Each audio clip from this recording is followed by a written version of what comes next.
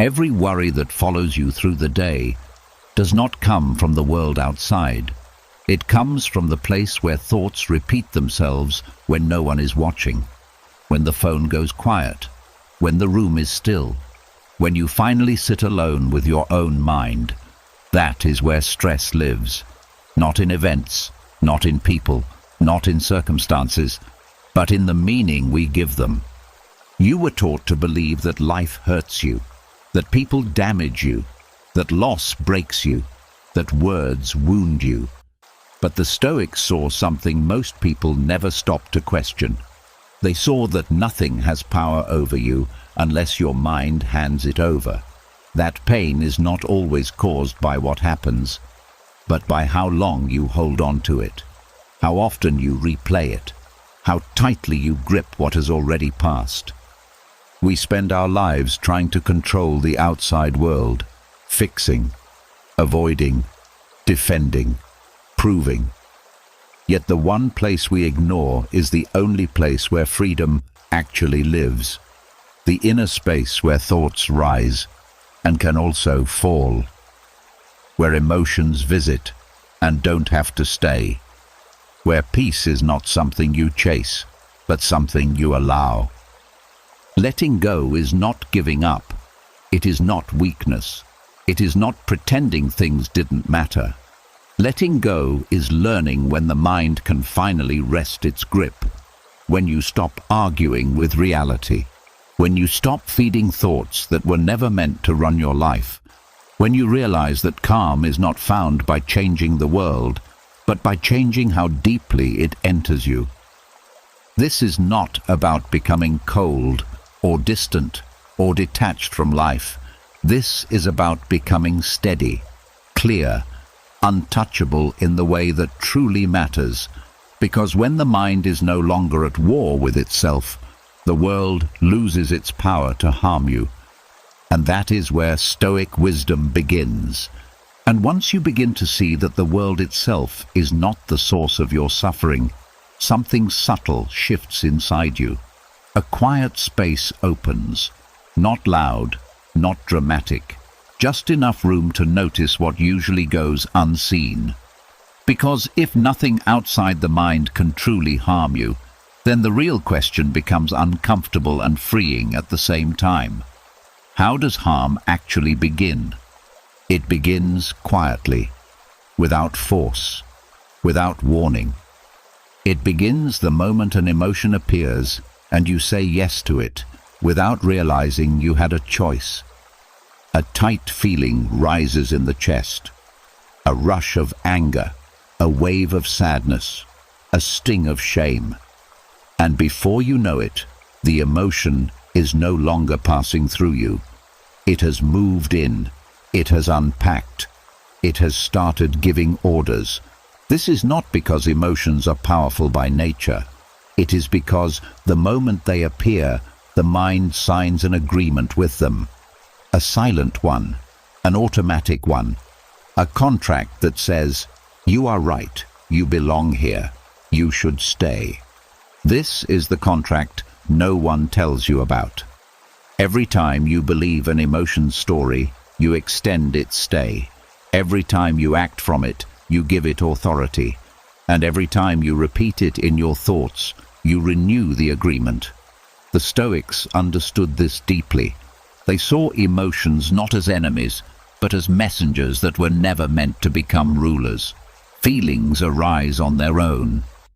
That part is natural. What is not natural is letting them define reality. Anger, for example, often arrives with a promise.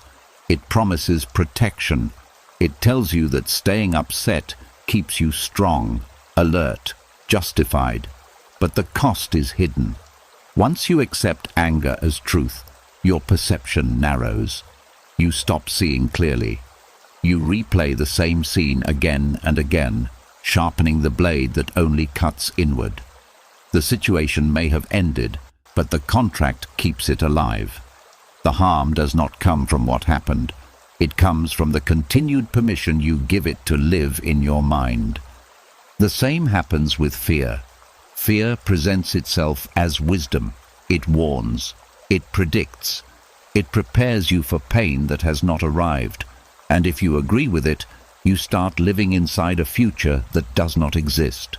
Your body reacts as if danger is present now. Your thoughts shrink. Your choices become smaller. The contract with fear trades peace for control, but the control is an illusion. You lose your present moment to protect a future that may never come. Sadness works differently. It does not demand action. It asks for weight. It asks you to sit with it, to sink, to define yourself by what was lost. And again, feeling sadness is human. There is no wisdom in suppressing it. The mistake happens when sadness becomes identity, when the mind quietly says, "This is who I am now. This is my story." The contract is signed when you stop seeing sadness as an experience and start seeing it as the truth about your life. What makes these contracts so powerful is that they are invisible. No signature, no clear moment of decision. They are formed in seconds. A thought appears. You believe it. A feeling follows. You obey it.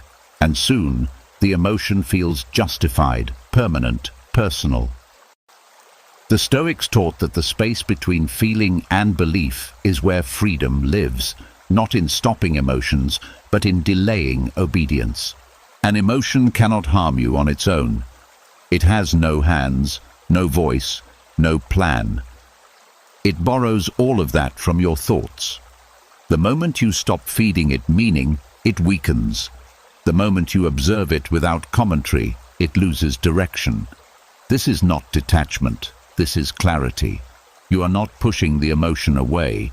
You are simply refusing to sign the contract that says it gets to run the mind. Letting go begins right here, not by forcing calm, not by arguing with yourself, but by noticing the moment an emotion asks for agreement, the moment it wants you to say, "This should not be happening. This must mean something about me. This will last." That moment is the doorway. Pause there. Do nothing. Watch. Let the emotion rise without giving it a role. Over time, something changes. Emotions still come, but they pass through more quickly. Thoughts still appear, but they do not stick as easily. The mind learns that it does not need to react to every internal movement.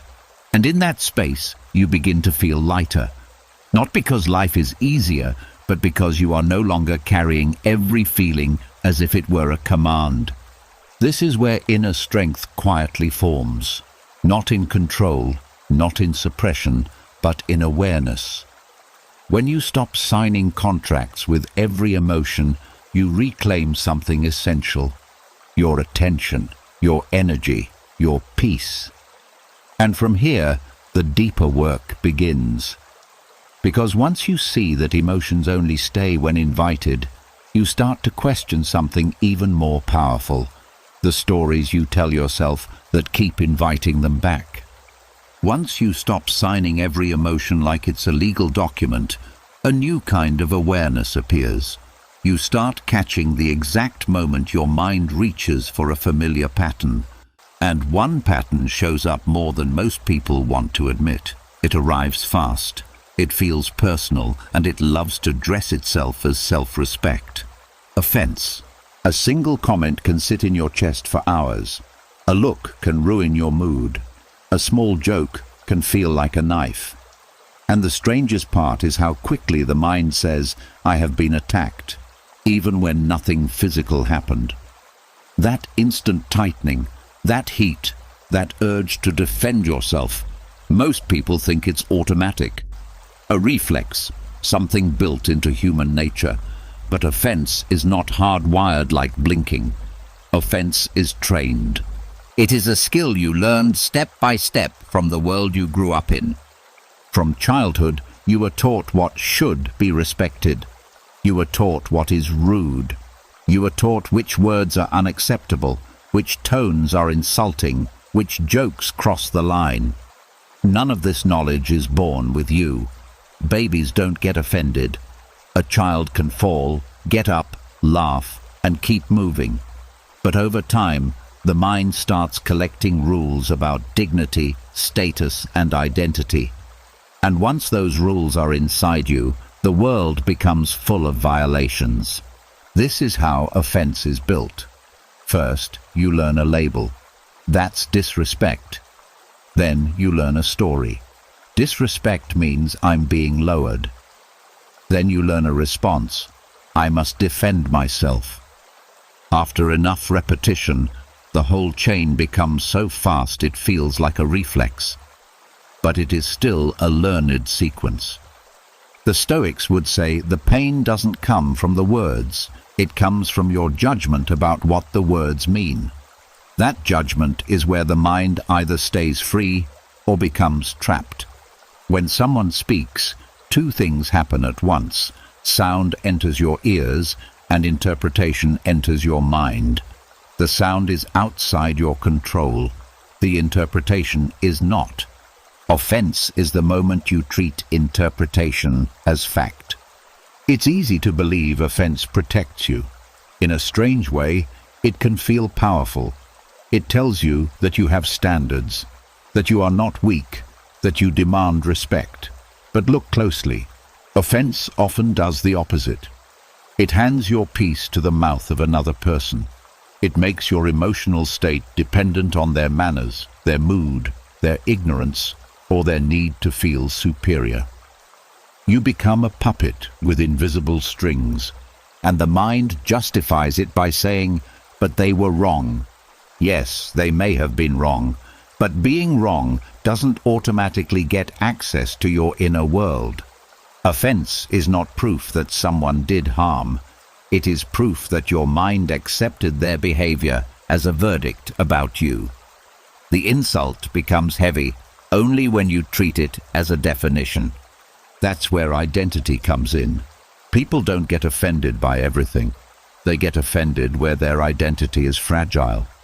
If you strongly identify as intelligent, you'll feel threatened by being called stupid. If you identify as kind, you'll feel shaken by being called selfish.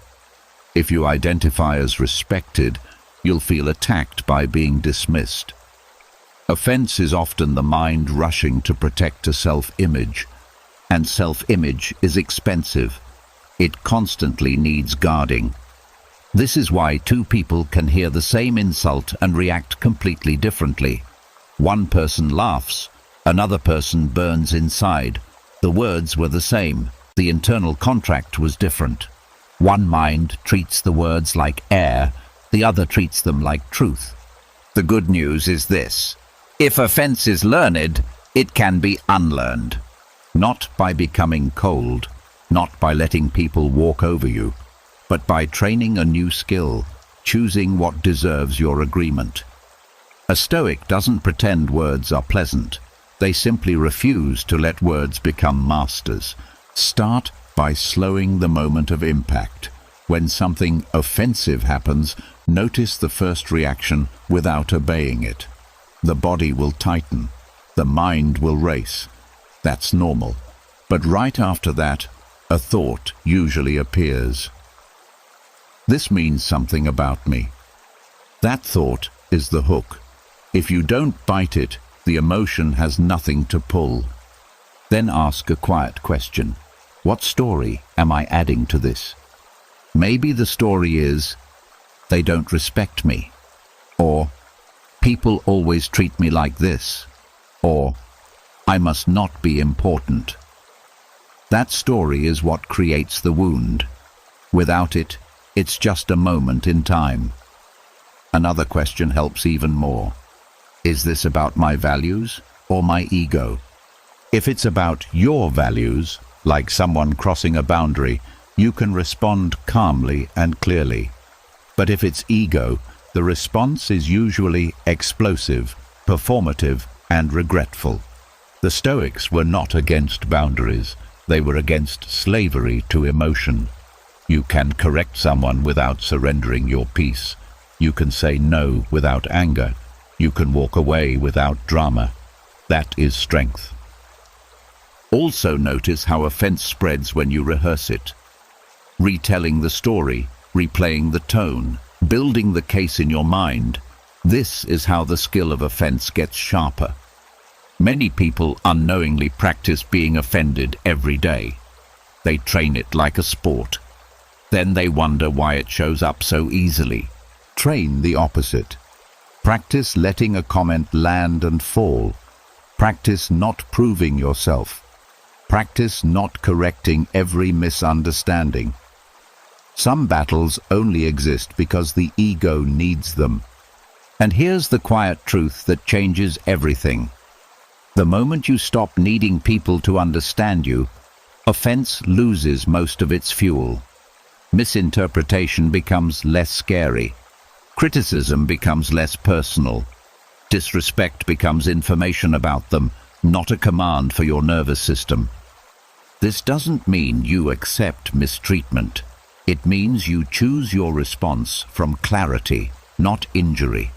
You stop handing strangers the remote control to your mood, and as that skill grows, you begin to notice something even deeper. Offense is not only learned from people, it is also learned from the way you speak to yourself. Because the harshest insults often come from the inside, wearing your own voice. As the noise of offense begins to fade, something subtle becomes visible. A thin space, almost unnoticeable at first. Yet this small space is where everything changes, because before you feel hurt, before anger rises, before sadness settles in, something always happens first, and most people miss it. There is a moment, brief, quiet, powerful, the moment between what happens and the story you tell about it. A sound reaches your ears. A message appears on your phone. A look is exchanged. A door closes. A sentence is spoken. That is the stimulus.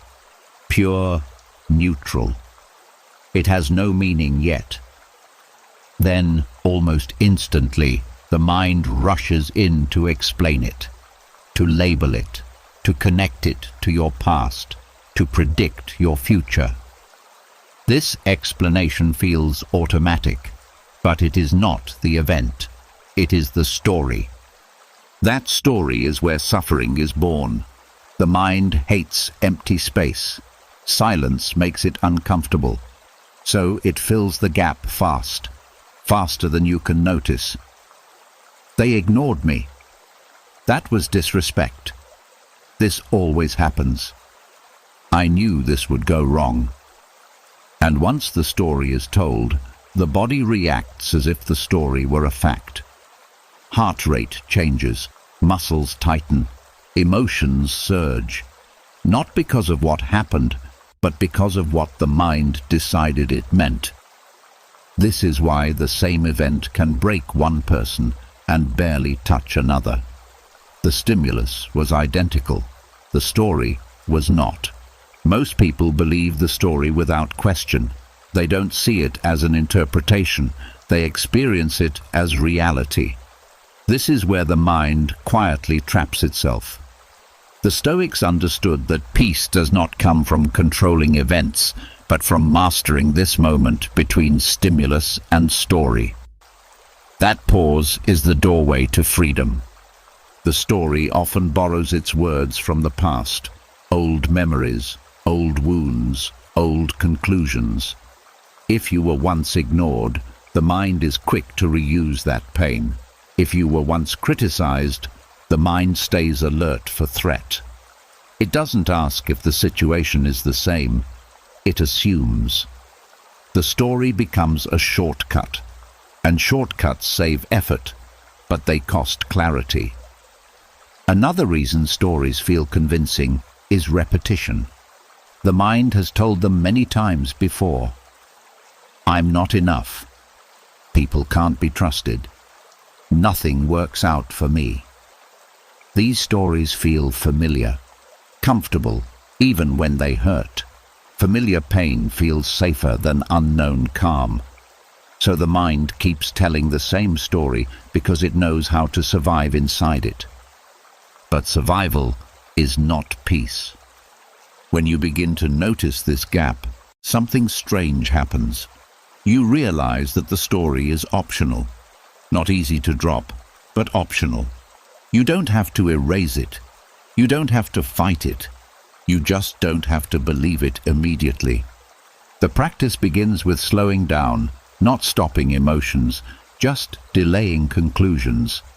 When something triggers you, instead of asking, "Why did this happen to me?" ask, "What am I telling myself right now?" This shifts your attention from the outer world to the inner process. The emotion is still there, but you are no longer fused with it. At first, the pause will feel uncomfortable. The mind wants answers. It wants certainty. It wants to assign blame or meaning. Sitting in "I don't know yet" feels unsafe. But this uncertainty is where wisdom grows. It is where you stop reacting and start seeing. In this space, many stories collapse on their own. You notice exaggeration. You notice assumptions. You notice how quickly the mind turns a moment into a judgment about your entire life. And sometimes you realize the story says more about your fears than about reality. This doesn't mean you deny facts. If someone speaks harshly, that happened. If a door closed, it closed. But facts are small. Stories make them heavy. The Stoics taught that you cannot always choose what appears in your life, but you can choose whether you add a narrative that multiplies the pain. Another powerful shift happens when you realize that stories want continuity. They want to extend the moment. One sentence becomes an hour of mental replay. One look becomes a day of emotional tension. The story keeps the stimulus alive long after it has passed. Letting the moment end is an act of mercy toward yourself. You don't need to solve everything immediately. You don't need to understand every action. Some moments are meant to pass without explanation. When you allow that, the mind slowly learns that it doesn't need to fill every silence. With practice, the gap grows wider. You notice the stimulus. You notice the urge to explain. And instead of rushing, you wait. Sometimes just a breath, sometimes a few seconds, sometimes longer. In that waiting, you stay present. You feel the body. You feel the emotion without naming it. And without the story, the emotion has nothing to feed on. This is not passive. It is active restraint. It is strength without tension. You are not suppressing anything. You are simply not escalating it. Over time, this changes how life feels. Situations that once felt overwhelming start to feel manageable. Words lose their sharpness. Reactions soften. You become less predictable, even to yourself.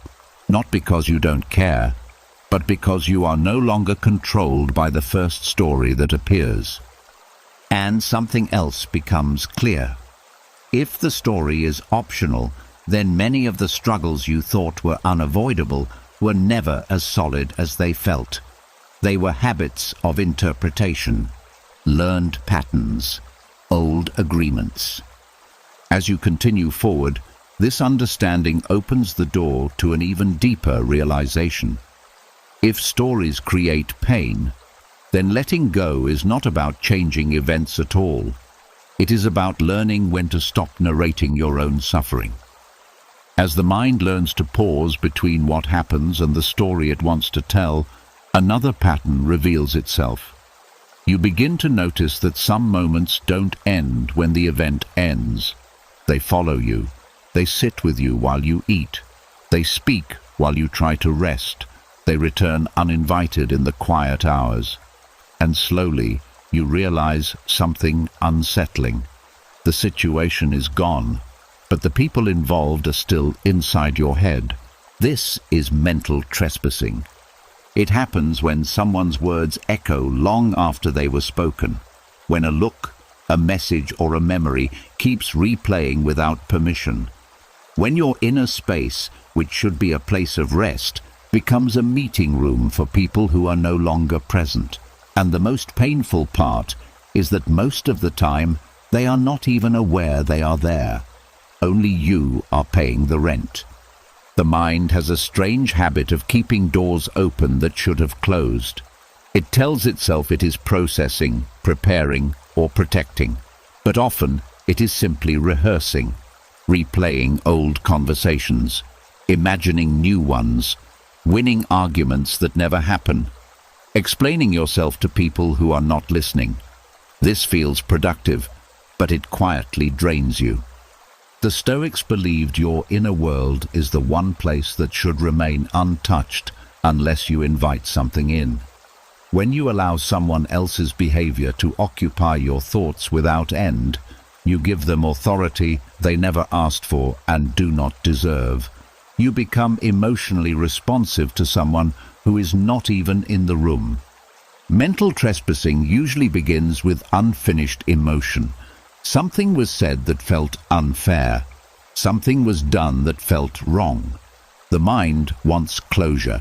It wants balance. It wants to restore dignity. So it keeps the person present in thought, hoping that repetition will create resolution. But repetition rarely resolves. It reinforces. The mind also confuses familiarity with importance. Just because a thought returns often does not mean it is meaningful. It just means it has been practiced. Each replay strengthens the mental pathway. Over time, the person becomes a fixture in your inner space, not because they matter, but because the habit is strong. Another reason mental trespassing feels hard to stop is identity. When someone challenges how you see yourself, the mind rushes to defend that image. You replay the moment to prove something, to justify yourself, to reclaim control. But control does not come from replay, it comes from release. The Stoics were clear about this. You cannot stop people from acting as they do, but you can stop carrying them with you. When you let someone live in your head, you give them influence over your mood, your energy, and your attention. You are no longer responding to life as it is now. You are responding to a memory.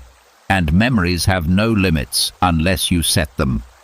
One quiet shift changes everything. You stop asking, "Why did they do that?" and start asking, "Why am I still holding this?" This question brings the focus back where it belongs, not on their behavior, but on your boundary. Because mental peace is not about changing others. It is about deciding who gets access to your inner space. Letting go does not mean approving what happened. It means ending the internal relationship. You can remember without hosting. You can learn without reliving. You can set a boundary inside even if you never speak it out loud. A powerful practice is noticing when the mind starts a replay and gently interrupting it. Not with force, not with judgment, just with awareness. You might say to yourself, "This is not happening now." Then return to what is in front of you, the breath, the body, the room. Each return is an act of reclaiming territory. Another shift happens when you realize that many of the conversations you replay would not go the way you imagine anyway. The mind creates a version of the other person that fits your argument. But real people are unpredictable. The mental version is a placeholder. Arguing with it solves nothing. The more you practice closing these mental doors, the quieter your inner world becomes. Not empty, clear. Thoughts still appear, but they don't linger as long. You stop waking up tired from conversations that never happened. You stop giving energy to people who are not giving you peace. This clarity also brings a new respect for your attention. You begin to treat it as something valuable, not something to be stolen by every thought. You choose what stays. You choose what leaves. and with that choice a sense of inner authority returns. As this authority grows, you begin to see another layer beneath mental trespassing. It is not just about people. It is also about events, regrets, and imagined futures that keep visiting without permission. And this leads to the next understanding. If your mind is your home, then learning to protect it is not selfish. It is necessary. As you begin to close the doors to mental trespassing, something unexpected may surface. A quiet resistance, almost like the mind doesn't fully want to let go. Not because the pain feels good, but because it feels familiar. And beneath that familiarity, there is a pattern most people never question. A subtle pull toward revisiting hurt. A strange attachment to grievance.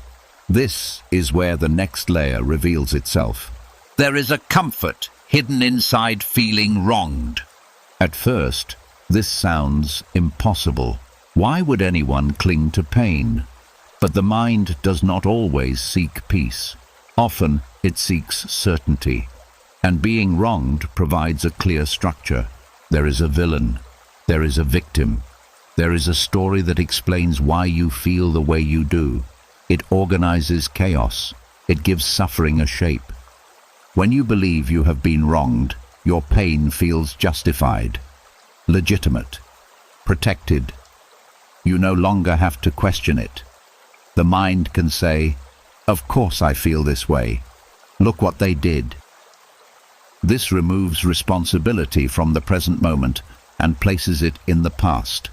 And while that sounds relieving, it quietly freezes you there. The addiction does not come from the event. It comes from the identity that forms around it. Being wronged can become a role, a lens through which everything is viewed. New situations get filtered through old injury.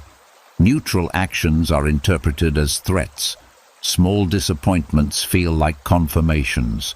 The mind stays alert, scanning for proof that the story is still true. And every piece of evidence strengthens the attachment. This is not weakness. It is conditioning. The brain is wired to remember threats. It believes that replaying harm keeps you safe. But what it actually does is keep the nervous system activated long after danger has passed. Over time, this state becomes familiar.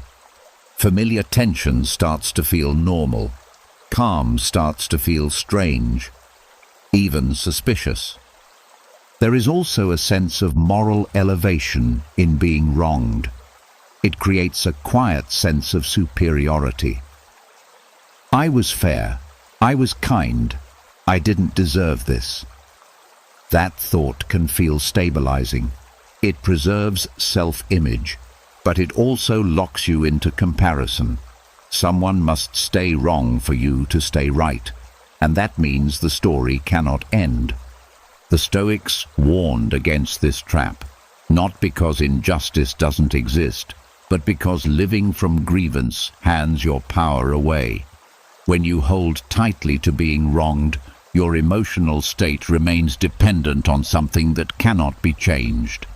The past becomes your authority, and the past never gives back what it takes. Another reason this addiction persists is attention. Pain demands focus. It feels urgent. It feels meaningful. In a strange way, it can make life feel full, even if that fullness is heavy. Letting go can feel like losing something important. Who are you without the story? What explains your reactions? What gives your emotions context? The mind fears that without the grievance, the pain will be meaningless. But pain does not need justification to be released. It needs permission to end. The shift begins when you notice how often the mind returns to the same complaint, the same explanation, the same conclusion, not to heal, but to confirm. This repetition is not resolution, it is reinforcement. Each time you revisit the wrong, you strengthen its emotional charge. You teach the mind that this is where attention belongs. Breaking this addiction does not mean denying what happened.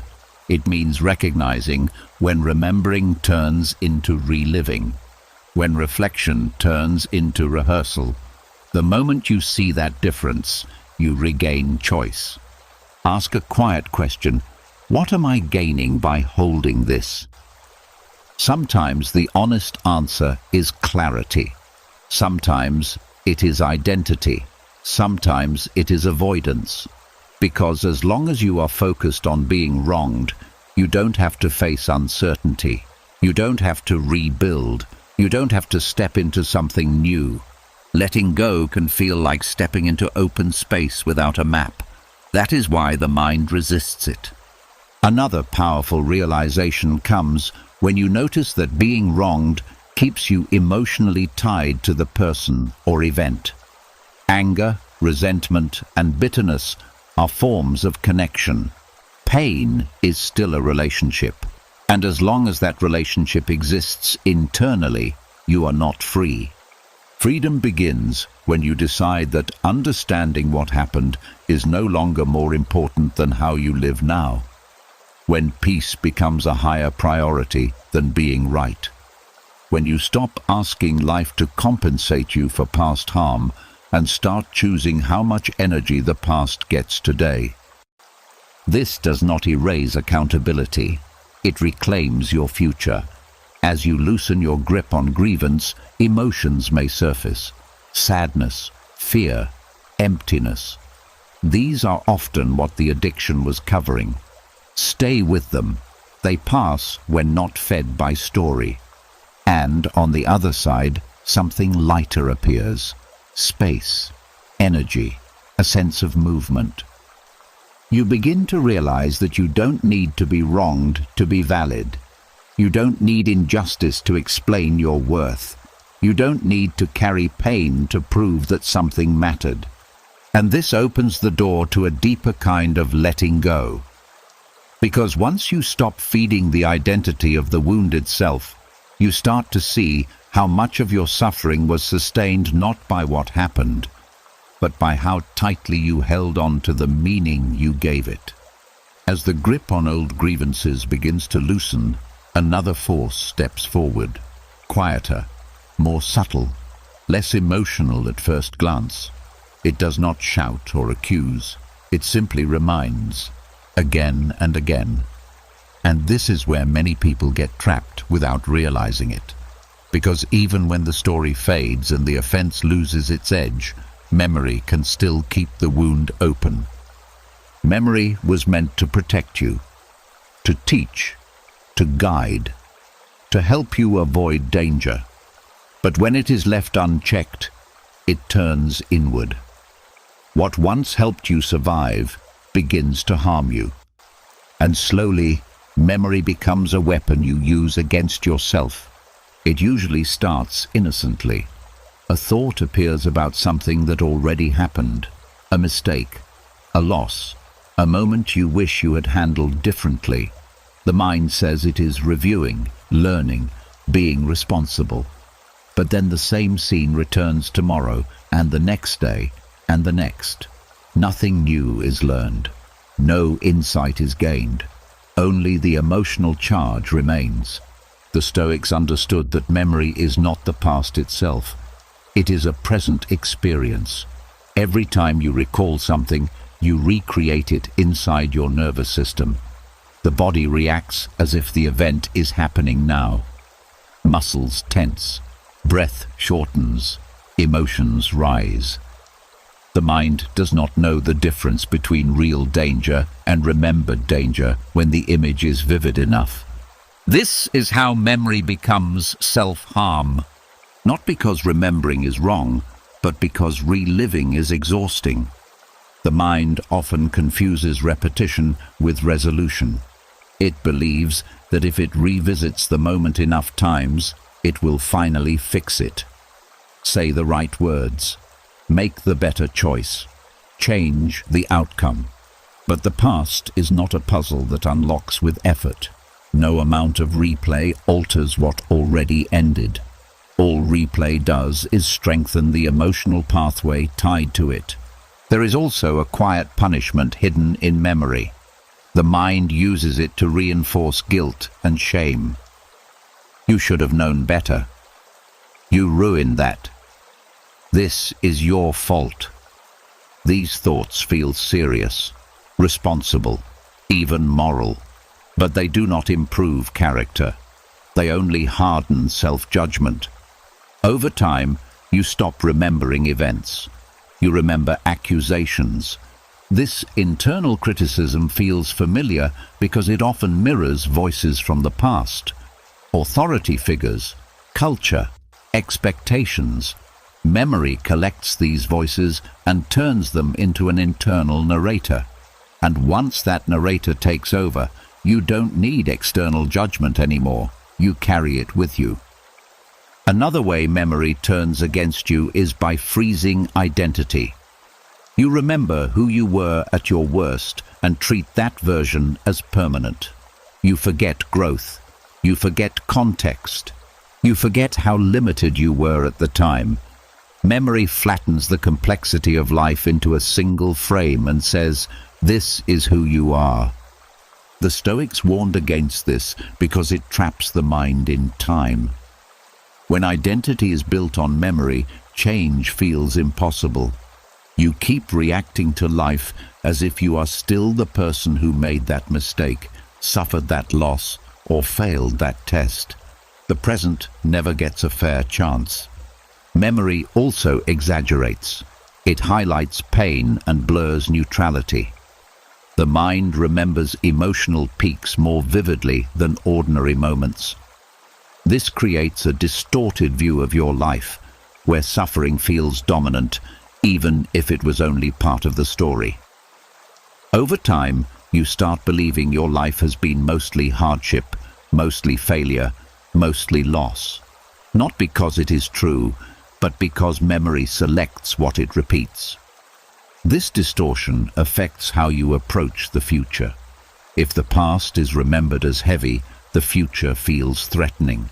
Hope feels naive, trust feels risky, and the mind justifies caution by pointing backward. Look what happened last time. Memory becomes evidence against possibility. Letting go here does not mean erasing memory. It means changing your relationship with it. The first step is noticing when memory turns from information into attack. Ask yourself, is this memory helping me act wisely now, or is it only making me feel worse? If it offers no guidance, no lesson, no clarity, only pain, it is no longer serving you. Another shift comes when you stop asking memory to define you. You are not the sum of your worst moments. You are not frozen at the point of your deepest regret. You are the one who lived through it and continued. That matters more than the event itself. The Stoics practiced returning to the present deliberately. They understood that the mind wanders backward and forward when it feels unsafe. So they trained attention to the breath, to the body, to what is real now. This is not avoidance. It is grounding. You cannot heal a memory while abandoning the present. When a painful memory arises, try letting it be incomplete. Don't finish the scene. Don't add commentary. Don't explain it. Just notice it and return to what you are doing. This weakens the habit of replay. Over time, the memory loses emotional sharpness, not because you forced it away, but because you stopped feeding it attention. There is also compassion in letting go of memory's grip. You acted with the understanding you had at the time, with the tools you had, with the emotional capacity you had then. Judging that version of yourself with today's awareness is unfair. Growth makes the past look worse than it was. That is not failure. That is progress.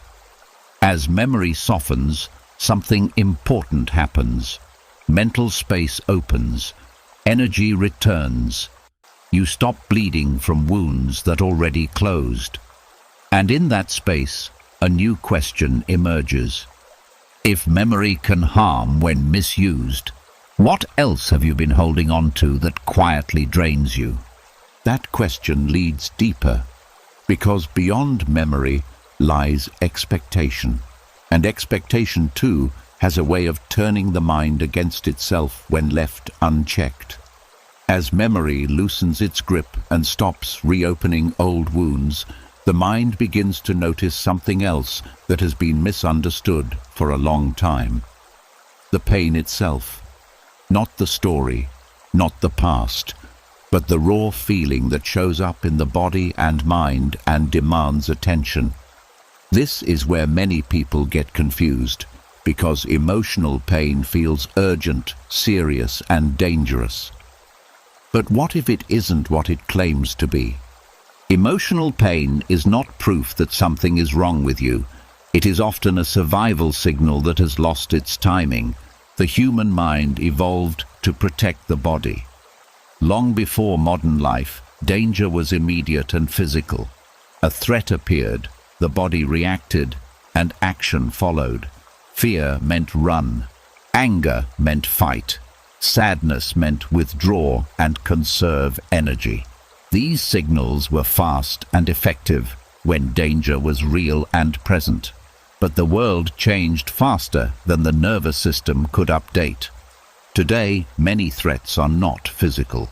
They are social, psychological, imagined, remembered, predicted. Yet the body reacts as if survival is at stake. A harsh comment triggers the same stress response as a physical threat. A memory creates the same fear as an actual danger. The system fires, but nothing needs saving. This is what makes emotional pain feel so overwhelming. The signal is loud, but the situation does not require the level of response being generated. The Stoics understood this without modern science. They noticed that emotions often arise before reason has time to speak. The body reacts first. The mind explains later. The mistake most people make is assuming that intensity equals truth. That because something feels strong, it must be important or accurate. But intensity often means the signal is outdated. Think about anxiety. Anxiety feels like a warning. It says something bad is about to happen. It urges you to prepare, worry, and control. But most anxiety is not responding to a real threat. It is responding to uncertainty. The survival system treats uncertainty as danger because it cannot predict it, so it fires alarms to get your attention.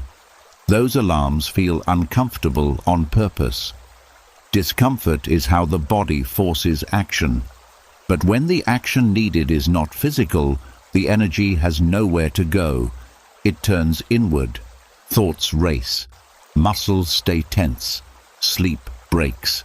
And the mind starts searching for reasons to justify the feeling. This is how emotional pain grows without a cause. Another example is shame. Shame evolved to keep people connected to the group. In early societies, being rejected meant death. So the body learned to signal strongly when social bonds felt threatened. Today, a small mistake can trigger intense shame, even when there is no real risk of abandonment. The signal fires too hard for the situation. The pain feels real because it is real in the body. But real sensation does not mean real danger. The key shift is understanding that emotional pain is information, not instruction. It tells you something is being perceived as a threat. It does not tell you that the threat is accurate, current, or even external. When you obey the signal without checking it, you stay trapped in reaction. Most people try to eliminate emotional pain. They distract themselves, numb it, fight it, judge it. But this often backfires. The survival system interprets resistance as confirmation that danger exists. The signal gets louder. The Stoic approach is different. It starts with observation. When pain arises, instead of asking, "How do I stop this?" ask, "What is this signal trying to protect?" This question shifts you from fear to curiosity. Curiosity calms the nervous system. It tells the body that you are not under immediate threat. Often you will see that the signal is protecting an identity, an expectation, or a memory. Not your life, not your safety, something internal. Once that is seen, the intensity drops. Another important realization is that emotional pain does not require action to pass. Physical pain often does. Emotional pain often does not. It rises, peaks, and falls when not fueled by story. The body knows how to return to balance if you don't interrupt it with panic. This is why staying present is so powerful. When you bring attention to the breath, the body, or the environment, you anchor yourself in now. The survival system begins to stand down.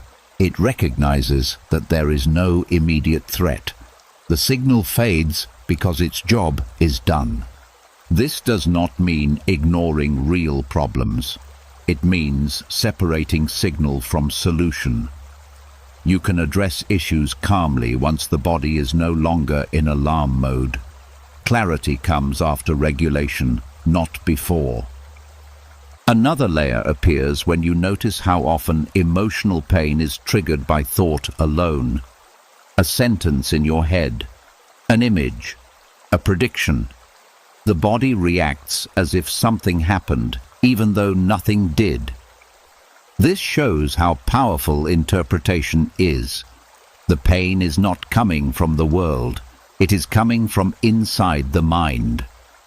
This realization can feel unsettling at first, but it is also freeing. If the pain is a misfired signal, then you are not broken. You are responding exactly as a survival system would.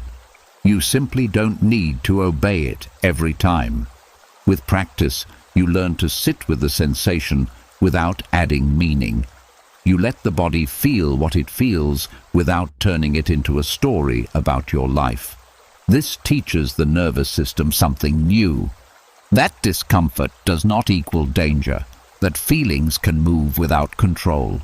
Over time, emotional pain becomes less threatening. Not because life is perfect, but because you understand what is happening. You stop being afraid of the signal, and when fear of the signal ends, the signal itself loses power. This understanding prepares the ground for the next shift. Because once you stop treating emotional pain as an enemy, you begin to see how often the mind creates pain by trying to avoid it. And that leads directly to the illusion of emotional causality. As emotional pain begins to lose its authority, another belief quietly falls apart. A belief so common it is rarely questioned. A belief most people build their entire emotional life around. The idea that other people and events cause how you feel. This belief feels obvious. Someone insults you, you feel hurt. Something goes wrong, you feel frustrated. Someone leaves, you feel abandoned. It seems logical, clean, cause and effect. But this is one of the deepest illusions the mind holds on to, and it keeps people stuck without them knowing why. Nothing outside of you directly creates an emotion inside you. This does not mean emotions are fake. It means the path is different than you were taught.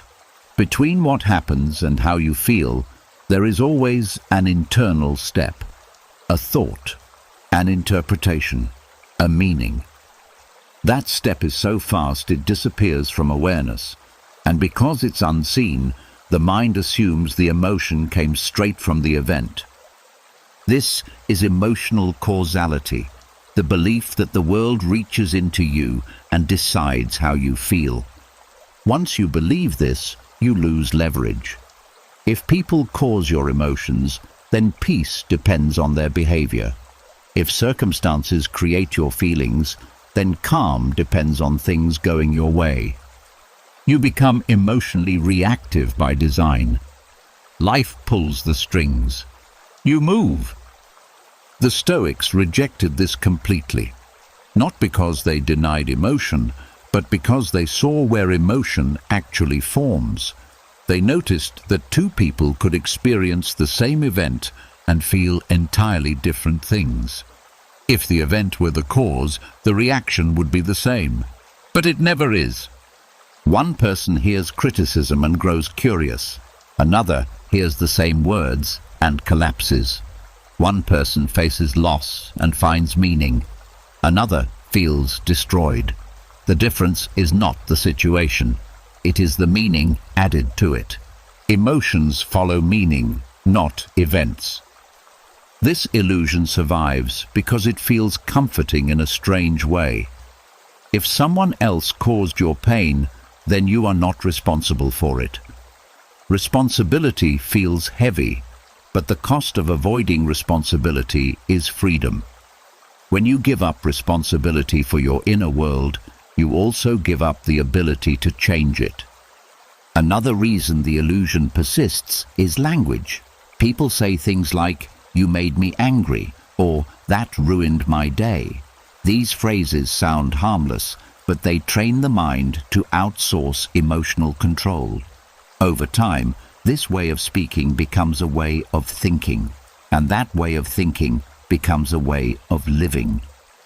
The mind begins to react before awareness can catch up.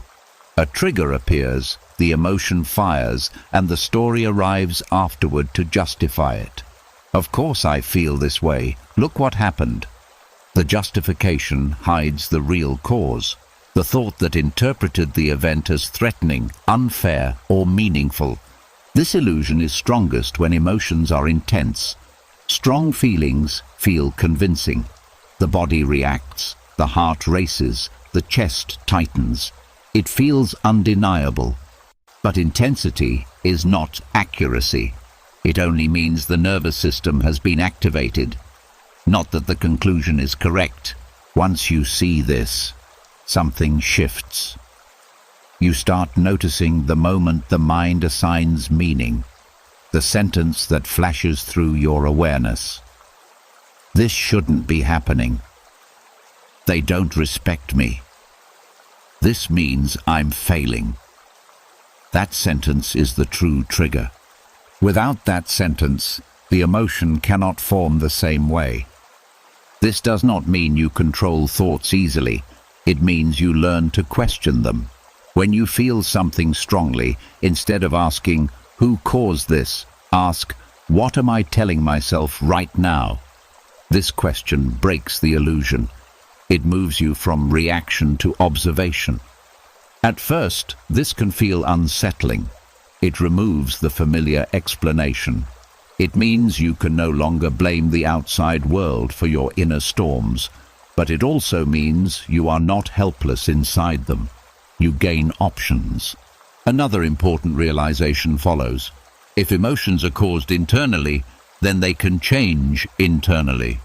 Not by force, not by pretending, but by changing interpretation, by loosening beliefs, by allowing uncertainty. This is where letting go becomes practical. You stop trying to control people to feel better. You stop needing events to go a certain way. You stop rehearsing conversations hoping for emotional relief. Relief doesn't come from winning the outer argument. It comes from releasing the inner assumption. You also begin to see how often emotional causality keeps conflict alive. If you believe someone caused your emotion, you expect them to fix it. Apologize. Change. Understand. Until that happens, the emotion stays. This keeps you emotionally dependent on outcomes you do not control. When you drop this belief, you take your emotions back.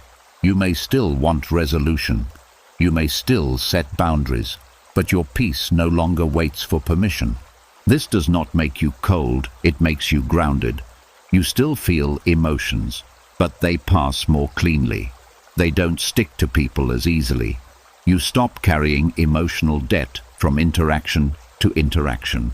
The illusion also shows up in how people relate to happiness. Many believe happiness will be caused by success, love, money, or approval. When those things arrive, happiness appears briefly, then fades. The mind looks for the next cause. This cycle never ends because happiness is not caused externally either. It is allowed internally when resistance drops. Seeing through emotional causality doesn't mean life becomes effortless. It means suffering stops multiplying itself. One event stays one event. It doesn't turn into a chain reaction that consumes days, weeks, or years. As this understanding settles, you begin to feel a new kind of steadiness. The world still moves. People still act unpredictably. Loss still happens. But your inner world becomes less reactive, less invaded, less controlled by what appears. And this leads naturally to the next layer of freedom, because once you stop believing the world causes your emotions, you begin to notice how often you cause them yourself by clinging, resisting, and needing things to be different. That is where the deeper work of letting go truly begins. As the illusion of emotional causality fades, the mind becomes quieter, but also more honest. You begin to feel sensations that were always there, but often misunderstood. Tightness, restlessness, unease, a low hum of discomfort. And here is where many people make a costly mistake. They assume that because something feels uncomfortable, it must be harmful. This confusion silently shapes countless decisions. Discomfort is not damage, but the mind often treats them as the same. Discomfort is a signal of change, effort, or uncertainty. Damage is a signal of real harm. When these two are mixed up, the nervous system stays on high alert. Every challenge feels dangerous. Every unfamiliar feeling becomes something to escape. And slowly, life shrinks. The Stoics understood that growth often arrives wearing the mask of discomfort. Learning something new feels awkward. Speaking honestly feels tense. Letting go feels empty at first. Sitting with emotions feels unsettling. None of these sensations mean you are being harmed. They mean you are not numbing yourself anymore. But the modern mind has been trained to avoid discomfort at all costs, to soothe immediately, to distract instantly, to interpret unease as a sign that something is wrong. This training teaches the nervous system to panic at normal human sensations. When discomfort is treated as damage, avoidance becomes the default response. You avoid difficult conversations because they feel uncomfortable. You avoid silence because it feels strange. You avoid rest because it feels unproductive. You avoid letting go because it feels unfamiliar. Over time, this avoidance reinforces fear. The mind learns that discomfort is dangerous because it never stays long enough to see it pass. This is how anxiety grows without needing a cause. Another cost appears in emotional resilience. When you believe discomfort equals harm, you lose the ability to stay present during difficulty. Any emotional wave feels like a threat. The body tightens, the mind searches for escape. But emotions, like weather, are meant to move. They do not need intervention to pass. They need space. Discomfort often signals that an old pattern is dissolving. The mind does not like losing familiar structures, even painful ones. When a belief loosens, there is a brief sense of groundlessness. The mind calls this danger, but it is actually transition. This is why letting go feels unsettling at first, not because something is wrong, but because something is ending. The Stoics practiced staying with discomfort without turning it into a story. They understood that pain multiplied when labeled as intolerable. When you say, "I can't handle this," the nervous system hears a threat. When you say, "This is uncomfortable but not harmful," the system stays regulated. Language matters because it shapes perception. Another hidden cost of confusing discomfort with damage is missed opportunity. Many meaningful experiences require sitting through initial unease. Building a new habit, changing identity, allowing silence, being alone with your thoughts. These moments feel uncomfortable because they strip away distractions, but they are often where clarity appears. If you flee too quickly, you never reach that clarity. Discomfort also appears when truth surfaces. When you see something about yourself clearly, when you recognize a pattern that no longer serves you, when you admit you've been holding on out of fear. Truth often stings before it frees. If you treat that sting as damage, you turn away from insight. This confusion also affects how people relate to boundaries. Saying no feels uncomfortable. Disappointing others feels uncomfortable. Holding your ground feels uncomfortable. So the mind avoids it and calls it kindness. But avoiding discomfort to maintain peace often creates deeper harm inside. Resentment builds. Exhaustion grows. The cost is internal. Learning to distinguish discomfort from damage restores balance. You begin to ask better questions. Not, "How do I make this feeling stop?" but, "Is this feeling actually hurting me?" Often, the honest answer is no. It is just unfamiliar, just intense, just temporary. The body knows the difference. Damage usually comes with clear signals: sharp pain, injury, exhaustion that worsens. Discomfort often comes and goes. It rises, peaks and fades. It does not escalate unless fed by thought. Watching this cycle teaches the nervous system trust. This trust changes everything. You stop reacting to every internal signal as an emergency. You gain patience. You develop emotional endurance, not by forcing strength, but by allowing experience to move naturally. Another important shift happens when you realize that comfort is not the same as safety. Comfort can hide stagnation. Safety comes from knowing you can handle discomfort without collapsing. This knowledge builds confidence that does not depend on circumstances. As you stop labeling discomfort as danger, your inner world becomes more spacious. You allow silence. You allow uncertainty. You allow feelings to rise without explanation. And in that allowance, peace begins to form. Not a dramatic peace, a steady one. This prepares the mind for the next step.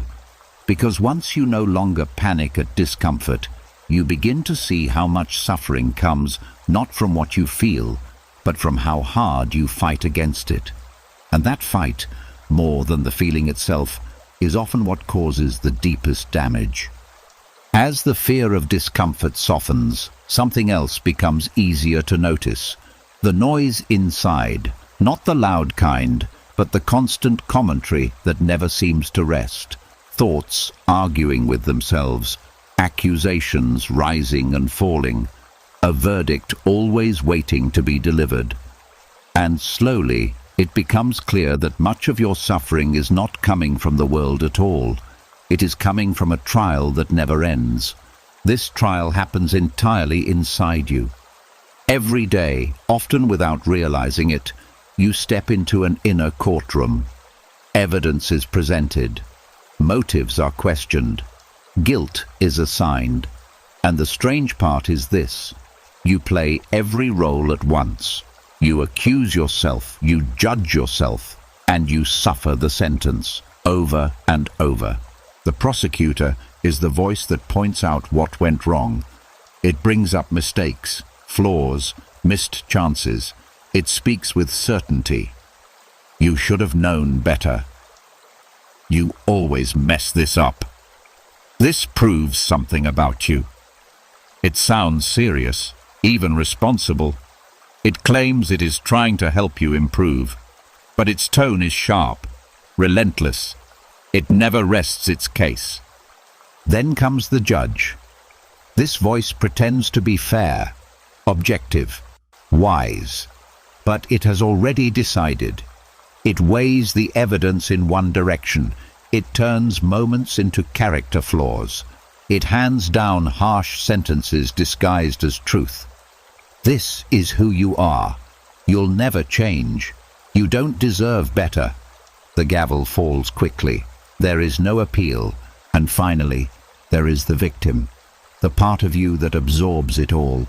The one that feels small, heavy, tired. The one that carries the emotional weight of every verdict. This part believes the court is real. It feels the shame, the regret, the exhaustion. It accepts the punishment because it doesn't know there is another way.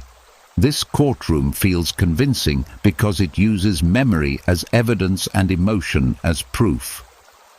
A past mistake is presented as a permanent identity. A feeling of guilt is treated as confirmation. The process feels logical, but it is deeply flawed, because the same mind that accuses is the one that decides guilt. There is no neutral authority here. The Stoics warned about this inner division. They saw how the mind turns against itself when it confuses self-awareness with self-attack. Reflection becomes rumination. Responsibility becomes blame. Growth becomes punishment. And none of it leads to wisdom. The inner courtroom survives because it feels productive. It gives the illusion of control. If you judge yourself harshly enough, maybe you won't repeat the mistake. If you punish yourself internally, maybe the pain will balance the past. But pain does not correct behavior, it only creates fear. And fear narrows the mind. Another reason this courtroom stays active is identity. Many people confuse self-criticism with integrity. They believe that being hard on themselves proves they care, that letting go of judgment means becoming careless. But the opposite is true. Growth requires clarity, not cruelty. Notice how the inner courtroom ignores context. It forgets what you were dealing with at the time, your emotional state, your limitations, your lack of information. It judges past actions using present awareness. This is not fairness. It is hindsight punishment. It also ignores change. Even when you learn, even when you grow, the court replays old cases as if nothing has shifted. It keeps records, not progress. It keeps wounds open under the name of accountability. The Stoic way out is not denial. It is stepping out of the courtroom entirely. Instead of asking, "What's wrong with me?" you ask, "What can be learned here?" Learning does not require blame. It requires honesty and calm. When you remove the prosecutor's tone, insight becomes possible. When you dismiss the judge's finality, change becomes allowed. Another powerful shift is recognizing that guilt is often the body holding on to a sentence long after the lesson was learned. Once a lesson is clear, guilt has no job left. Keeping it alive does not make you better. It only keeps you stuck in the past. You also begin to see that many inner accusations are inherited. Voices from childhood, cultural expectations, old standards that were never questioned. The courtroom is crowded with borrowed opinions pretending to be your own. Seeing this creates distance. Distance creates choice. Compassion plays a key role here. Not indulgence, not excuses, but a willingness to see yourself as a human being learning in real time. Compassion says, "I can acknowledge this without destroying myself." It replaces punishment with responsibility, and responsibility feels lighter than shame. When the courtroom quiets, the mind becomes more unified. Energy that was spent arguing turns into presence.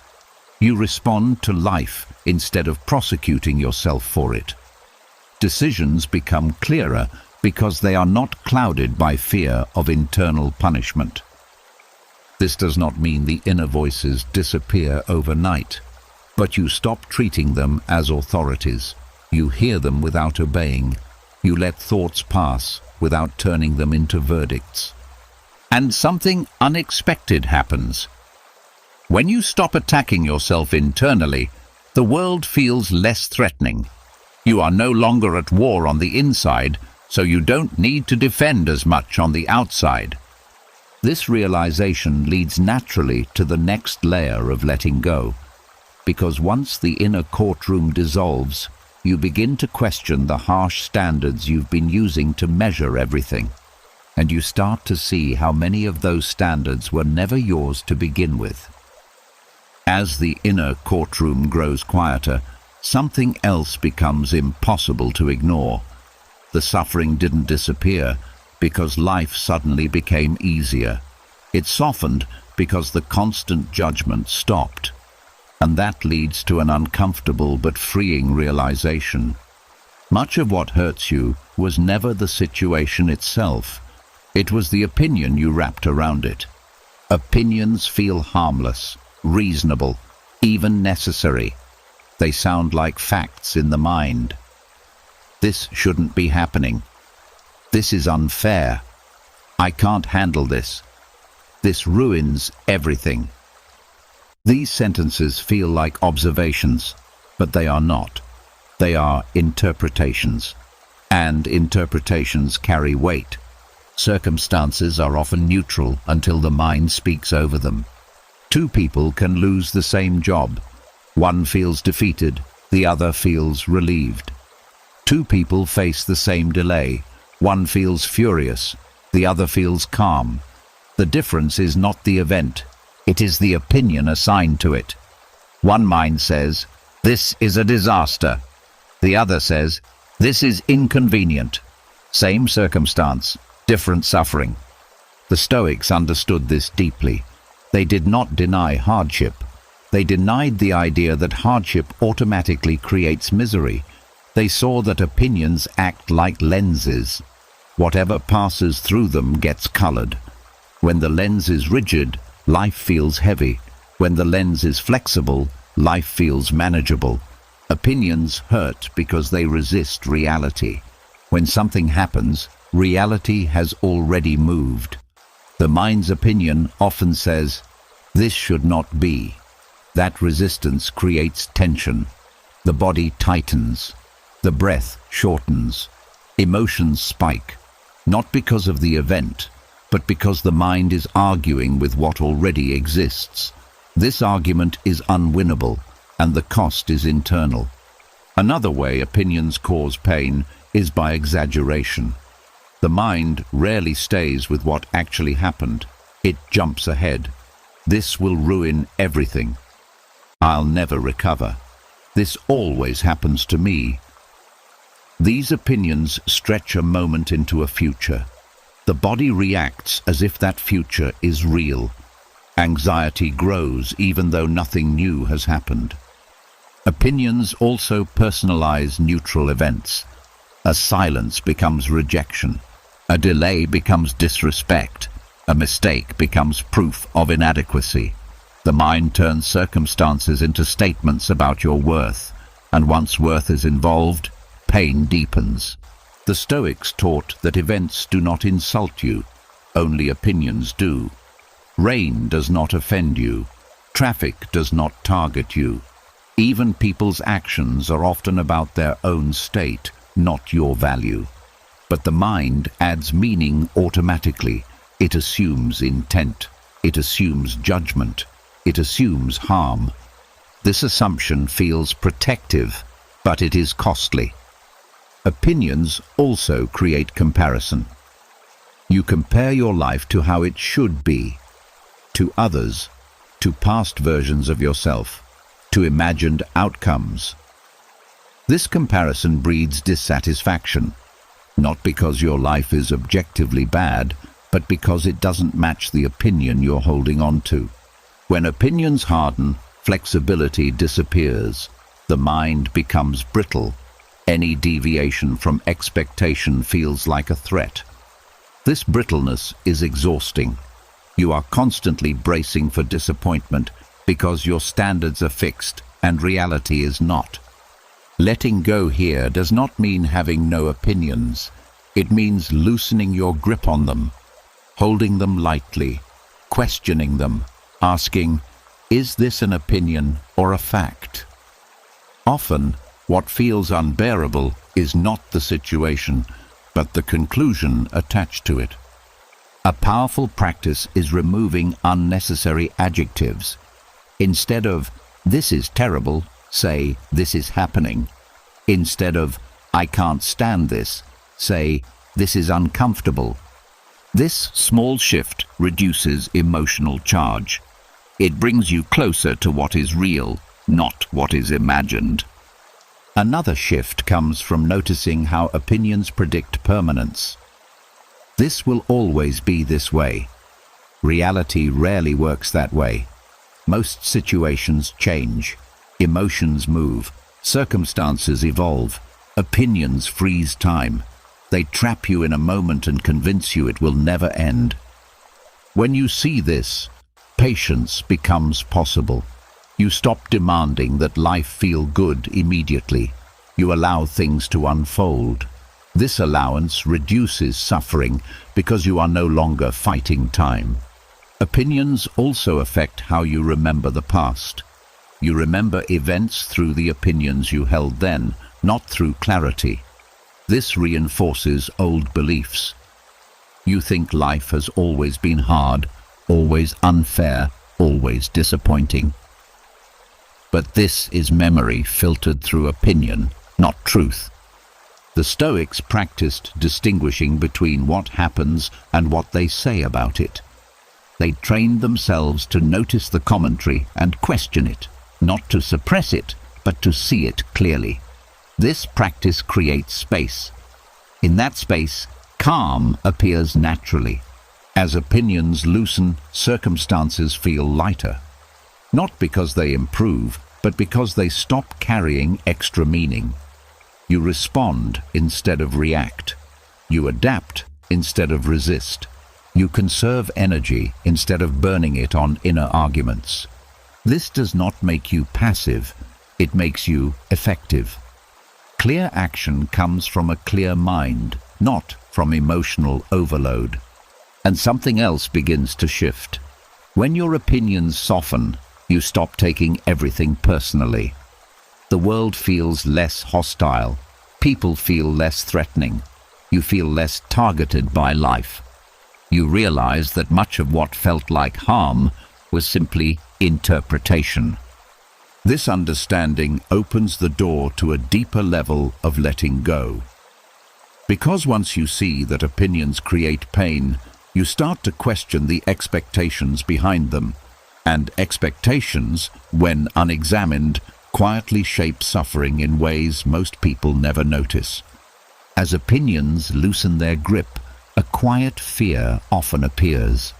If you stop clinging to interpretations, if you stop reacting so strongly, will you stop caring? Will you become distant, cold, disconnected from life? This fear keeps many people trapped. They think the only alternative to emotional chaos is emotional numbness. But the Stoics never taught detachment from life. They taught something far more subtle. They taught non-attachment. Non-attachment is not shutting down. It is staying present without being pulled under. It is feeling fully without drowning. It is caring without clinging. And this difference changes everything. Most people attach to emotions the moment they appear. If joy comes, they grab it and fear its loss. If pain comes, they resist it and fear its presence. Attachment turns emotions into conditions. I need this to stay. This must go away. And the moment conditions appear, peace disappears. because life never agrees to stay within them. Detachment tries to solve this by cutting off feeling, by building walls, by numbing. But numbing also blocks joy, connection, and meaning. It protects you from pain by shrinking your life. Non-attachment does the opposite. It expands your life by changing how you relate to feeling. The Stoics understood that emotions are movements, not possessions. They arise, shift, and pass when not interfered with. Non-attachment means allowing that movement without trying to freeze it or fight it. You don't cling to happiness. You don't panic at sadness. You let each emotion do its job and leave. This takes skill, not indifference. Emotional non-attachment begins with presence. When an emotion arises, you stay with the sensation instead of the story. You feel the warmth of joy without demanding it last. You feel the heaviness of grief without telling yourself it will never end. The body experiences the emotion, but the mind does not wrap its identity around it. This is where most suffering is avoided, not by removing emotion, but by removing ownership. The mind often says, "This is my anger. This is my fear. This is who I am right now." Non-attachment gently removes the word "my." The emotion becomes something happening, not something defining. This shift creates space. In that space, emotions move more freely. Joy feels lighter. Pain feels less suffocating. You notice that emotions peak and fall naturally when you don't interfere. Resistance prolongs them. Clinging distorts them. Allowing them lets them complete their cycle. Non-attachment also changes how you respond to others. When you are attached to emotional reactions, other people control your inner state. Their approval lifts you. Their criticism crushes you. Their moods infect you. With non-attachment, you still listen, you still care, but you don't absorb everything as truth. Someone can be upset without you becoming upset. Someone can be disappointed without you collapsing into guilt. Someone can misunderstand you without you needing to fix it immediately. This is not emotional distance. It is emotional stability. Another misunderstanding is that non-attachment means you don't invest in outcomes. In reality, it means you invest wisely. You act with care, but you don't demand specific results for your peace. You do your part and release the rest. This protects your energy. It prevents burnout. It allows effort without desperation. The Stoics practiced this by focusing on what was within their control and releasing what was not. Emotions often try to control the uncontrollable. They want certainty, reassurance, permanence. Non-attachment accepts uncertainty without panic. It allows life to unfold without gripping it tightly. This does not happen overnight. At first, the mind still grabs. It still reacts. But now, you notice it. You feel the urge to cling or resist, and you pause. That pause is the skill being built. Each time you choose not to follow the urge, the habit weakens. Non-attachment also deepens compassion. When you are not overwhelmed by your own emotions, you can be present for others without losing yourself. You listen without absorbing. You support without fixing. You care without controlling. This creates healthier relationships, not colder ones. Another benefit appears internally. You stop fearing emotions. When sadness comes, you don't panic. When anxiety rises, you don't assume danger. You trust that you can feel without being destroyed. This trust calms the nervous system. Emotional waves become less dramatic because they are no longer treated as emergencies. This is why non-attachment feels steady. Not flat, not empty, steady. You still laugh. You still grieve. You still love deeply, but you don't collapse into these experiences or build your identity around them. You remain rooted while life moves around you. Over time, you notice that emotions lose their power to hijack your behavior. You respond thoughtfully instead of reacting impulsively. You make decisions from clarity instead of urgency. You say no without guilt. You say yes without attachment. And something profound happens. Peace stops depending on how you feel. It comes from how you relate to feeling. This peace is not fragile. It survives disappointment. It survives change. It survives uncertainty. As this skill develops, you begin to see how much energy was wasted trying to control emotions instead of understanding them. And with that energy reclaimed, another layer of insight emerges. You begin to notice how identity itself becomes attached to emotion. And once that becomes clear, the work of letting go reaches even deeper. As emotional non-attachment begins to settle, something else comes into focus. A pattern so familiar that it once felt invisible. Certain words still sting more than others. Certain comments still land deeper. Not because they are louder or harsher, but because they touch something personal. Something you call me. This is where identity quietly steps in. An insult only becomes an injury when it finds something to attach to. Words by themselves are just sounds, marks in the air. They pass through space and disappear. But when a word connects to how you see yourself, it gains weight. If someone questions your intelligence and you strongly identify as being smart, the words hit hard. If someone doubts your kindness and you see yourself as caring, it hurts deeply.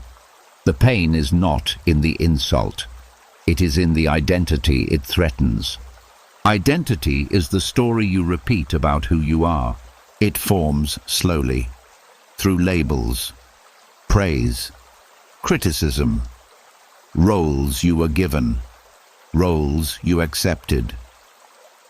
Over time, these ideas harden. I am strong. I am responsible. I am successful. I am the good one.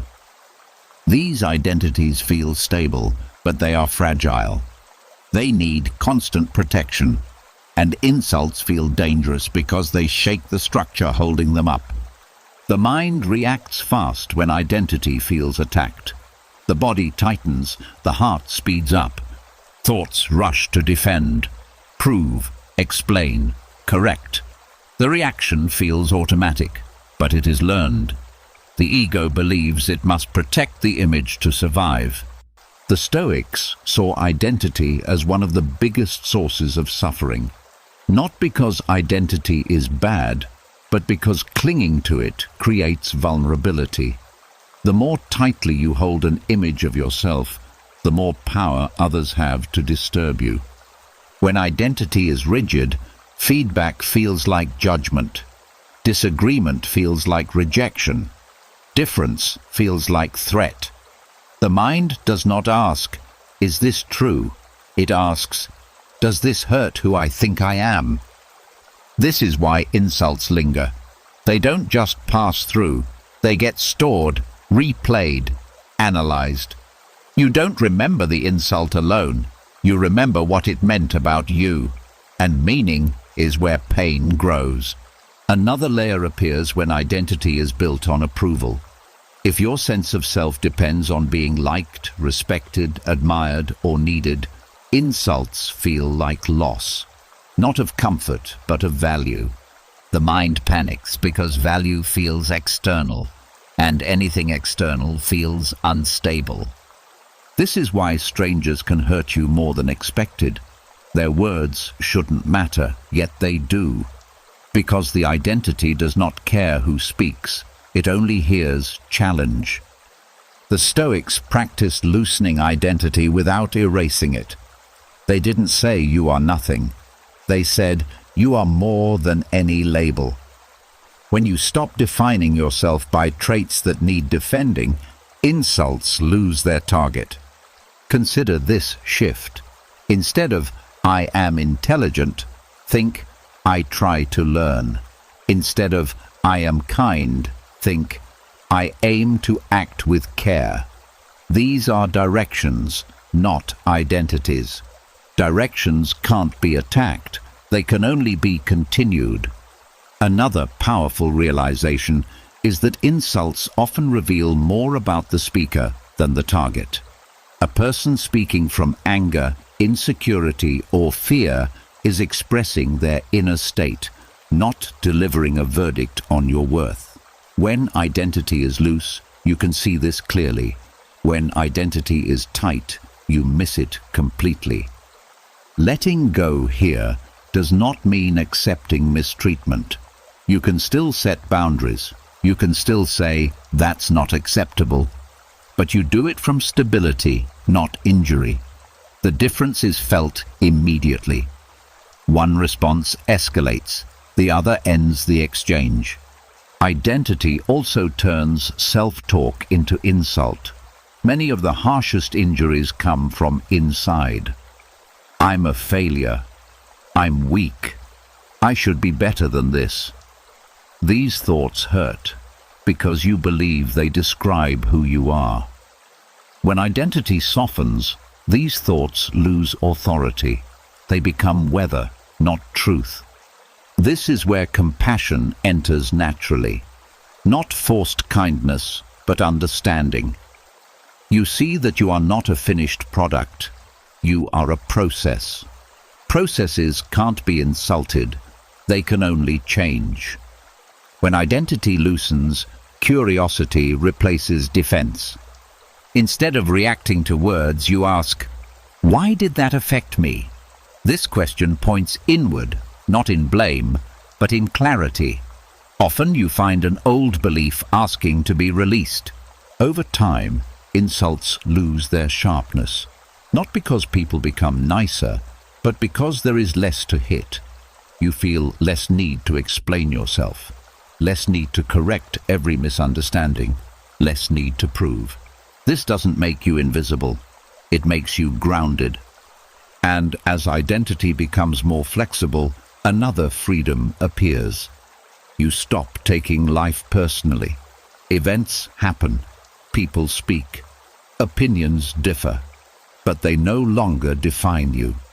You move through experiences without collecting wounds. This prepares the mind for the next step.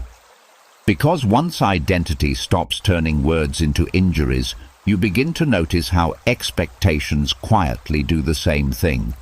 And expectations, when left unexamined, can wound just as deeply as insults ever did.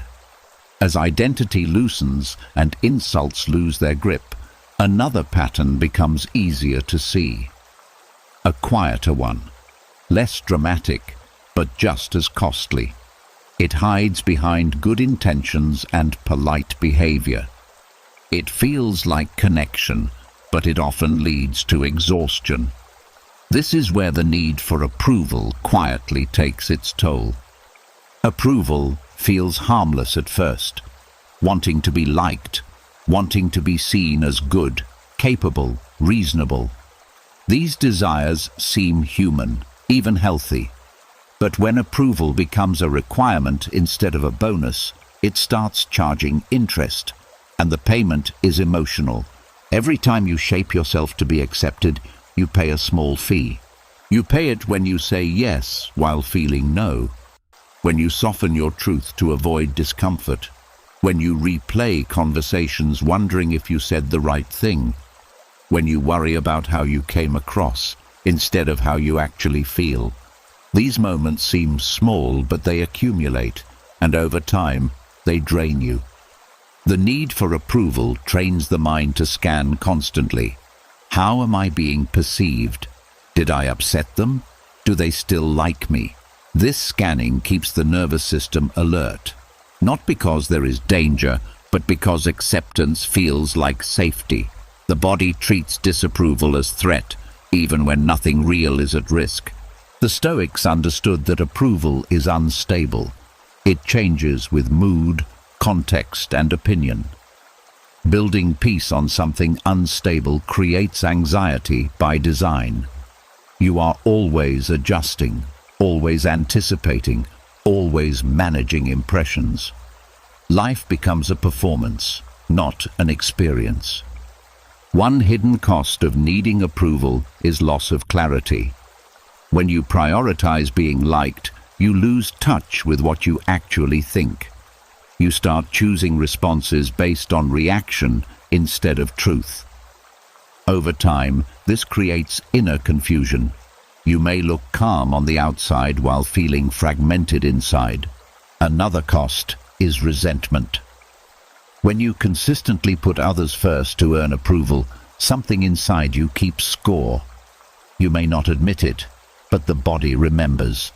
The fatigue, the irritation, the quiet anger that appears without a clear cause. This resentment is not a flaw. It is a signal that you are abandoning yourself. Approval also delays honesty. You hesitate to speak up because you fear upsetting someone. You tolerate behavior that crosses your boundaries because you don't want to seem difficult. You stay silent when something matters to you. This silence feels safe in the moment, but it compounds. Each time you ignore yourself, self-trust weakens. The Stoics valued integrity over approval, not as stubbornness, but as alignment. Integrity means your inner world and outer actions agree. When they don't, tension forms. That tension is the emotional tax you pay for approval. Another subtle cost appears in relationships. When approval is needed, connection becomes conditional. You are not fully present because part of you is monitoring. Authenticity shrinks. Depth suffers. People may like the version of you that seeks approval, but they don't truly know you. And being liked without being known feels empty. The need for approval also amplifies criticism. When your sense of worth depends on others, disapproval feels devastating. A small comment feels large. A neutral reaction feels like rejection. You become emotionally fragile, not because you are weak, but because your center is outside yourself. Letting go here does not mean becoming rude or careless. It means changing where validation comes from. When approval is a preference instead of a need, you regain stability. You can enjoy praise without chasing it. You can hear criticism without collapsing. This shift begins with noticing how often you check for permission. Before speaking, before acting, before deciding. Each check pulls you outward. Gently bring attention back inward. Ask, does this align with what I know to be true? This question builds self-respect. Another important step is accepting that disapproval is inevitable. No matter how kind, thoughtful, or careful you are, someone will misunderstand you. Someone will disagree. Someone will be disappointed. Trying to avoid this is a losing game. Peace comes from accepting this reality, not resisting it. The Stoics practiced distinguishing between being respected and being approved of. Respect comes from consistency and honesty. Approval comes from agreement and comfort. Respect lasts longer. Approval changes quickly. As the need for approval softens, something freeing happens. You stop editing yourself so much. Conversations feel lighter. Decisions feel clearer. You don't feel the urge to explain everything. Silence becomes easier to tolerate. You also notice how much energy returns. Energy that was spent managing impressions now supports presence. Creativity. Calm. You feel more grounded because you are no longer split between who you are and who you are trying to be. Letting go of approval does not isolate you. It deepens connection. People sense authenticity. They respond to steadiness. Relationships become less transactional and more real. And perhaps the most important shift is internal. You begin to trust yourself, not because you are perfect, but because you are honest. This trust becomes a quiet source of confidence. You don't need to convince others of your worth because you are no longer arguing with yourself about it. As this emotional tax is lifted, another pattern becomes visible. You start to see how much of your suffering came from expectations placed on outcomes, not just on people. And expectations, when clung to, create their own kind of pressure. That is where the next layer of letting go reveals itself. As the need for approval loosens, a quiet strength starts to take shape. You begin to stand more firmly inside yourself. But right there, another fear often surfaces. If you stop bending so much, if you stop seeking reassurance, what happens when life still hurts? What happens when something genuinely impacts you? This is where many people confuse two very different experiences. Being affected is not the same as being ruined. Life will touch you. That is unavoidable.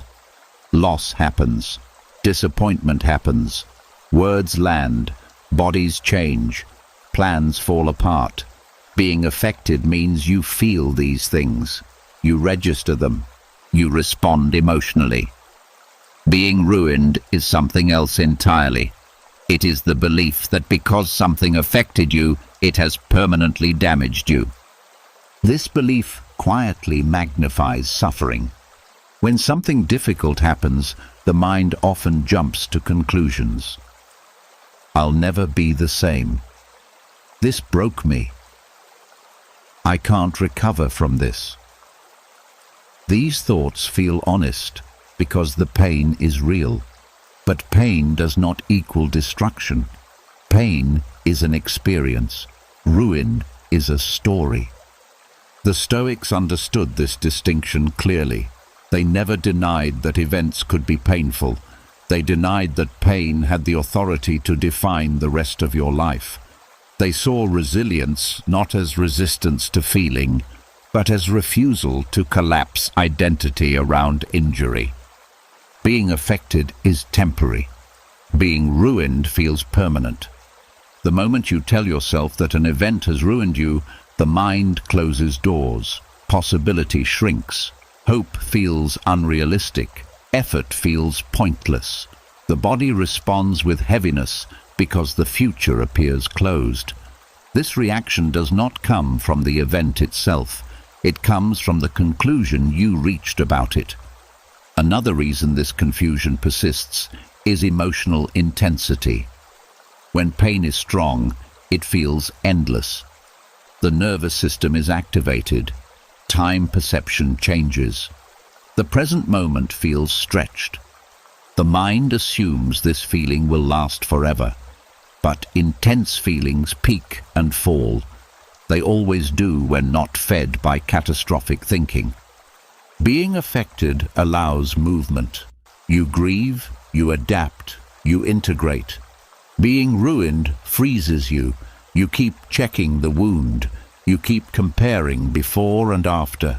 You measure everything against what was lost.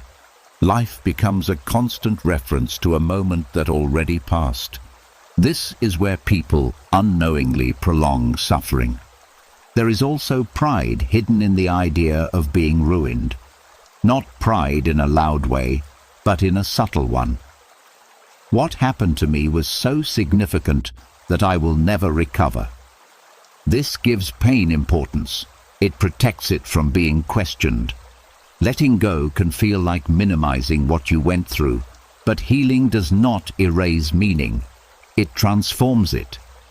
The Stoics believed that strength is revealed after impact, not before it. You do not prove resilience by avoiding difficulty. You discover it by surviving difficulty without letting it define you. This requires a shift in language and thought. Instead of saying, "This ruined me," you say, "This affected me deeply." The second statement honors the pain without turning it into a sentence. It keeps the future open. Another important realization is that being affected does not require explanation. You don't need to justify your feelings with conclusions about your worth or your future. You can feel shaken without deciding who you are now. You can feel loss without deciding you are incomplete. The mind often wants to label pain because labels give a sense of control. But labels also harden experience. When you label yourself as broken, damaged, or ruined, the mind starts treating you that way. It lowers expectations. It avoids challenge. It anticipates failure. Not because it's true, but because the label demands consistency. Letting go here means allowing yourself to be impacted without becoming defined by impact. This does not mean rushing recovery. It means trusting that recovery unfolds naturally when not blocked by hopeless conclusions. The body and mind are adaptive systems. They adjust when given time and space. What interferes with this adjustment is the belief that adjustment is impossible. Another subtle cost of confusing being affected with being ruined is withdrawal. People pull back from life because they believe they can no longer participate fully. They say no to opportunities, connection, and joy because they think they are no longer capable. This self-protection often causes more pain than the original event. The Stoics encouraged engagement, even after loss. Not forced positivity, but continued participation. They understood that meaning is not found by waiting to feel whole again. Wholeness is rebuilt through action, presence, and time. You begin to notice that life continues offering moments, even when you are hurting. A conversation, a small task, a quiet walk. Being affected allows you to receive these moments. Being ruined blocks them. Another key shift happens when you stop comparing yourself to who you were before. Comparison creates a false standard. Of course, you are different. Experience changes people. But different does not mean worse. It means informed. It means expanded. It means more complex. When you allow change without judgment, identity stays flexible. You become someone who has lived, not someone who has been destroyed. This flexibility restores confidence. Not loud confidence, but quiet trust. Trust that you can feel deeply and still function. Trust that pain does not erase value. Trust that life can include hardship without ending meaning. As this trust grows, fear of future pain lessens. You stop bracing so much. You stop trying to protect yourself from being affected at all. You accept that being affected is part of being alive. And paradoxically, this acceptance makes you stronger. You no longer treat every challenge as a threat to your existence. You meet difficulty with openness instead of panic. You allow yourself to be human without turning humanity into a flaw. This understanding prepares you for the next step in letting go.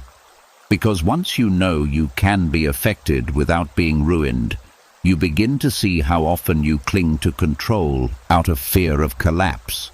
And that fear of losing control is where much inner tension quietly hides.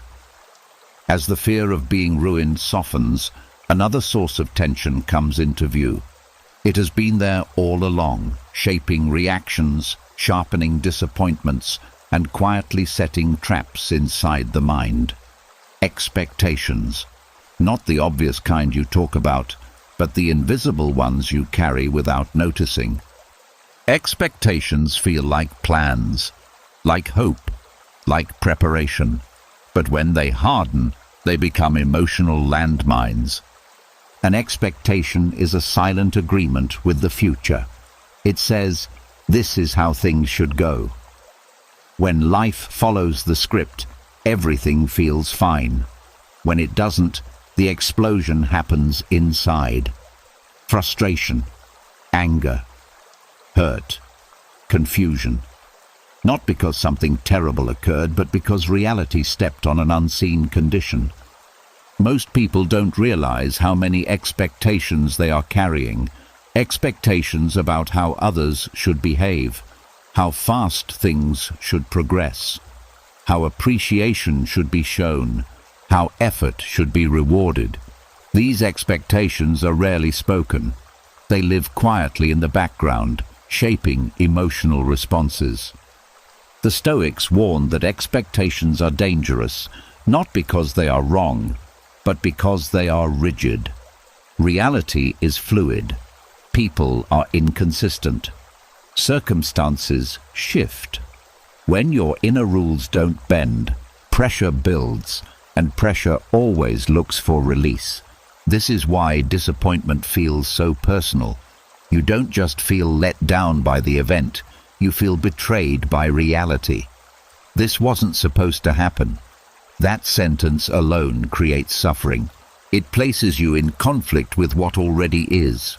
Expectations also disguise themselves as fairness. After everything I did, this shouldn't have happened. They should know better. I deserve a different outcome. These thoughts feel justified, reasonable. But justification doesn't reduce pain. It intensifies it by reinforcing resistance. Another hidden cost of expectations is constant anticipation. The mind stays focused on what's next instead of what's here. You enjoy moments conditionally. You delay peace until something happens. You tell yourself, once this works out, I'll relax. But the finish line keeps moving because new expectations replace old ones. This creates a restless inner state. Even when things are good, the mind is preparing for when they won't be. Expectations also poison relationships quietly. You expect others to read your needs, to respond the way you would, to meet standards you never communicated. When they fail, resentment grows. Not because they were cruel, but because they didn't follow a script they never saw. The Stoics believed clarity prevents resentment. Expectations without communication create silent contracts, and silent contracts are always broken. Another way expectations harm you is by turning uncertainty into threat. When you expect certainty, ambiguity feels intolerable. You rush decisions, you overthink, you try to control outcomes. The body stays tense because the mind is trying to secure a future it cannot predict. Letting go here does not mean abandoning hope or effort. It means changing how tightly you grip outcomes. There is a difference between intention and expectation. Intention moves you forward. Expectation demands a result. You can work toward a goal without deciding how it must unfold. You can care deeply without insisting on a specific timeline. You can give without requiring a return. This flexibility reduces emotional explosions because there are fewer hidden triggers. A powerful shift happens when you replace should with could. This could go well. They could understand. This could work out. These thoughts leave room for reality. They soften the landing if things change. Another important realization is that expectations often come from fear. Fear of wasting time, fear of being overlooked, fear of loss. The mind uses expectations to try to prevent pain, but pain avoided through control often returns through disappointment. When you allow uncertainty, the nervous system relaxes. You stop bracing. You stop rehearsing outcomes. You deal with situations as they arrive instead of fighting imagined futures. The Stoics practiced aligning expectations with what is in their control. Your effort is in your control. Your integrity is in your control. Your response is in your control. Outcomes are not. When expectations shift to effort instead of result, peace increases. This also changes how you experience success. When success is expected, it feels normal. When it is not expected but welcomed, it feels like a gift. Gratitude grows naturally when expectations loosen. Letting go of expectations does not make you passive, it makes you responsive. You adapt instead of resist. You stay present instead of fixated. You recover faster because fewer emotional landmines are triggered. You begin to notice how much lighter life feels when moments are allowed to be what they are. Conversations flow more easily. Delays bother you less. People surprise you instead of disappointing you constantly. This doesn't mean nothing hurts. It means fewer things explode. As expectations soften, emotional reactions become proportional. A setback feels like a setback, not a disaster. A misunderstanding feels inconvenient, not devastating. You conserve energy because you are no longer fighting an imagined version of how life was supposed to be. And this opens the door to another deep realization. Once expectations stop controlling your emotions, you begin to see how much of your suffering came from the urge to control itself. And learning to release control is one of the most challenging and freeing Stoic lessons of all. As expectations lose their grip, a deeper tension finally reveals itself. Something beneath the planning, the hoping, the disappointment. A force that has been quietly pulling the strings all along. Control, or more accurately, the need for it. The mind wants certainty. It wants predictability. It wants guarantees. Control feels like safety because it promises protection from pain. If you can manage outcomes, people, timing and emotions, then nothing bad should happen. That's the idea. But this idea is where most mental pain begins. Control creates resistance to reality. Reality moves on its own terms. People change, plans collapse, bodies age, circumstances shift without asking permission. When the mind insists that things must go a certain way, it enters a constant state of tension. Every deviation feels like a threat. Every surprise feels personal, and peace becomes fragile because it depends on life cooperating. The Stoics understood this clearly. They saw that suffering multiplies when you try to control what is not yours to command, not because control is immoral, but because it is ineffective.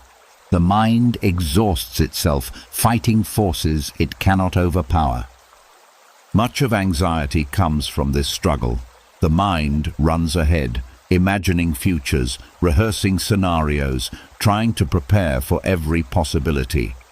It believes that worry is a form of control, that if you think enough, plan enough, anticipate enough, you can avoid pain. But worry does not prevent pain. It creates it in advance. Anger also grows from failed control. When people don't behave as expected, when situations don't follow the plan, frustration rises. The mind says, "This shouldn't be happening." That sentence alone reveals the problem. It assumes authority over reality. Sadness can also hide a control issue. Not sadness itself, but the refusal to accept what has already changed. Holding on to what was, wanting the past to return. Grief becomes heavier when it turns into resistance instead of processing. Control also appears in subtle ways. Trying to manage how others feel about you. Trying to control how you are perceived. Trying to control your emotions so you never feel uncomfortable. These efforts seem reasonable, but they keep the nervous system tense. You are always adjusting, monitoring, correcting. The Stoics made a sharp distinction between influence and control. You can influence your actions, your values, your effort. You cannot control outcomes. When you confuse the two, frustration is guaranteed. Another hidden cost of control is self-blame. When you believe you should be able to control everything, every failure feels like a personal flaw. You think, if only I had done more, thought better, acted sooner. This keeps the inner courtroom active. You punish yourself for not mastering the uncontrollable. Letting go of control does not mean giving up responsibility. It means giving responsibility back to where it belongs. You take responsibility for your choices, not for the universe. This shift feels scary at first. Control gives the illusion of safety. Releasing it feels like stepping into uncertainty, but uncertainty is already there. Control only hides it temporarily. When you stop fighting uncertainty, the body relaxes. The constant bracing ends. Another important realization is that control often blocks presence. When you are busy managing outcomes, you miss what is happening now. You are either ahead of the moment or behind it. Peace lives in neither place. It lives here. The Stoics practiced focusing on what is in their power in each moment. This focus simplified life. Instead of asking, "How do I make this turn out right?"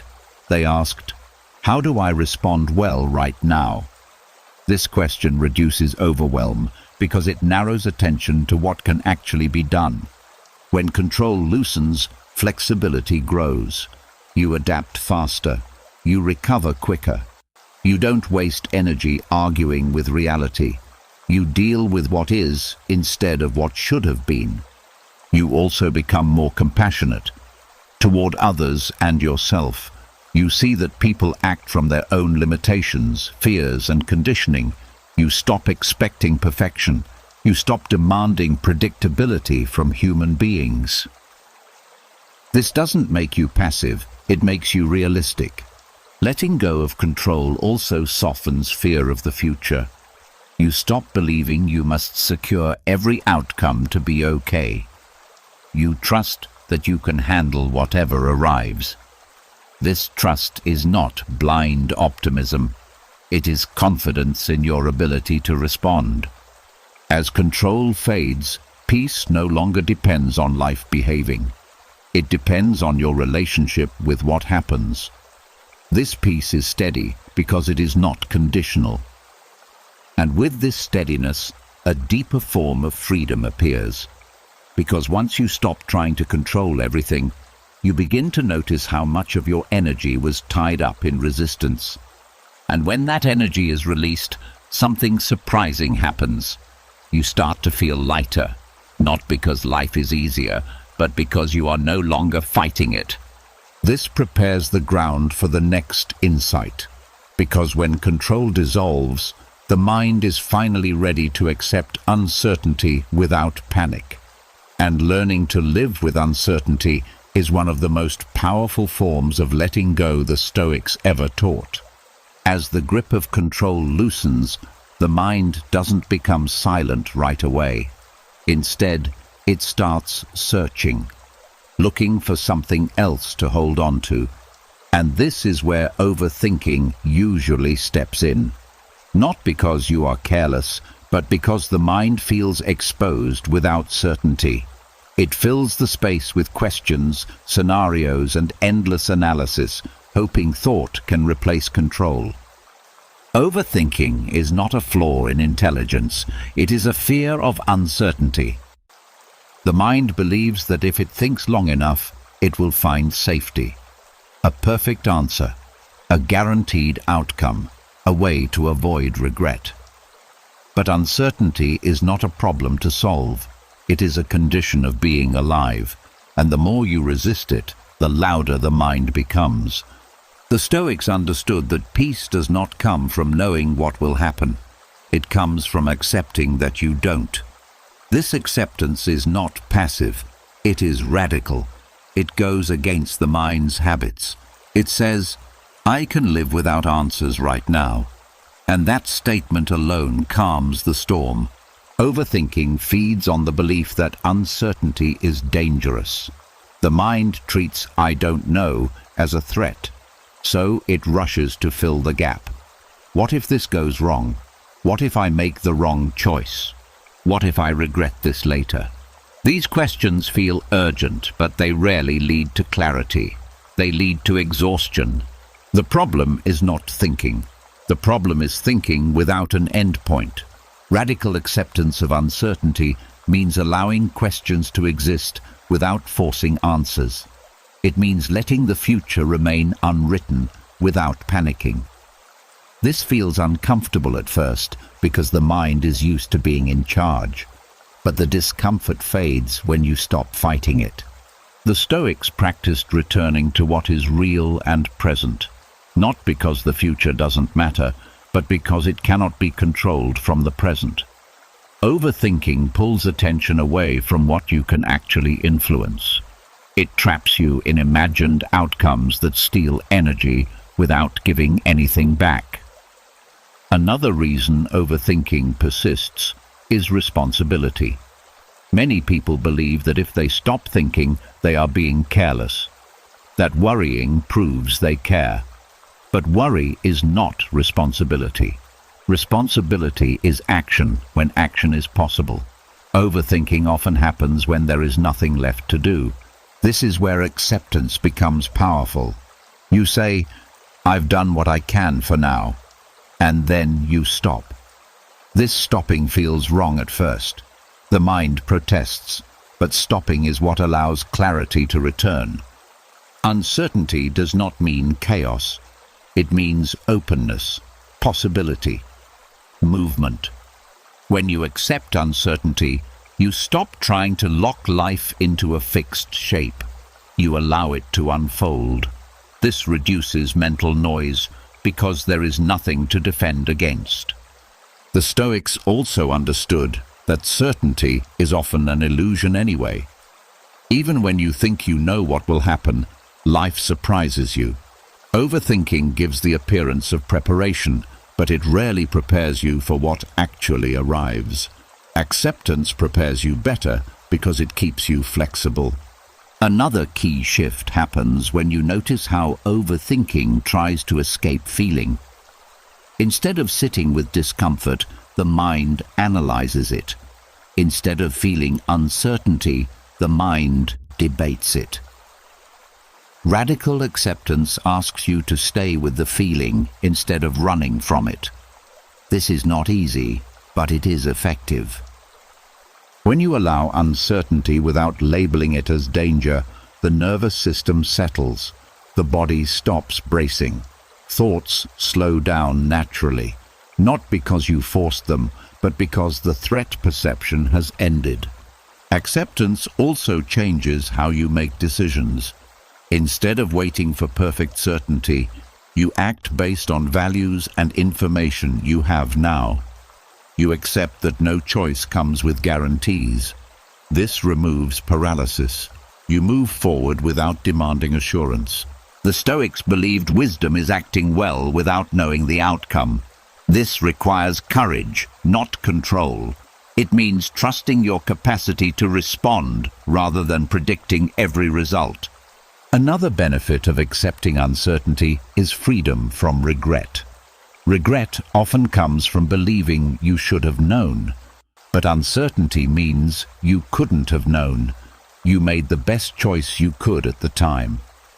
Acceptance honors that truth. As overthinking fades, presence grows. You become more engaged with what is actually happening. Conversations feel clearer. Decisions feel cleaner. You stop rehearsing life and start living it. This does not mean thoughts disappear. It means they lose urgency. They come and go without demanding obedience. You notice them without chasing them. Radical acceptance is not a one-time decision. It is a practice. Each time you catch yourself spiraling, you gently return to now. You remind yourself that uncertainty is not an enemy. It is the space where life happens. And something surprising follows. When you stop trying to predict everything, intuition becomes clearer. You hear your inner signals more accurately because they are not drowned out by noise. You respond instead of react. As this acceptance deepens, the mind becomes quieter, not because it is empty, but because it trusts. It trusts that you can handle what comes. It trusts that not knowing is survivable. This trust opens the door to the next layer of letting go, because once uncertainty is no longer feared, you begin to see how much suffering came from trying to define yourself by outcomes, and releasing that attachment leads to a deeper form of freedom, one that reshapes how you see success, failure, and meaning itself. As uncertainty becomes something you can sit with instead of escape from, the mind starts looking outward again, not to control the future this time, but to measure itself, quietly, automatically, almost without permission. And this is where another subtle source of suffering reveals itself. Comparison. Comparison doesn't arrive loudly. It slips in during ordinary moments, while scrolling, while listening to someone else's story, while remembering where you thought you would be by now. It asks a simple question that carries a heavy cost. How do I measure up? This question feels harmless, even motivating at times, but comparison is rarely neutral. It almost always turns inward as judgment, and that judgment slowly becomes a form of self-inflicted harm. Comparison shifts attention away from your actual life and places it into an imagined ranking. You stop experiencing your own path and start evaluating it against someone else's timeline, abilities, outcomes, or appearance. The mind forgets context. It forgets starting points. It forgets unseen struggles. All it sees is a snapshot and a conclusion. The Stoics warned against this because comparison replaces reality with abstraction. You are no longer dealing with what is. You are dealing with an idea of where you should be relative to others. And ideas like this are endless. There will always be someone ahead, always someone behind, always someone doing something differently. Comparison creates dissatisfaction even when nothing is wrong. You can be content until comparison enters. You can feel stable until someone else's success appears. You can feel enough until you measure yourself against an image that has nothing to do with your values. And once comparison begins, peace becomes conditional. Another hidden danger of comparison is that it treats life like a race with shared lanes. But lives don't move that way. Different circumstances, different timing, different priorities, different limits. Comparison flattens complexity into a single scale.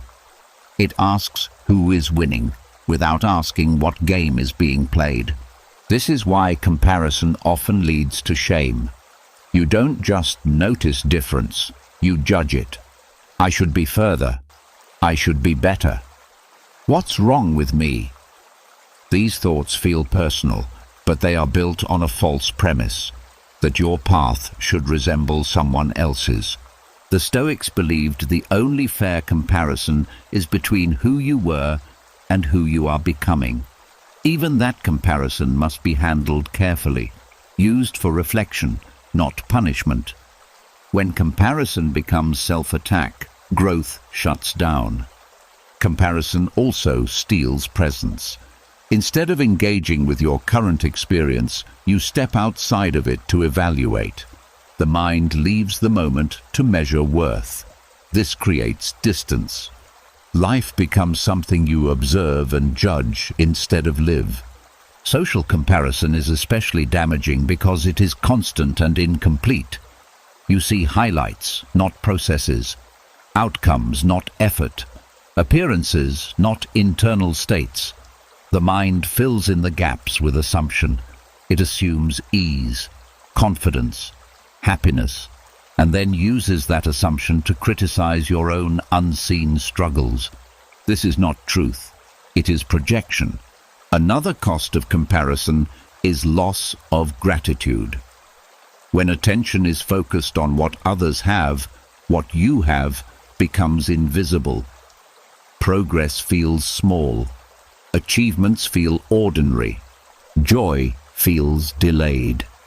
You keep waiting for the moment when you'll finally feel enough. But enough is not a destination reached by outpacing others. It is a relationship with your own life. The Stoics practiced contentment not by denying ambition, but by grounding ambition in values instead of status.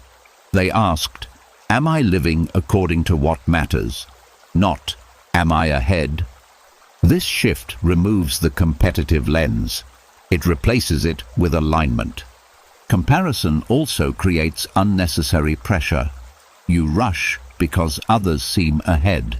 You force decisions because you fear falling behind. You measure success by speed instead of meaning. This leads to burnout, not fulfillment. Letting go of comparison does not mean isolation. It means returning attention to your own lane. It means defining success on your terms. When you stop using others as reference points, clarity improves. You make choices based on fit, not fear. Another powerful realization is that comparison often ignores seasonality. Lives move in cycles. Growth is not linear. There are periods of expansion and periods of consolidation. Comparing your quiet season to someone else's visible peak creates false conclusions. Nothing is wrong with resting, regrouping, or rebuilding. The Stoics understood timing. They knew that forcing progress leads to fragility. Patience builds durability. Comparison also harms compassion. When you measure yourself harshly, you often measure others the same way. Judgment spreads.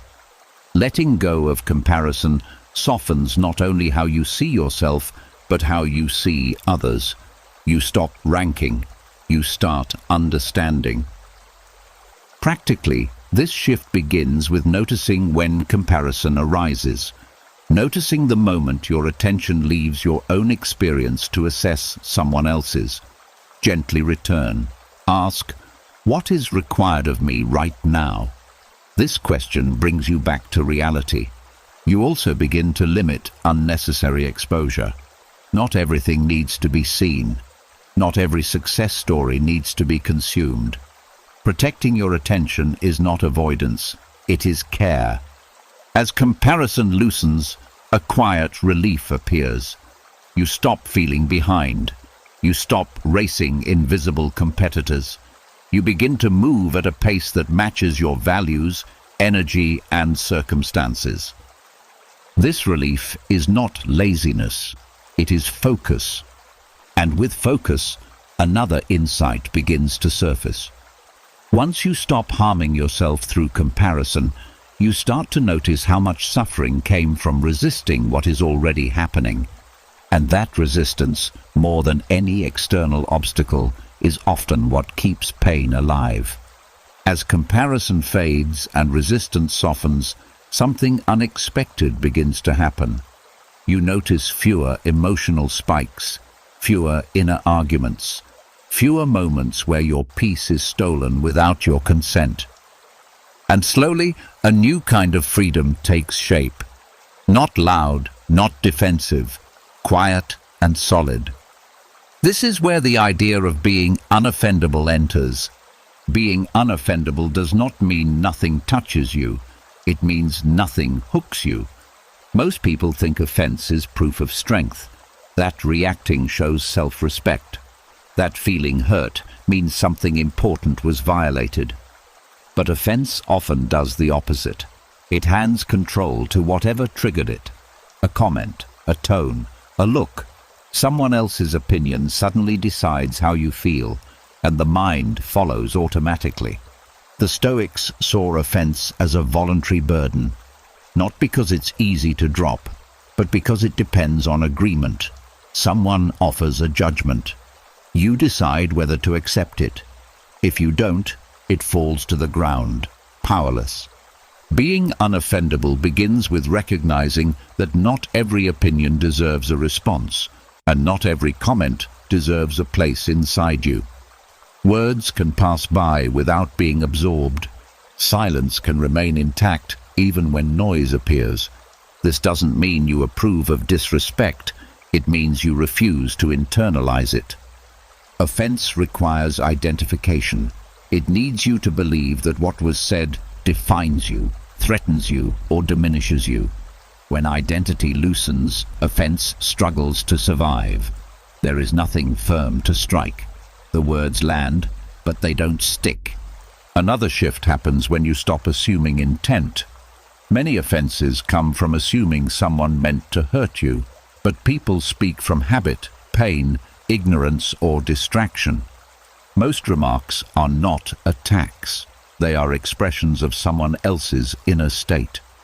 Seeing this removes personalization, and without personalization, offense fades quickly.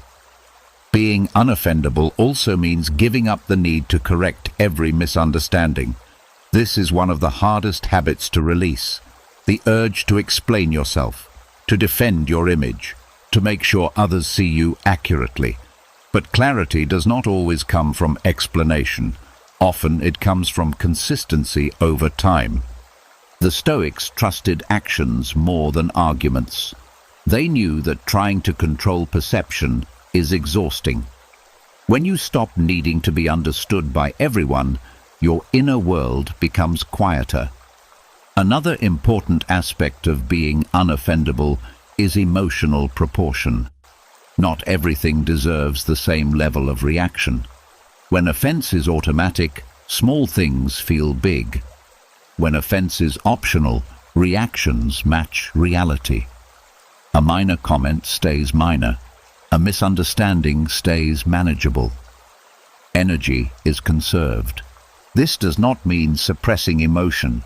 It means choosing not to escalate it.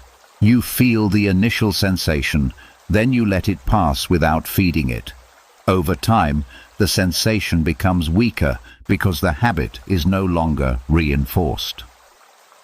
Being unoffendable also changes how you listen. You hear criticism without collapsing.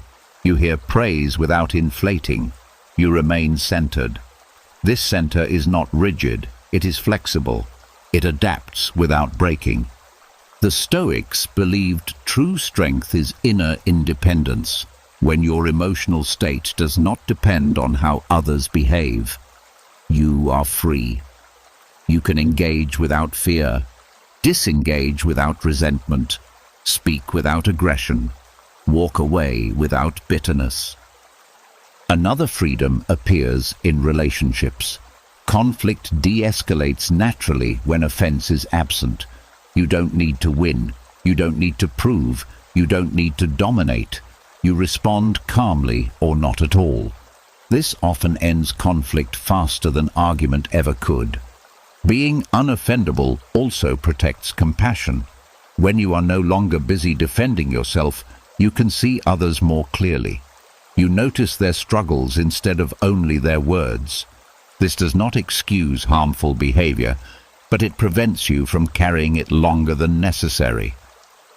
There is also a deep sense of dignity in not reacting. Not the prideful kind, but the quiet kind. The dignity of knowing who you are without needing confirmation. The dignity of not explaining yourself to every passing opinion. Practically, this freedom grows through pauses. When something offensive arises, pause before responding. Notice the urge. Feel the sensation. Ask yourself, do I want to carry this? That question alone often dissolves the charge. You also begin to notice how rarely offense improves anything. It rarely leads to understanding, rarely to growth, rarely to peace. Most of the time, it only keeps the mind busy and the heart heavy. As this realization settles, offense loses its appeal. not because you are above it, but because you see its cost clearly. Being unoffendable does not make you passive, it makes you deliberate. You choose when to engage and when to conserve energy.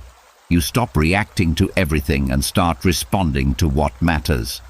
This is psychological freedom, not freedom from life, but freedom within it. You move through conversations, opinions, and judgments without being dragged by them. You remain steady while the world stays noisy. And from this steadiness, a deeper kind of letting go becomes possible. Because once offense no longer controls you, you begin to see how much of your suffering came from taking life personally. And releasing that habit opens the door to a calm that does not depend on circumstances at all. As the pull of offense weakens and reactions soften, attention turns inward again. Not to emotions this time, but to the quiet tool that shapes them before they even appear. Words, the ones you hear, and more importantly, the ones you use inside your own mind. Language is not just a way to describe experience, it programs it. Most people think emotions arrive first and words come later, but often it happens the other way around. A sentence appears internally and the body follows. This is unbearable. I can't deal with this. This always happens. These phrases feel harmless because they sound familiar, but each one sends instructions to the nervous system. The Stoics understood that words are not neutral. They guide attention. They shape perception. They determine whether the mind escalates or steadies itself. When language becomes dramatic, the body reacts dramatically. When language is precise and calm, the body follows. Consider the difference between saying, "I am anxious," and "I feel anxiety." The first turns a temporary state into an identity. The second keeps it as an experience that can pass. One sentence tightens the knot, the other loosens it. This is how language programs emotional reactions. The mind speaks in shortcuts. It prefers strong, absolute words because they feel decisive. Always, never, ruined, hopeless. These words collapse complexity. They tell the body that the situation is extreme and permanent. The nervous system responds with urgency because it believes survival is at stake. But reality is rarely absolute. Most situations are mixed, temporary, and incomplete. When language exaggerates, emotion follows the exaggeration. Another hidden effect of language is how it frames time. This will never end, pulls the mind into a permanent future. This is hard right now, keeps it in the present. One sentence creates despair, the other creates endurance. Same situation, different internal response. The Stoics trained themselves to remove unnecessary drama from their inner speech, not to deny pain, but to describe it accurately. Accuracy reduces suffering. Exaggeration multiplies it. Language also carries judgment. When you say, "This is terrible," you add a verdict. When you say, "This is uncomfortable," you state a fact. The first invites resistance. The second allows presence. Judgment fuels emotion. Description grounds it. Another important aspect is how language assigns agency. "They made me feel this way" gives power outward. "I noticed I felt this way after that" keeps awareness inward. The first creates helplessness. The second creates choice. The words you use repeatedly become mental habits. Over time, they shape emotional reflexes. If your inner language is harsh, critical, and catastrophic, your emotional world will feel unsafe. If your language is measured and compassionate, your emotions become easier to regulate. This is not about positive thinking, it is about precise thinking. The Stoics did not replace negative words with cheerful ones. They replaced distorted words with truthful ones. They knew that truth, even when difficult, is calming. It gives the nervous system something solid to rest on. Language also affects memory. The way you describe past events determines how they feel when recalled. If you label an experience as traumatic, it will return with intensity. If you describe it as painful but survivable, it returns with less force. The event did not change. The framing did. This does not minimize real hardship. It contextualizes it. Another subtle way language programs emotion is through self-talk during difficulty. When something goes wrong, notice the first sentence that appears. Is it supportive or punishing? You're doing your best creates resilience. You always mess this up creates collapse. The body listens to these messages as if they were spoken aloud. Many people would never speak to a friend the way they speak to themselves.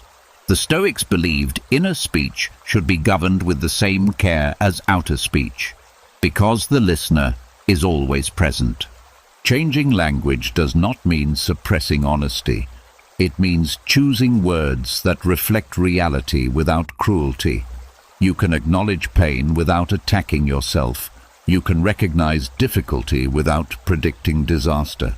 A practical shift is removing global statements.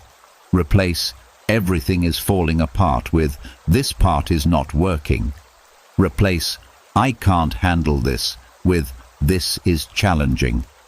These small changes reduce emotional overload. They create space between feeling and collapse. Another powerful shift is using temporary language. Right now, at the moment, for now. These phrases remind the mind that change is possible. The nervous system relaxes when it knows the situation is not permanent. Language also shapes how you relate to others. When you describe people as toxic, evil, or impossible, your body prepares for battle. When you describe behavior as unhelpful or misaligned, you create room for boundaries without hatred. Hatred keeps you tied to what you want to leave. The Stoics chose words that preserved inner peace, not because they were passive, but because they were strategic.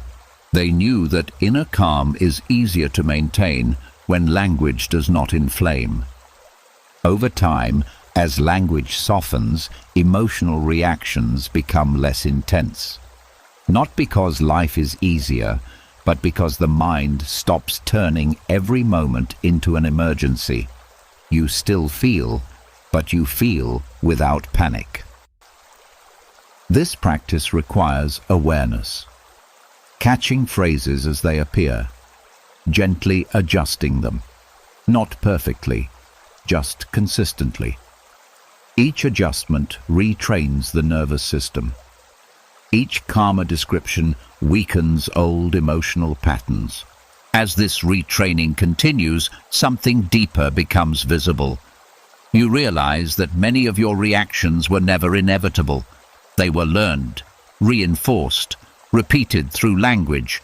And once you see that, another question naturally arises. If words can program emotional reactions, then what happens when you change the way you talk about control, loss, and responsibility? That question leads directly into the next layer of Stoic insight, where responsibility is reclaimed without blame, and freedom becomes even more stable. As language becomes calmer and more precise, the mind starts to settle into a new rhythm.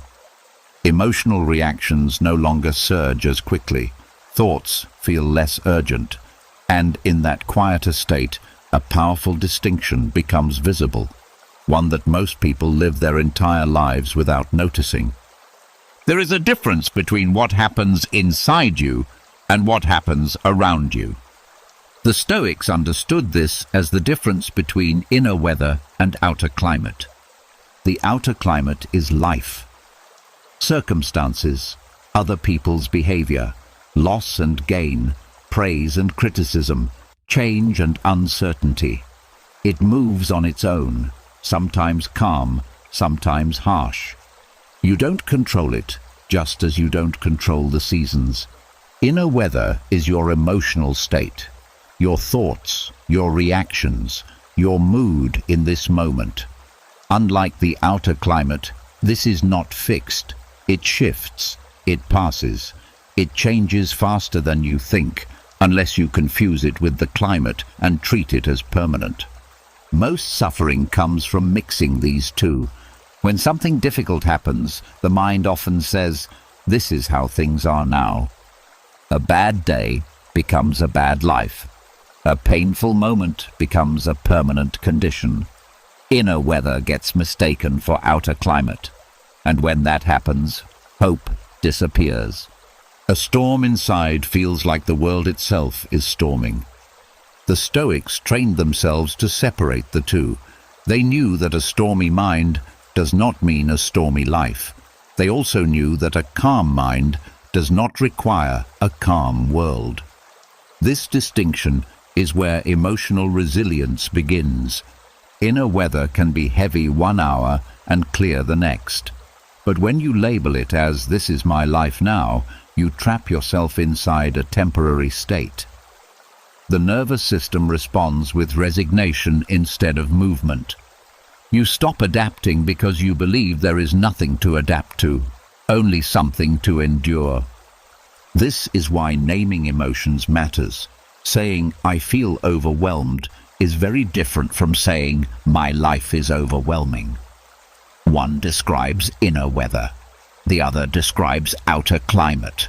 One allows change. The other suggests permanence. Another reason this confusion causes suffering is memory. When inner weather is intense, the mind searches the past for confirmation. It remembers other storms. It strings them together and creates a story of constant hardship. But memory rarely includes the calm moments. It selects intensity, not accuracy. The Stoics believed that inner weather should be observed, not obeyed. You don't argue with the rain. You don't assume it will last forever. You adjust. You wait. You protect what needs protecting. Emotions deserve the same approach. When sadness appears, you acknowledge it. You don't decide that life is sad. When anxiety rises, you notice it. You don't conclude that the future is dangerous. This subtle shift prevents emotional states from becoming identities. Another powerful effect of this distinction is patience. When you know inner weather changes, you don't rush to escape it. You stop making permanent decisions based on temporary feelings. You don't burn bridges because of a bad mood. You don't abandon values because of discomfort. This patience is not passivity. It is trust in movement. The outer climate will do what it does. You will face challenges. You will lose things. People will disappoint you. But inner weather does not have to mirror every shift outside. You can experience rain without flooding. You can feel wind without being blown off course. The Stoics practiced anchoring themselves in what was steady. Values, principles, actions. These do not change with inner weather. When emotions fluctuate, values remain. When moods shift, principles guide behavior. This creates continuity even during storms. Another benefit of separating inner weather from outer climate is reduced personalization. When something goes wrong, you stop assuming it defines everything. A setback becomes a moment, not a verdict. A conflict becomes an event, not a truth about relationships or life. This distinction also helps with compassion. When others act poorly, you see their behavior as part of their inner weather, not as a fixed trait or a personal attack. This doesn't excuse harm, but it prevents you from carrying it longer than necessary. You respond instead of react. Practically, this awareness grows through simple reminders. When emotions rise, you tell yourself, "This is inner weather." That sentence alone creates space. It reminds the mind that change is possible. It signals the nervous system to stay flexible. You also begin to ask better questions. Not, "Why is my life like this?" but "What is happening inside me right now?"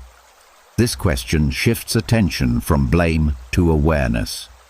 Awareness reduces intensity because it brings you back to the present.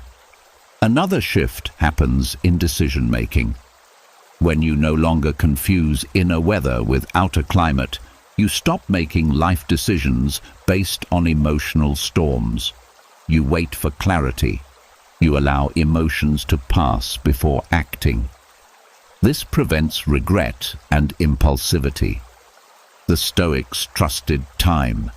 They knew that clarity often arrives after the storm, not during it.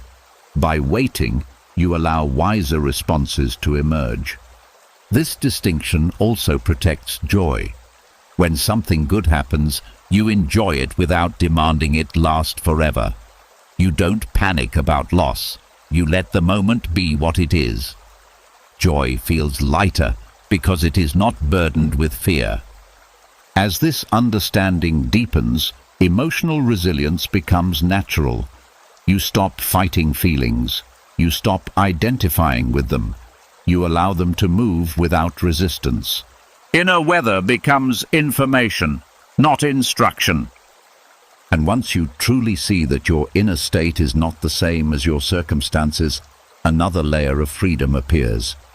You realize that even in difficult outer climates, inner clarity is still possible.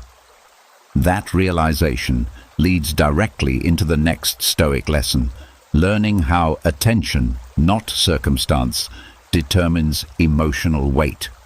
As the difference between inner weather and outer climate becomes clear, a quiet question begins to surface. If the danger has passed, if the moment is over, if nothing bad is happening right now, why does the pain still feel alive? This question touches one of the most confusing experiences people have with emotion. The event ends. The argument is finished. The loss has already happened. Yet the body still reacts. The chest tightens. The mind replays. Sleep feels shallow. Emotional pain lingers as if the threat never left. This happens because the nervous system does not run on logic. It runs on patterns. When a threat appears, real or perceived, the body shifts into protection mode.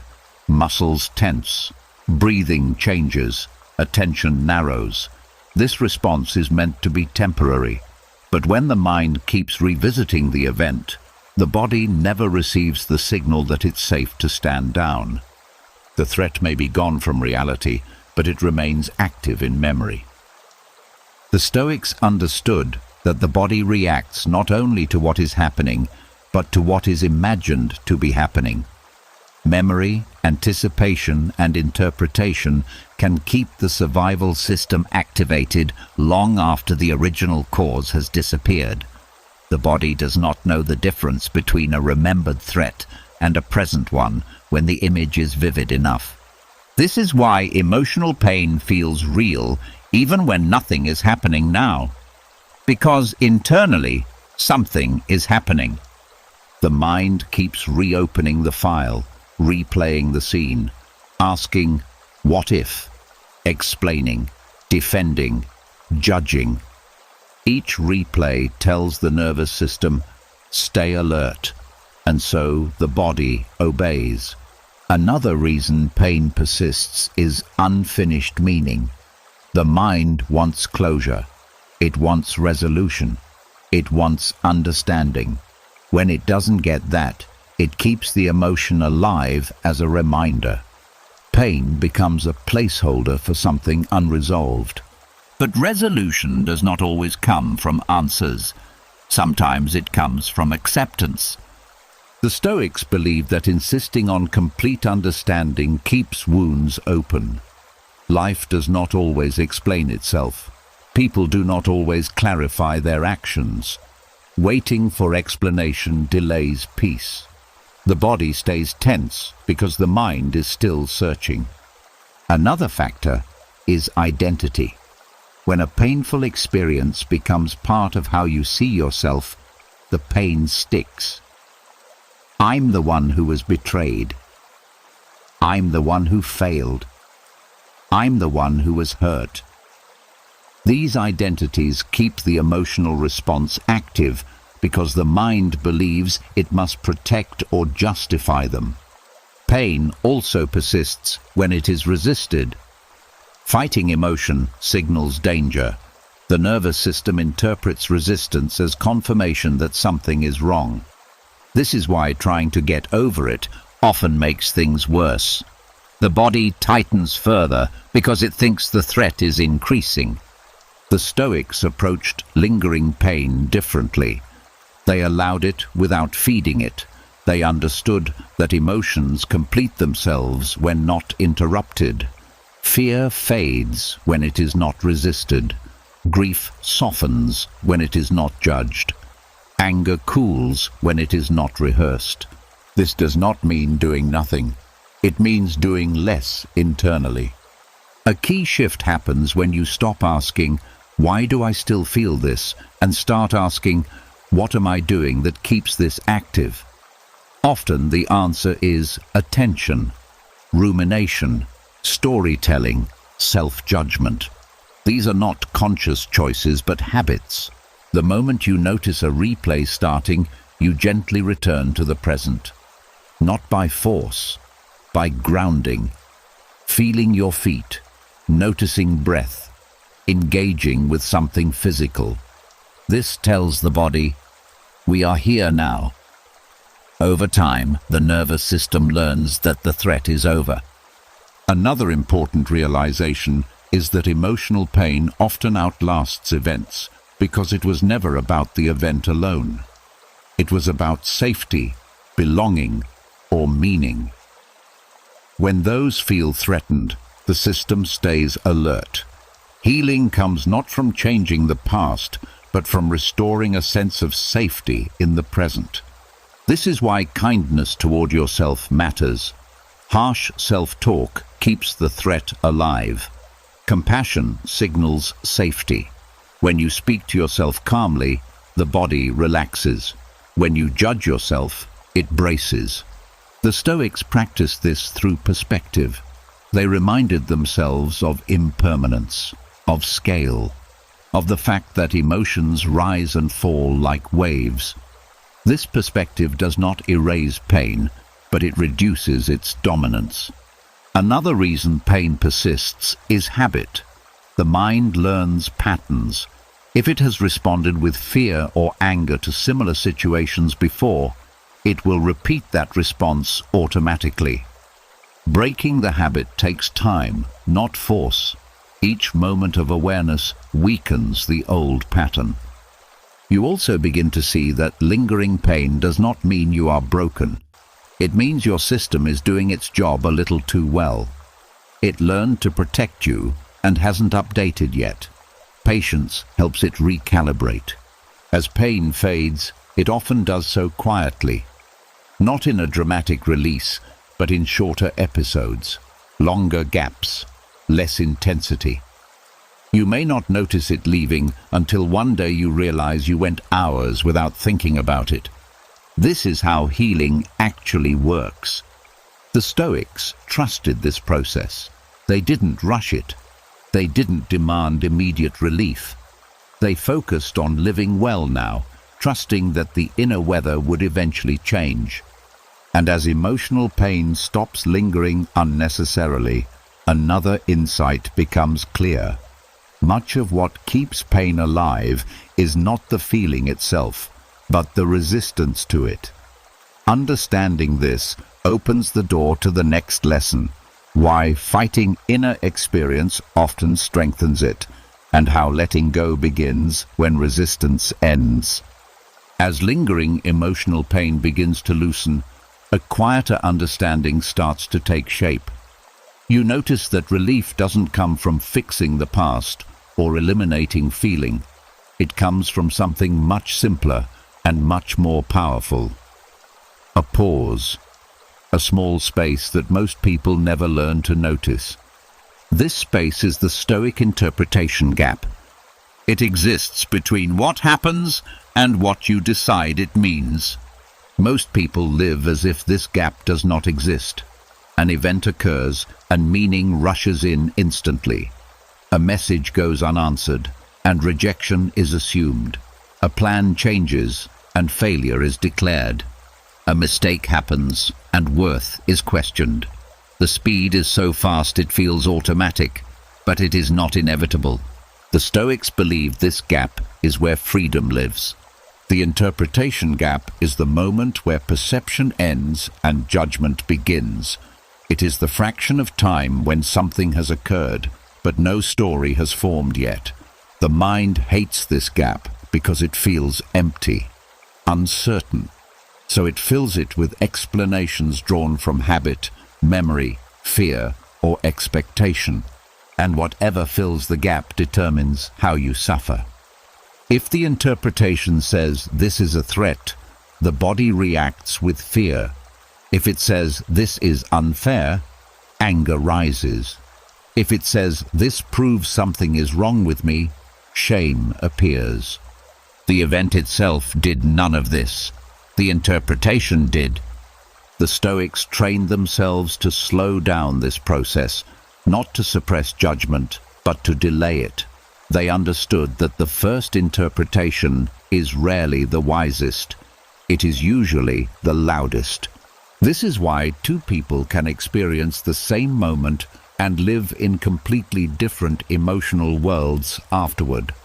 One mind fills the gap with curiosity. The other fills it with accusation. One feels calm. The other feels wounded. The gap was the same. The filling was different. Most suffering is not caused by what happens. It is caused by what rushes in to explain it. The interpretation gap feels uncomfortable at first because it removes certainty. When you don't immediately label something as good or bad, right or wrong, the mind feels exposed. It wants closure. It wants direction. It wants to know how to feel. But staying in the gap a little longer changes everything. When you pause before interpreting, the nervous system has time to regulate. The body does not immediately enter fight or flight. You feel the sensation without escalating it. This alone reduces emotional intensity. Another benefit is perspective. When you don't rush to meaning, alternative explanations appear. Maybe the silence wasn't rejection. Maybe the tone wasn't personal. Maybe the delay wasn't disrespect. These possibilities don't require optimism. They require humility. The humility to admit you don't know yet. The Stoics valued this kind of humility. They believed certainty about interpretation was often arrogance disguised as intuition. Assuming you know why something happened closes the door to understanding. The gap also protects relationships. Many conflicts are born not from actions, but from assumptions. When you interpret someone's behavior without checking, you react to a story instead of a person. The gap gives space to ask, listen, or simply wait. Waiting is underrated wisdom. The interpretation gap also changes how you treat yourself. When you make a mistake, the mind often fills the gap with self-attack. I'm incompetent. I always do this. This proves something. But if you pause, the gap allows a different response. Something went wrong. That's it. No identity. No verdict. This shift is not denial. It is accuracy. Another powerful realization is that interpretations are optional. They feel automatic because they are practiced, not because they are required. Each time you stay in the gap without judgment, you weaken the habit of immediate interpretation. Over time, the gap grows wider. You don't become blank, you become flexible. This flexibility changes how emotions move through you. Feelings arise, but they don't stick as easily because they are not being fed by rigid meaning. You feel sadness without despair, anger without hatred, disappointment without collapse. The Stoics practiced this through attention. They noticed the first thought that appeared after an event, not to judge it, but to question it. Is this necessary? Is this true? Is this helpful? These questions slow the mind enough for wisdom to enter. Another important aspect of the interpretation gap is choice. Once you see the gap, you realize you are not forced to accept the first explanation that appears. You can choose a softer one, or no explanation at all. Sometimes the most peaceful interpretation is simply, "This happened." This simplicity calms the nervous system. It removes the extra layer of struggle. You deal with reality as it is, not as the mind dramatizes it. The gap also reveals how often interpretation is shaped by old wounds. A present event triggers a past memory, and the mind responds as if the past is happening again. When you see this clearly, compassion arises toward yourself, toward others. You stop punishing the present for the past. Practicing the interpretation gap does not make you passive. It makes you precise. You respond after understanding, not before. You act with clarity instead of urgency. Over time, this practice reshapes your inner world. Life feels less hostile. People feel less threatening. Situations feel more manageable. Not because they changed, but because your relationship with meaning did. The Stoics knew that peace does not come from controlling events. It comes from mastering interpretation. And the interpretation gap is the doorway to that mastery. As this doorway opens, another insight naturally follows. You begin to notice how often the mind chooses interpretation based on fear of loss. And once that fear becomes visible, the next step of letting go reveals itself, learning to face loss without letting it dominate your inner life. As the interpretation gap becomes more familiar, another voice starts to stand out. It speaks calmly, carefully. It sounds reasonable, protective. It claims to be guiding you away from mistakes. But when you listen closely, you notice something unsettling. This voice does not expand your life. It narrows it. This is fear pretending to be wisdom. Fear rarely announces itself honestly. If it did, you would question it more often. Instead, it disguises itself as logic. It says things like, "Be realistic. Don't get your hopes up. This probably won't work. You should be careful." These phrases sound mature, responsible, thoughtful, but beneath them is the same old message: don't move, don't risk, don't open. The Stoics warned about this disguise. They knew fear survives best when it sounds intelligent. True wisdom creates clarity and calm. Fear creates hesitation and tension. Wisdom opens options. Fear closes them. The confusion happens because fear uses the language of experience. It points to past pain as evidence. Last time you tried, it hurt. Remember what happened before. And the mind listens because memory feels convincing. But memory is selective. Fear only remembers the cost, not the growth. It remembers the pain, not the resilience. It remembers the moment of failure, not everything you learned after it. When fear pretends to be wisdom, it edits the story. This is how people stop trusting themselves. Fear also frames avoidance as intelligence. It tells you that staying small is smart, that not trying is safer, that silence is better than saying the wrong thing. But safety achieved through avoidance is fragile. It requires constant restriction. You must keep shrinking to maintain it. The Stoics believed courage was not recklessness. It was alignment with values despite uncertainty. Fear says, don't. Wisdom asks, why not? Fear focuses on what could go wrong. Wisdom considers what is worth doing even if things go wrong. Another sign that fear is pretending to be wisdom is urgency. Fear feels pressing. It wants immediate decisions, immediate withdrawal, immediate certainty. Wisdom does not rush. It takes time. It creates space. When a thought feels tense and urgent, it is rarely wise.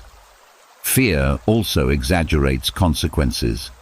It turns discomfort into catastrophe, embarrassment into humiliation, rejection into ruin. These exaggerations feel protective, but they distort reality. The body responds as if the worst-case scenario is guaranteed. This is why fear feels so convincing. The nervous system is already activated. When the body is tense, the mind searches for justification.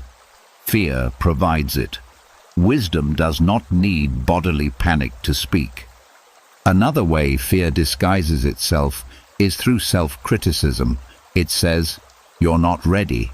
You're not capable. You should wait until you're better." These thoughts feel humble, but they are often avoidance in disguise. They delay action indefinitely. Because better is never clearly defined, the Stoics believed action creates readiness, not the other way around. Fear also borrows the voice of caution learned from others, parents, teachers, culture. Don't stand out. Don't fail. Don't disappoint. These messages get internalized and replayed as personal insight. But inherited fear is still fear, even when it sounds familiar. Wisdom, by contrast, feels grounded. It acknowledges risk without inflating it.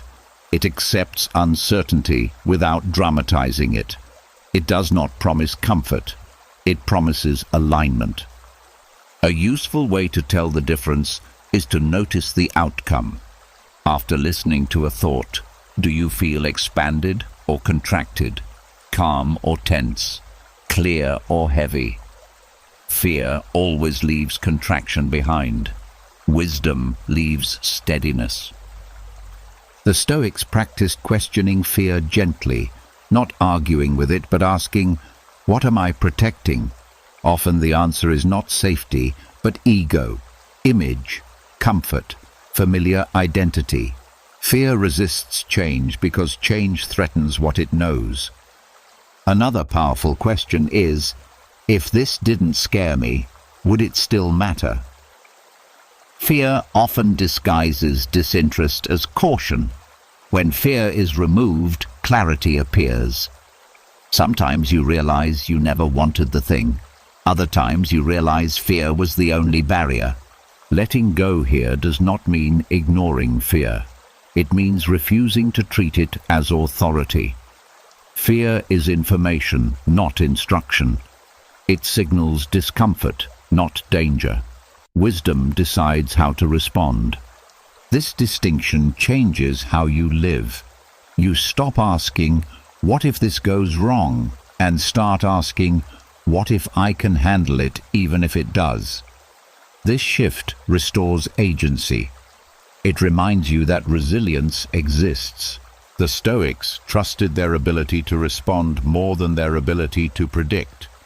They knew that no amount of caution guarantees safety, but clarity improves response.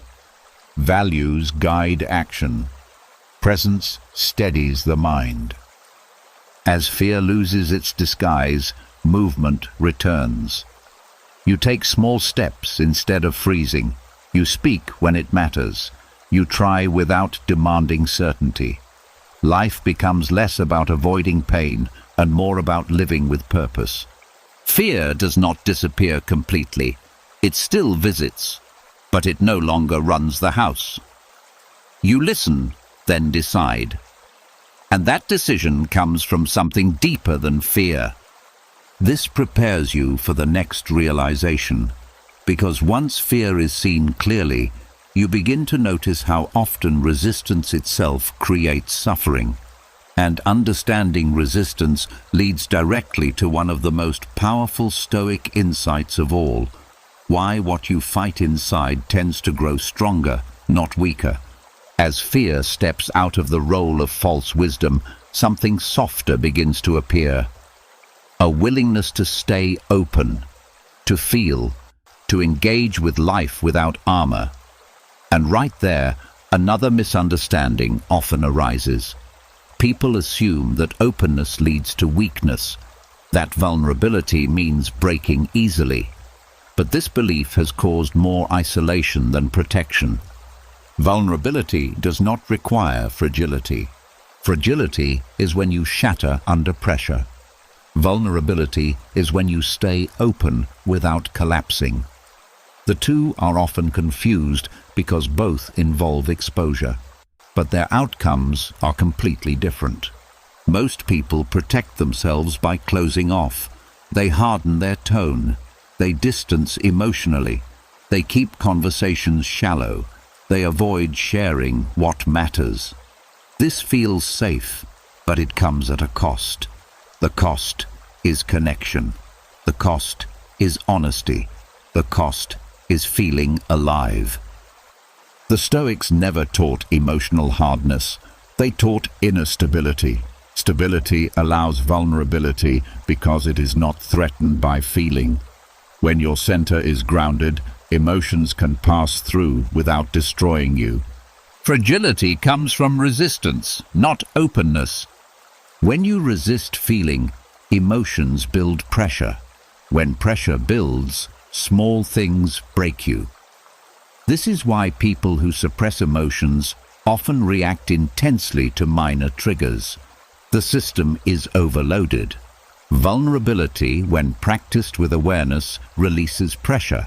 It allows emotion to move instead of pile up.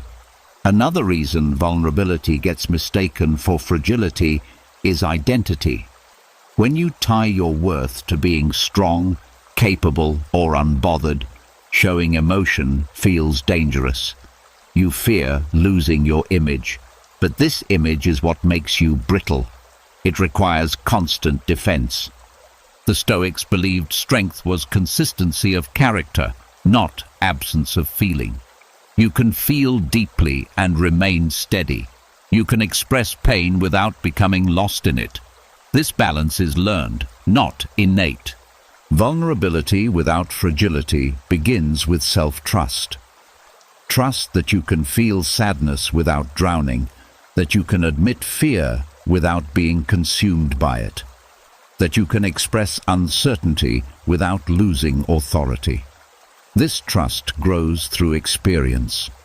Each time you allow yourself to be open and survive, confidence builds. Another important distinction is between sharing and oversharing. Vulnerability does not mean exposing everything to everyone. It means choosing honesty where it is safe and meaningful. Fragility shares impulsively, seeking relief. Vulnerability shares deliberately, grounded in self-awareness. The Stoics valued discernment. They did not open themselves indiscriminately. They chose when to speak, when to remain silent, and when to withdraw.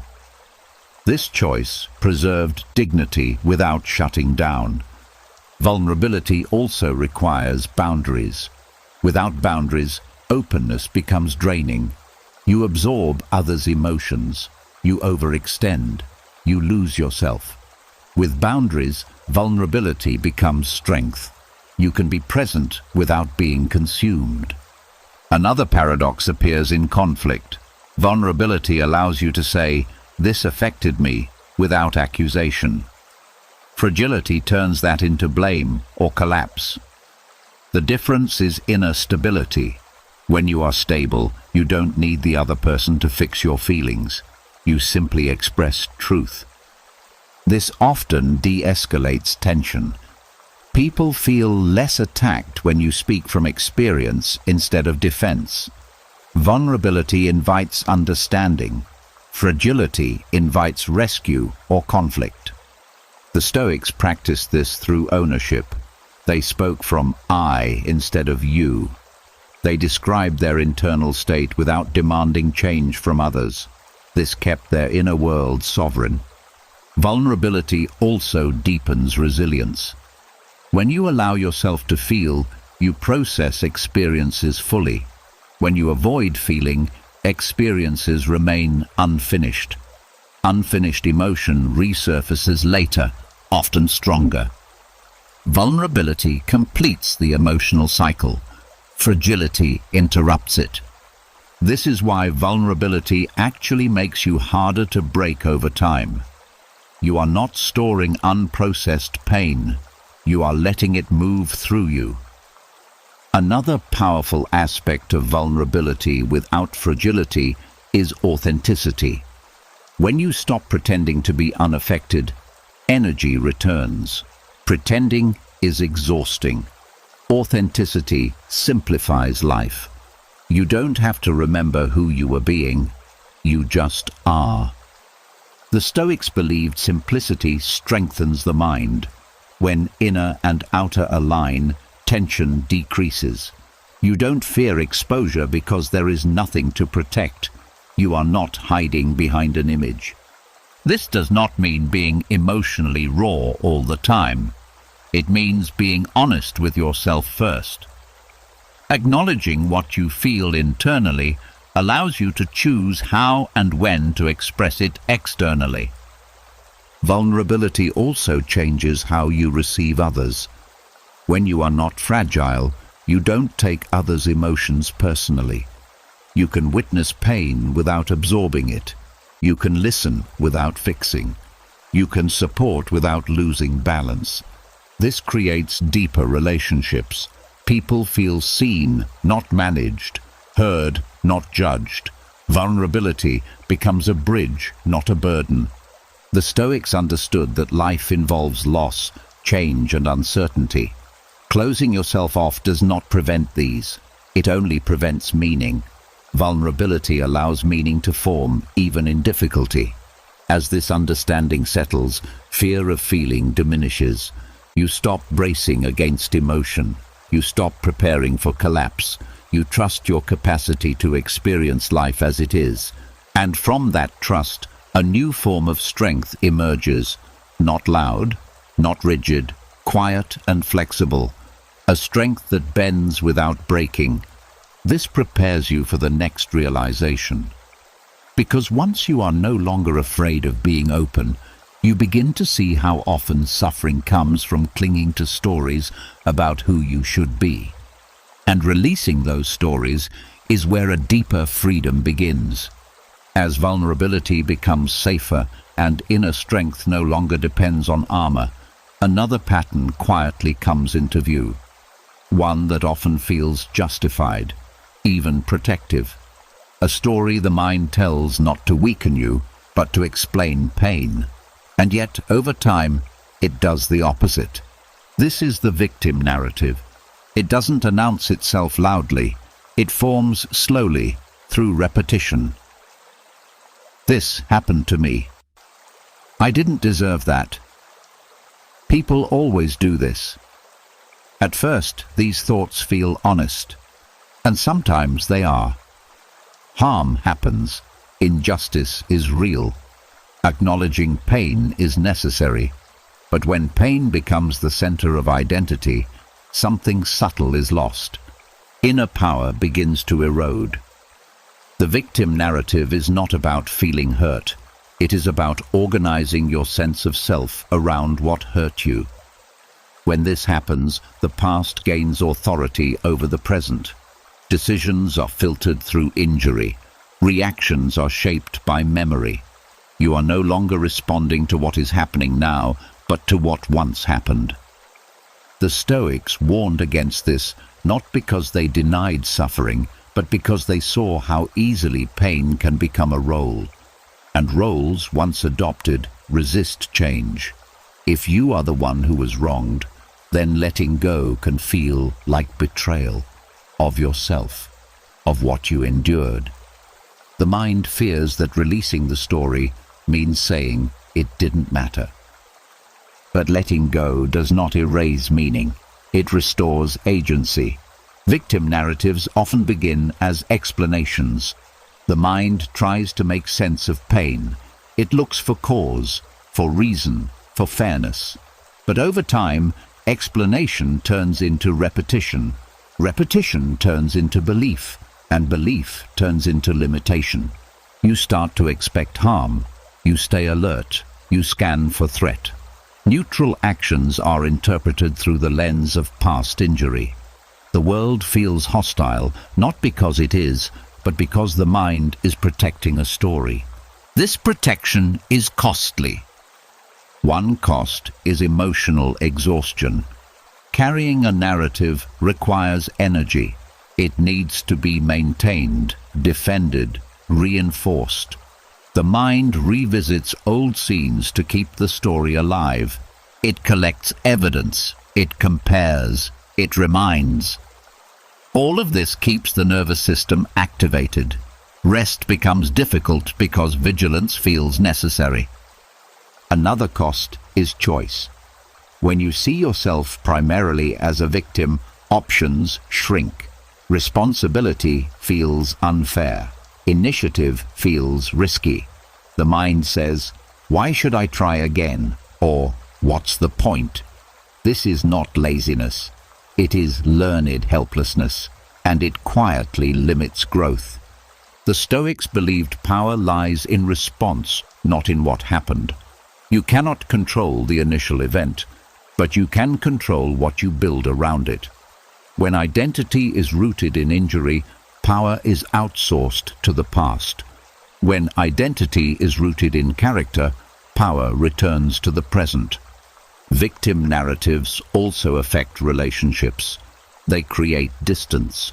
Others are seen as potential threats, not collaborators. Trust becomes conditional. Vulnerability feels dangerous. Even kindness can feel suspicious. The mind is always checking for signs that the story is still true. This does not protect you. It isolates you. Another subtle effect is moral superiority. Being wronged can create a sense of righteousness. I am right because I was hurt. This feels stabilizing, but it traps you. Growth requires humility. Victim narratives resist humility because humility threatens the story. The Stoics practiced dignity without grievance. They believed you could acknowledge harm without letting it define you. You could remember without reliving. Learn without identifying. Letting go of the victim narrative does not mean denying injustice. It means refusing to let injustice decide who you become. A powerful shift happens when you ask, "Who am I beyond what happened to me?" This question reopens identity. It reminds you that you are not a single chapter. You are a living process. Another helpful question is, how does holding this story serve me now? Often the honest answer is, it doesn't. It once protected you. It once made sense. But now it keeps you stuck. Recognizing this is not self-blame. It is self-respect. The Stoics believed that suffering becomes optional when it is no longer fed by identity. Pain may still arise. Sadness may still visit. But without the narrative, these experiences pass through instead of taking residence. You begin to shift from "this happened to me" to "this happened and I am still here." That sentence alone restores power. It places you back in the present, where action is possible. Another important distinction is between accountability and ownership. You can acknowledge responsibility without carrying blame. You can learn from harm without building a home inside it. Victim narratives confuse learning with loyalty to pain. Releasing the narrative does not make you naive. It makes you flexible. You stop predicting harm everywhere. You stop preemptively withdrawing. You meet situations as they are, not as echoes of the past. This also changes how you see others. When you are no longer defined by injury, you don't need to see the world as hostile to justify your pain. Compassion becomes possible again, for yourself, for others. Inner power returns quietly. You feel less reactive, less defensive, less stuck, not because life has been fair, but because you are no longer asking the past for permission to live fully now. The Stoics trusted this kind of strength. It was not loud or dramatic. It was steady, rooted, free from the need to prove suffering. And as the victim narrative loosens, another pattern becomes visible. You start to notice how often the mind keeps pain alive through repetition, through replay, through rumination. And understanding that habit reveals the next step in letting go. How replaying events strengthens suffering instead of resolving it. As the grip of the victim narrative loosens, something else becomes easier to notice. The story may fade, but the mind still circles. It revisits moments, replays words, reconstructs scenes that are already over. And even without strong emotion at first, the body slowly tightens again. This is how suffering quietly renews itself. This is rumination.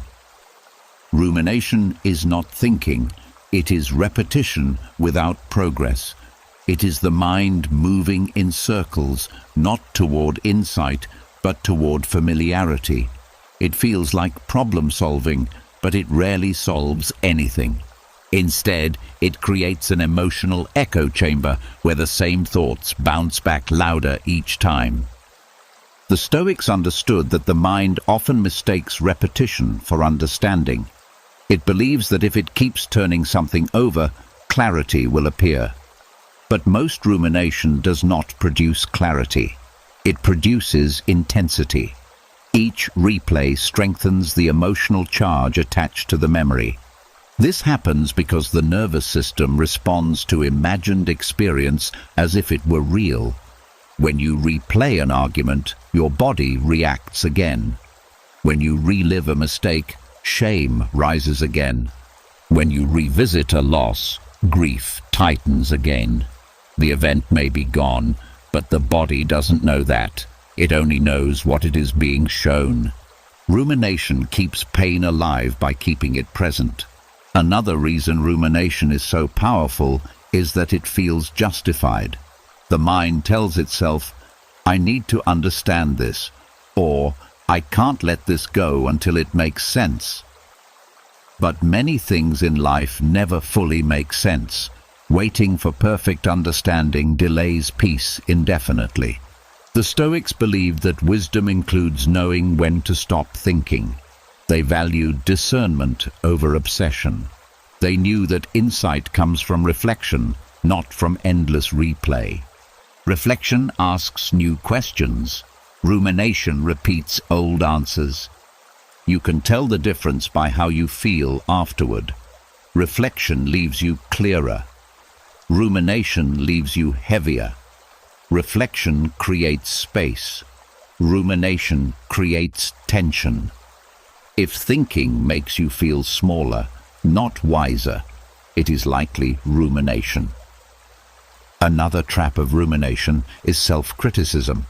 The mind revisits past actions and judges them using present awareness. I should have known.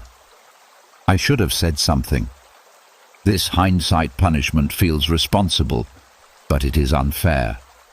You are judging a past version of yourself without considering context, emotional state, or available information at the time.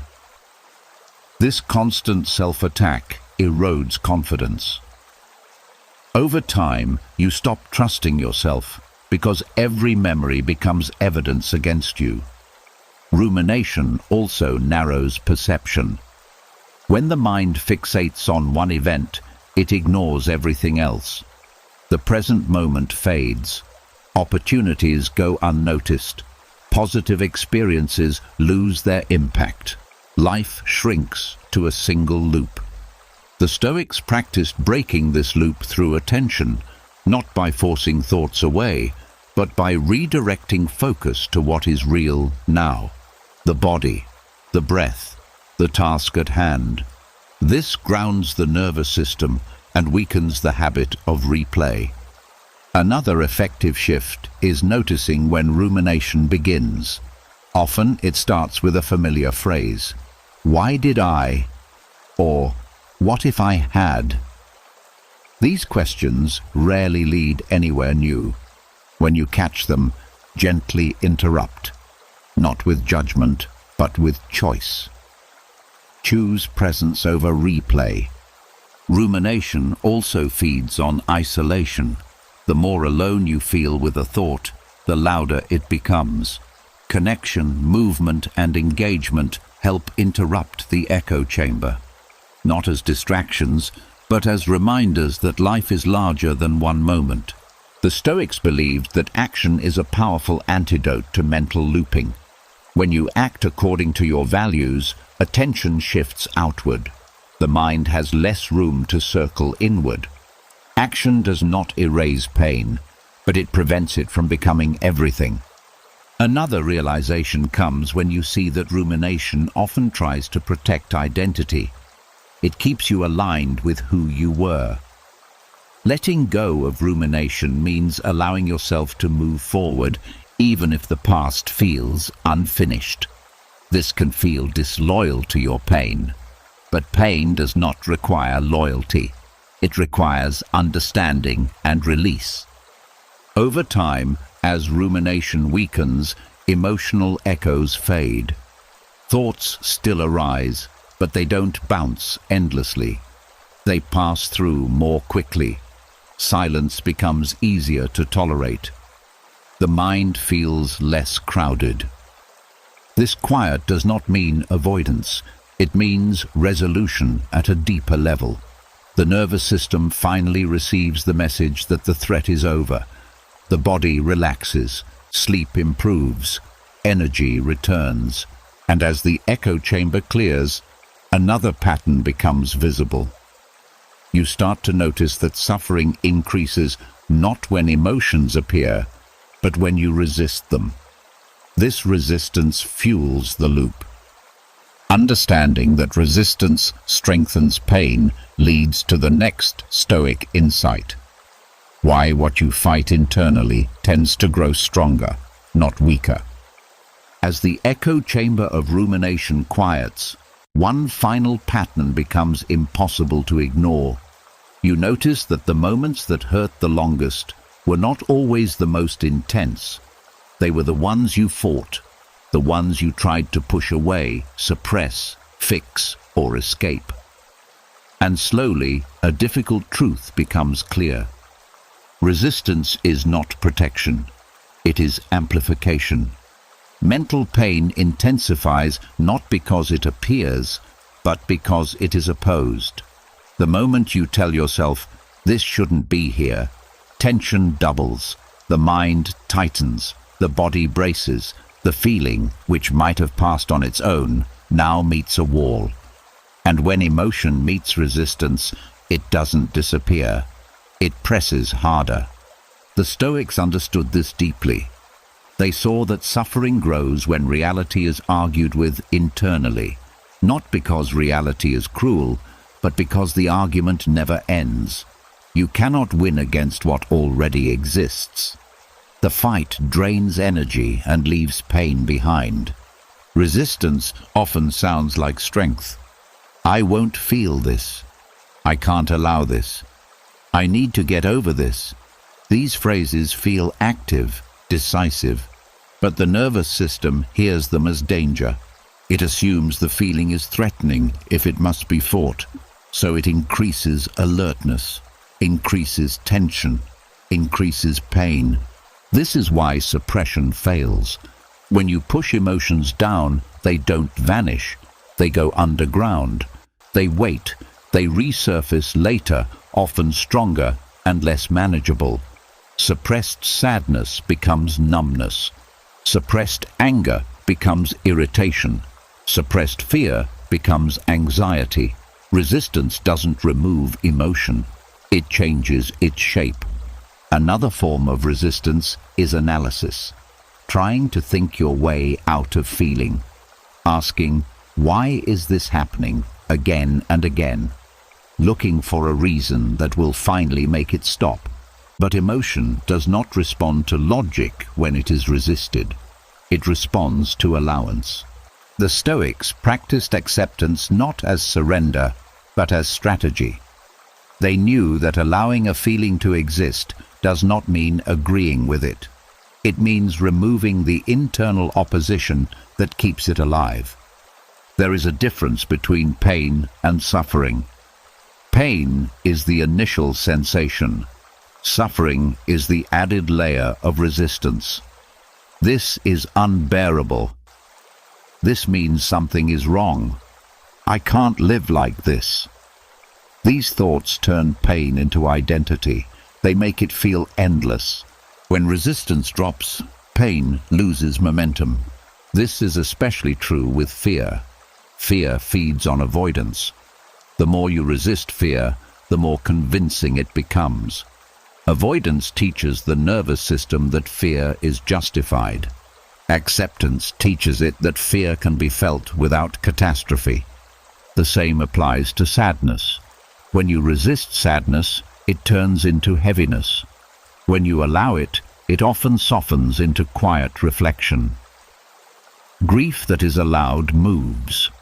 Grief that is resisted stagnates. Resistance also creates self-judgment. I shouldn't still feel this. What's wrong with me? These thoughts add shame to pain. Now you are not only hurting, you are blaming yourself for hurting. This doubles the burden. The Stoics believed that feelings are not moral failures, they are natural responses. Judging them only deepens conflict. When you stop judging what you feel, you stop fighting yourself. Another subtle form of resistance is urgency, the need to feel better now, the demand for immediate relief. This urgency creates pressure. Pressure signals danger. The body tightens. Relief moves further away. Letting go of urgency allows the system to regulate at its own pace. Healing rarely happens on command. It happens when conditions are safe enough. Safety is created through acceptance. Acceptance does not mean passivity. It means honesty. This is here right now. That statement alone relaxes the nervous system. It removes the fight. It allows sensation to complete its cycle. You may notice that when you stop resisting, emotions rise more clearly at first. This can feel scary, but what you are feeling is not intensification. It is clarity. The emotion was already there. You are just no longer pushing it away. And clarity allows release. Another important realization is that resistance often comes from fear of being overwhelmed. You worry that if you allow the feeling, it will consume you. But this fear is rarely accurate.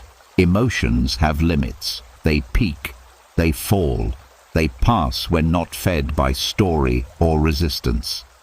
The Stoics trusted this natural rhythm.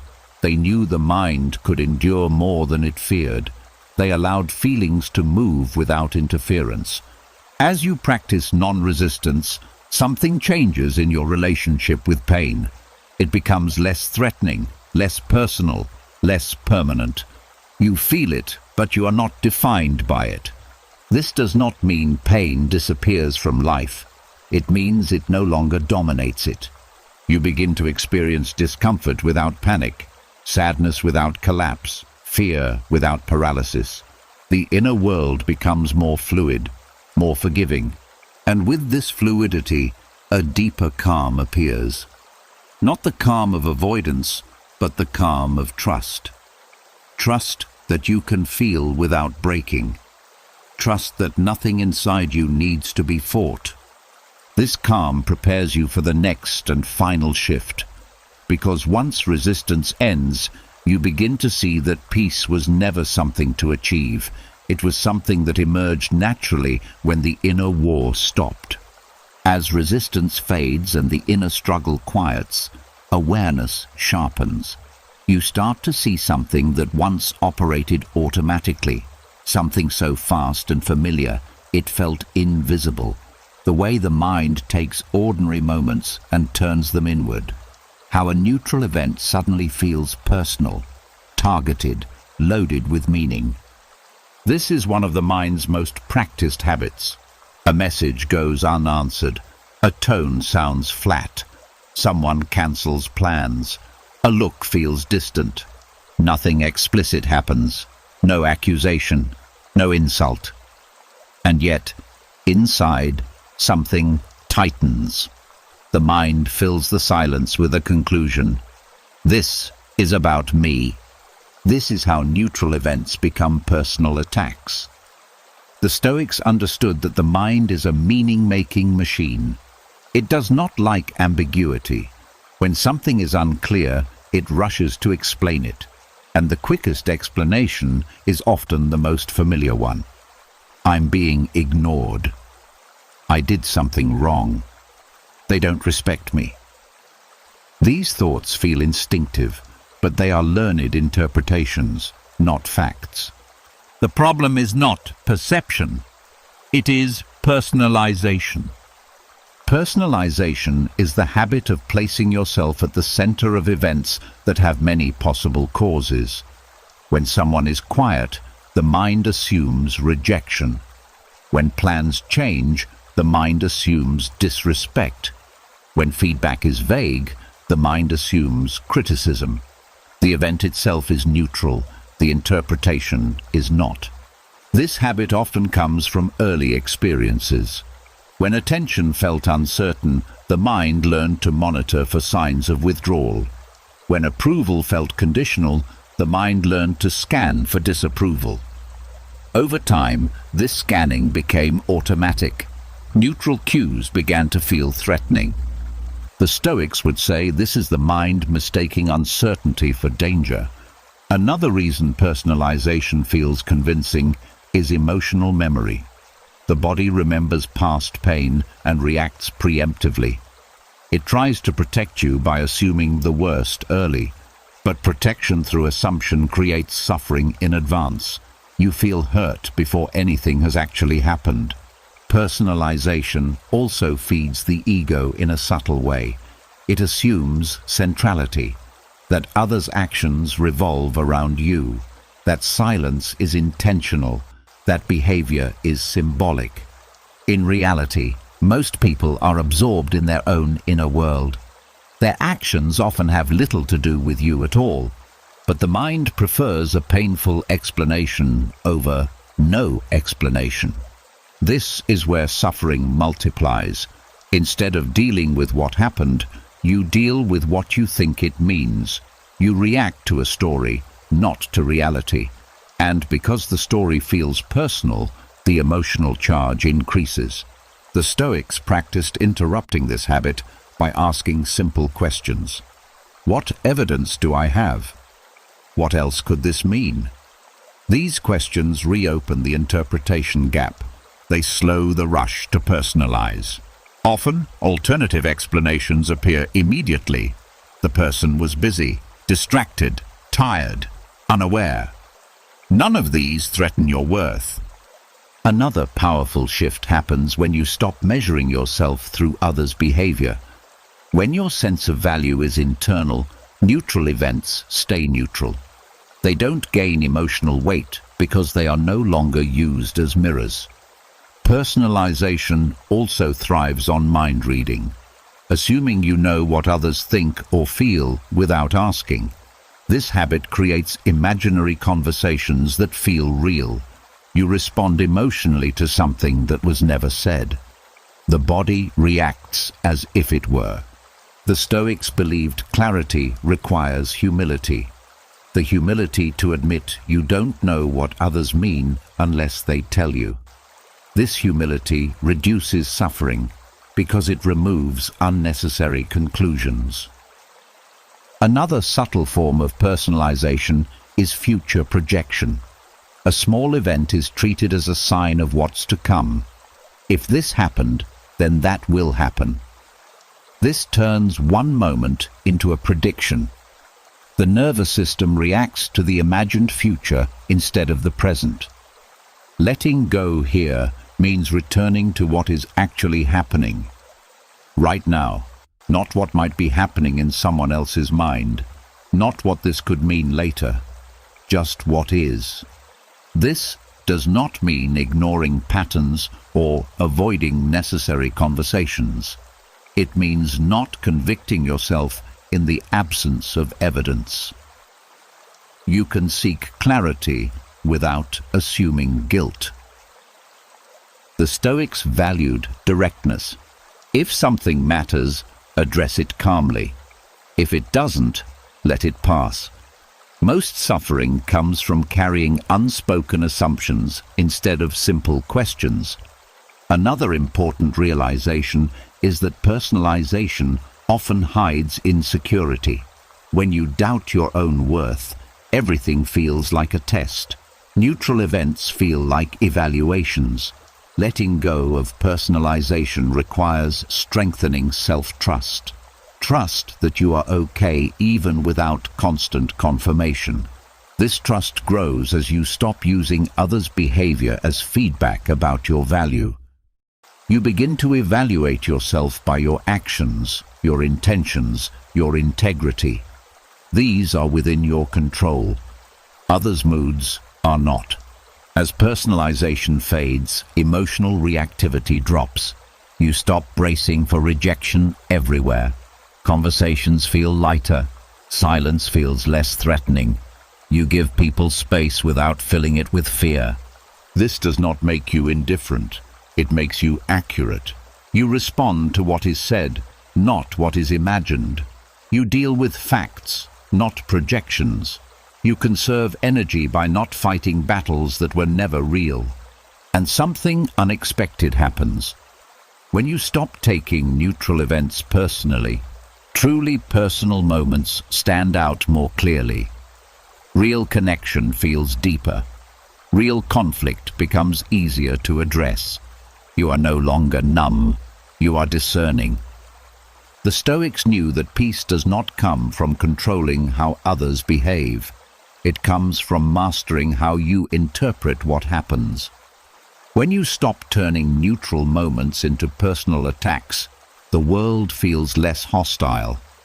Not because it changed, but because you are no longer adding unnecessary weight to every interaction. This is not emotional armor. It is emotional clarity. And from this clarity, the final layer of letting go becomes possible. Because once the mind stops assuming it is under attack, it becomes capable of something rare and powerful, meeting life as it is, without defense, without distortion, and without fear. As the mind stops turning neutral moments into personal attacks, something important becomes possible. You start noticing triggers before they explode, noticing the first spark instead of the fire. This is where most people feel powerless and say, "I can't help it, I'm just triggered." But the Stoics would disagree, not because triggers aren't real, but because they can be neutralized before they take over. A trigger is not an event.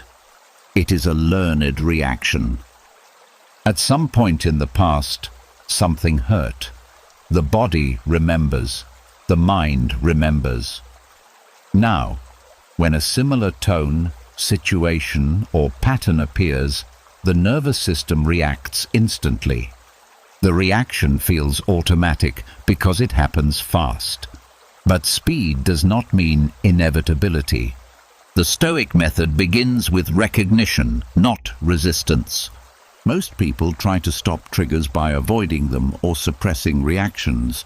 This fails because avoidance teaches the nervous system that the trigger is dangerous. Suppression teaches it that the emotion is unacceptable. Both make the trigger stronger. The Stoics did the opposite. They stayed present. The first step is catching the physical signal. Before thoughts spiral, the body always speaks. A tight chest, a heat in the face, a sudden drop in the stomach. This is the earliest warning system. If you wait until the story starts, the trigger has already gained momentum. Stoic practice trains attention to the body first, not the narrative. When you feel the physical signal, you pause, not to analyze, not to judge, just to notice. This pause interrupts the automatic chain. It creates a small window where choice exists.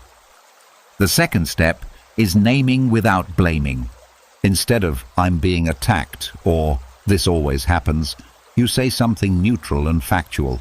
Something has been activated. That familiar reaction is here. This language matters. It prevents escalation. You are not validating the trigger's story. You are acknowledging the sensation. The Stoics believed clarity dissolves intensity. The third step is separating past from present. Triggers are rarely about what is happening now. They are echoes. The nervous system reacts as if the past is repeating itself. The Stoic response is simple but powerful. This feels familiar, but it is not the same situation. You don't need to convince yourself. You don't need proof. You are reminding the body that time has moved forward. This alone reduces threat perception. The fourth step is reclaiming agency. Ask a grounded question. What is actually required of me in this moment? Not, how do I stop feeling this? Not, why am I like this? But what action, if any, is needed now? Often the answer is nothing. No response, no defense, no explanation, just presence. Triggers lose power when they are not rewarded with reaction. Another key Stoic insight is this. Not every trigger needs resolution. Some only need space to burn out.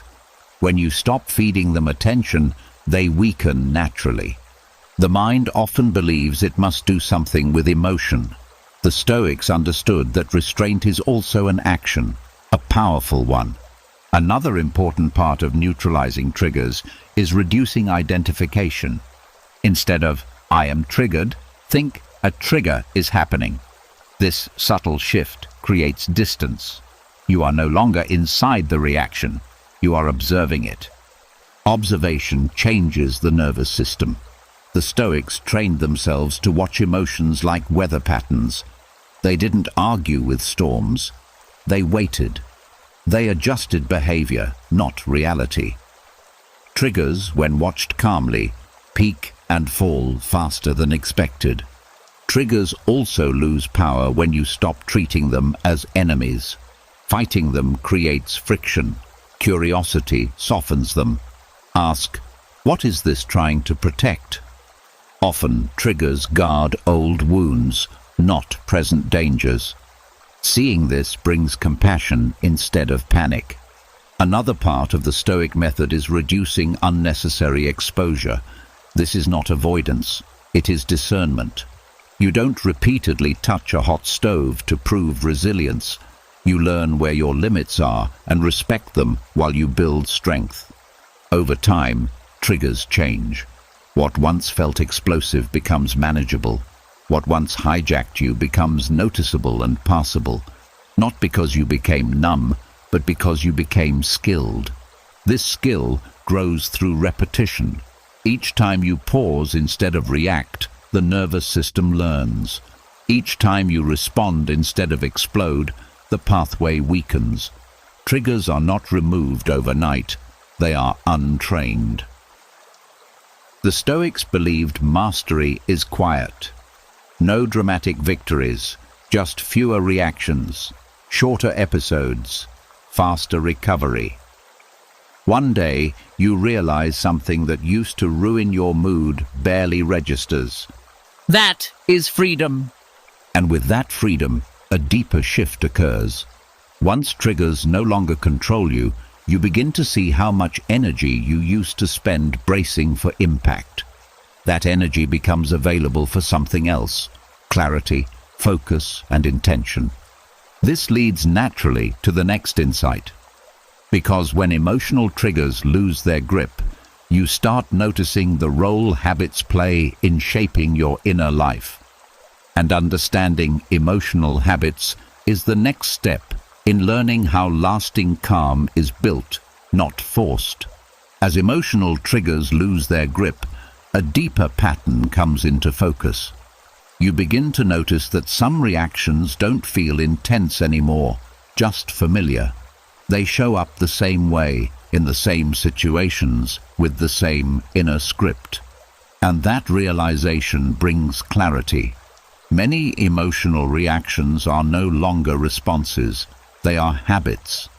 Habits are not chosen each time. They are repeated until they feel automatic. At some point, a reaction made sense. Anger protected you. Withdrawal kept you safe. People-pleasing avoided conflict. Overthinking created the illusion of control. These reactions solved a problem once. The mind remembers that. It stores the response as a shortcut. And the next time a similar situation appears, the habit activates before awareness catches up. This is why emotional reactions feel inevitable.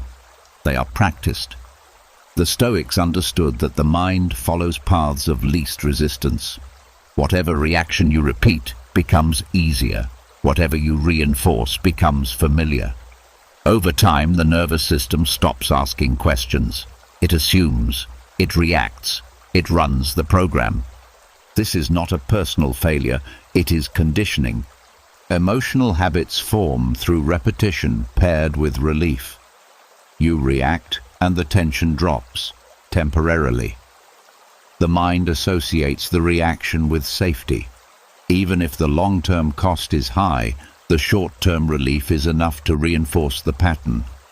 This is how habits persist even when they hurt you. Another reason emotional reactions become habits is identity. You start to think, this is just how I am. I'm an anxious person. I get angry easily. I shut down.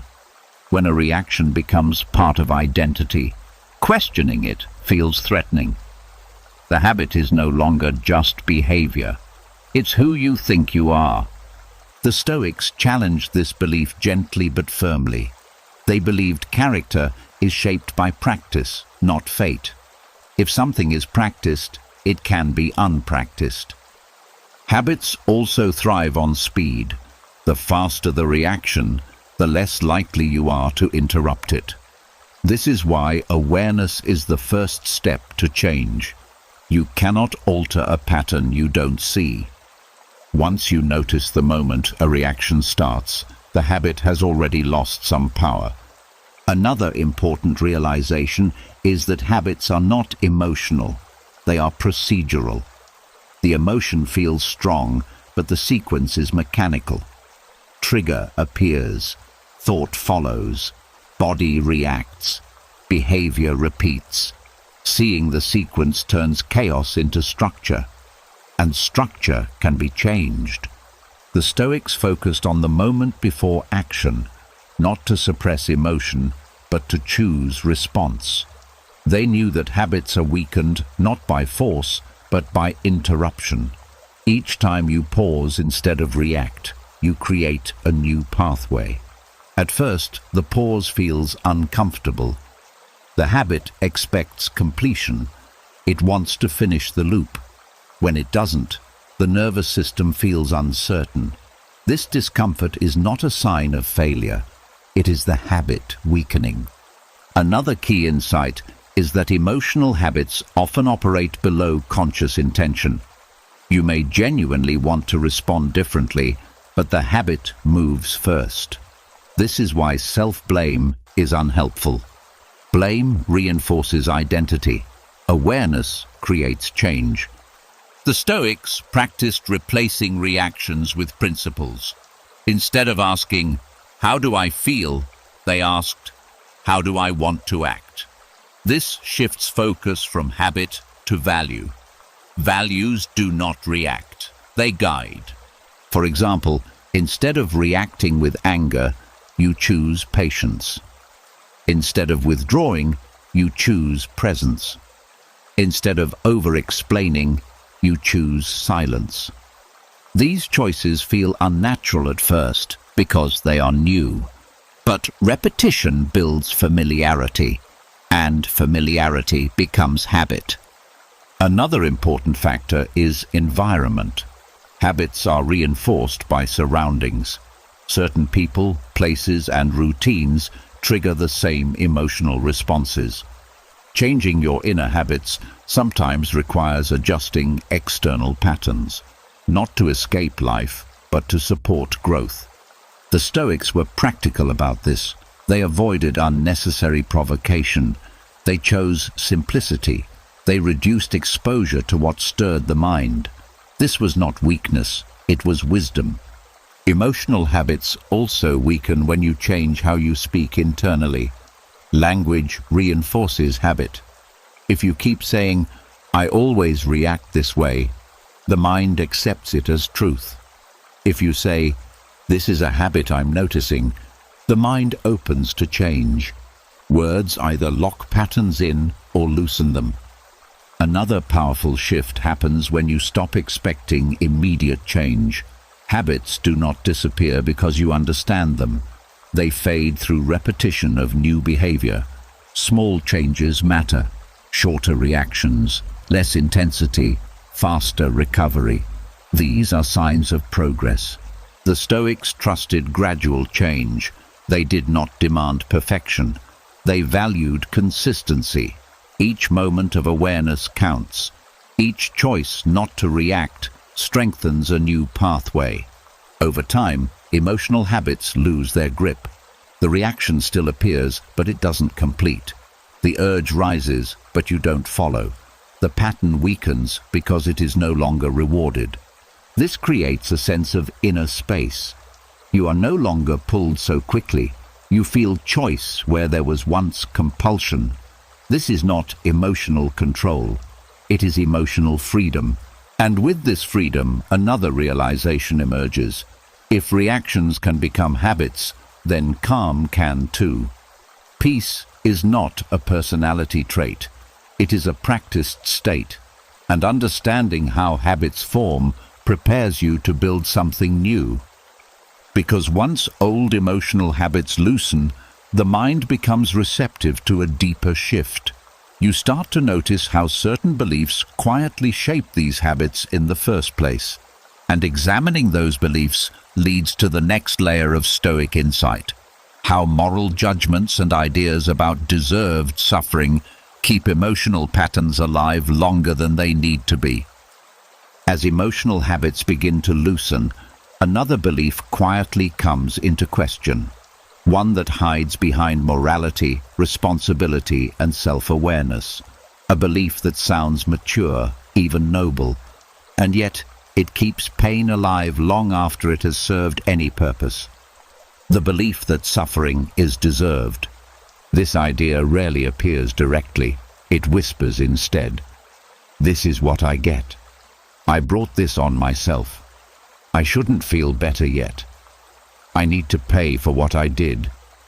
These thoughts don't sound cruel at first. They sound fair. But fairness applied inward without mercy becomes punishment. The Stoics saw this clearly. They understood that responsibility and self-torture are not the same thing. Learning from pain does not require living inside it. The illusion of deserved suffering forms when the mind confuses accountability with penance. You make a mistake. You feel guilt. Guilt signals awareness. That part is healthy. But then the mind takes it further. It decides that feeling bad longer makes you better. that relief would be dishonest, that peace must be earned through pain. This is where suffering stops teaching and starts lingering. Deserved suffering keeps the nervous system in a state of tension. The body never fully relaxes because it believes it is still under sentence. Even when circumstances improve, the mind refuses relief. It says, "Not yet." This creates a strange inner conflict. Life moves forward, but you hold yourself back. The Stoics believed punishment without purpose is cruelty, even when self-inflicted. Another reason this illusion persists is fear of repetition. The mind believes that if it keeps the pain alive, it will prevent future mistakes. It treats suffering as a warning label. But pain is not the same as wisdom. Wisdom comes from understanding, not prolonged discomfort. Once a lesson is learned, continued suffering adds nothing. Deserved suffering also strengthens identity in subtle ways. I am the one who messed up. I am the one who failed. These identities feel honest, but they lock you into the past. Growth requires movement. Identity rooted in punishment resists change. The Stoics practiced separating action from self-worth.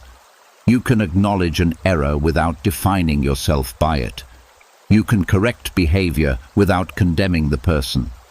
When this distinction is lost, suffering becomes moralized. Another hidden cost of deserved suffering is that it blocks compassion, not just toward yourself, but toward others. When you believe pain is earned, you begin to see the world that way. You judge, you compare, you weigh worthiness. This creates hardness, not strength. The Stoics believed life is not a courtroom handing out sentences. It is a field where experience teaches, sometimes gently, sometimes harshly. But the teaching ends when the lesson is integrated. There is also pride hidden in deserved suffering, a quiet pride. I won't let myself off the hook. This can feel like integrity, but it often masks fear of forgiveness. Forgiving yourself feels like erasing the past, but forgiveness does not erase memory. It releases attachment to punishment. Another important realization is that the idea of deserved suffering assumes control over outcomes you never had. You judge yourself as if you could have acted with perfect clarity in the past. This is hindsight arrogance, not responsibility. You did the best you could with the awareness you had at the time. The Stoics practiced humility toward the past. They did not excuse mistakes, but they refused to judge yesterday with today's insight. Growth creates a gap between who you were and who you are. That gap is evidence of learning, not proof of guilt. Letting go of deserved suffering begins with a simple question. What is the purpose of continuing to feel this way? If the answer is punishment, pause. Punishment does not improve character. Understanding does. Another helpful question is, if someone I loved made this mistake, would I want them to suffer this long? Often, the answer is no. This reveals a double standard. You offer others compassion, but deny it to yourself. The Stoics believed consistency of character includes how you treat yourself. When deserved suffering loosens, relief may feel uncomfortable at first. The mind may protest. It may say you're avoiding responsibility.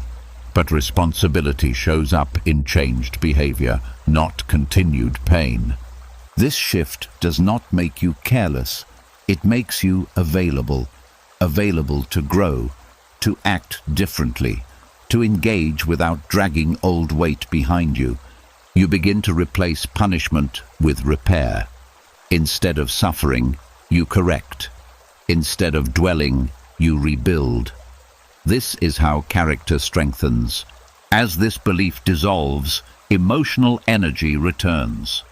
You stop carrying guilt that no longer serves a purpose. You stop proving your worth through pain.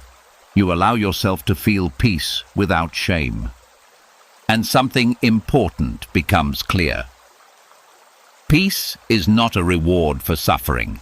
It is a condition for wisdom. A calm mind sees clearly. A punished mind stays stuck. The Stoics understood that freedom comes not from paying for the past, but from living well in the present. Once the lesson is learned, suffering has no authority left. And as this authority fades, another pattern reveals itself. You begin to notice how often emotional pain is prolonged, not by guilt, but by the need to defend a moral story about yourself.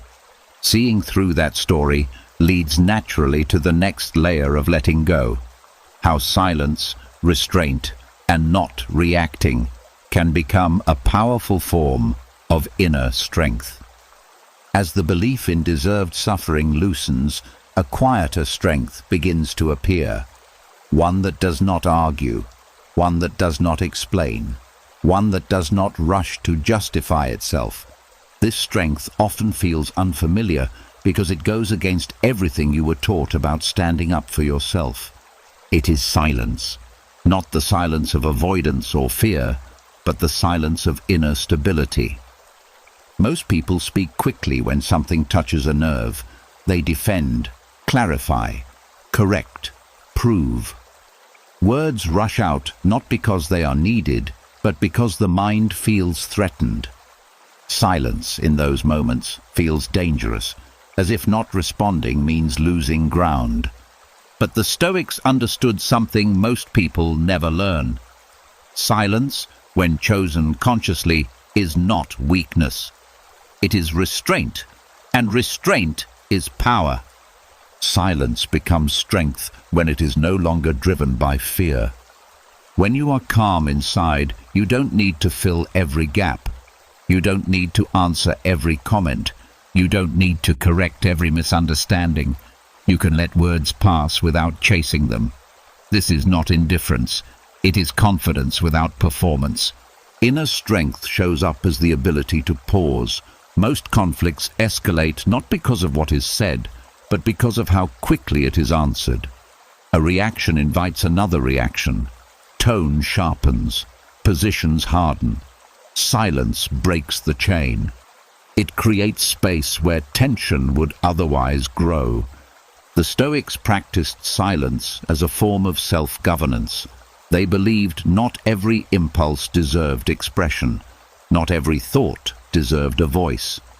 When you speak from impulse, you give your inner world away. When you pause, you keep authority. Another reason silence feels powerful is that it removes fuel. Many provocations survive on reaction. They feed on attention, explanation, defense. When you remain silent, the provocation has nowhere to land. It collapses under its own weight. This does not mean you never speak. It means you speak intentionally. Silence also protects clarity. When emotions are stirred, words often distort truth. You say things you don't fully mean. You explain too much. You reveal more than necessary. Silence gives emotions time to settle so that when you do speak, your words are precise instead of reactive. The Stoics valued this timing deeply.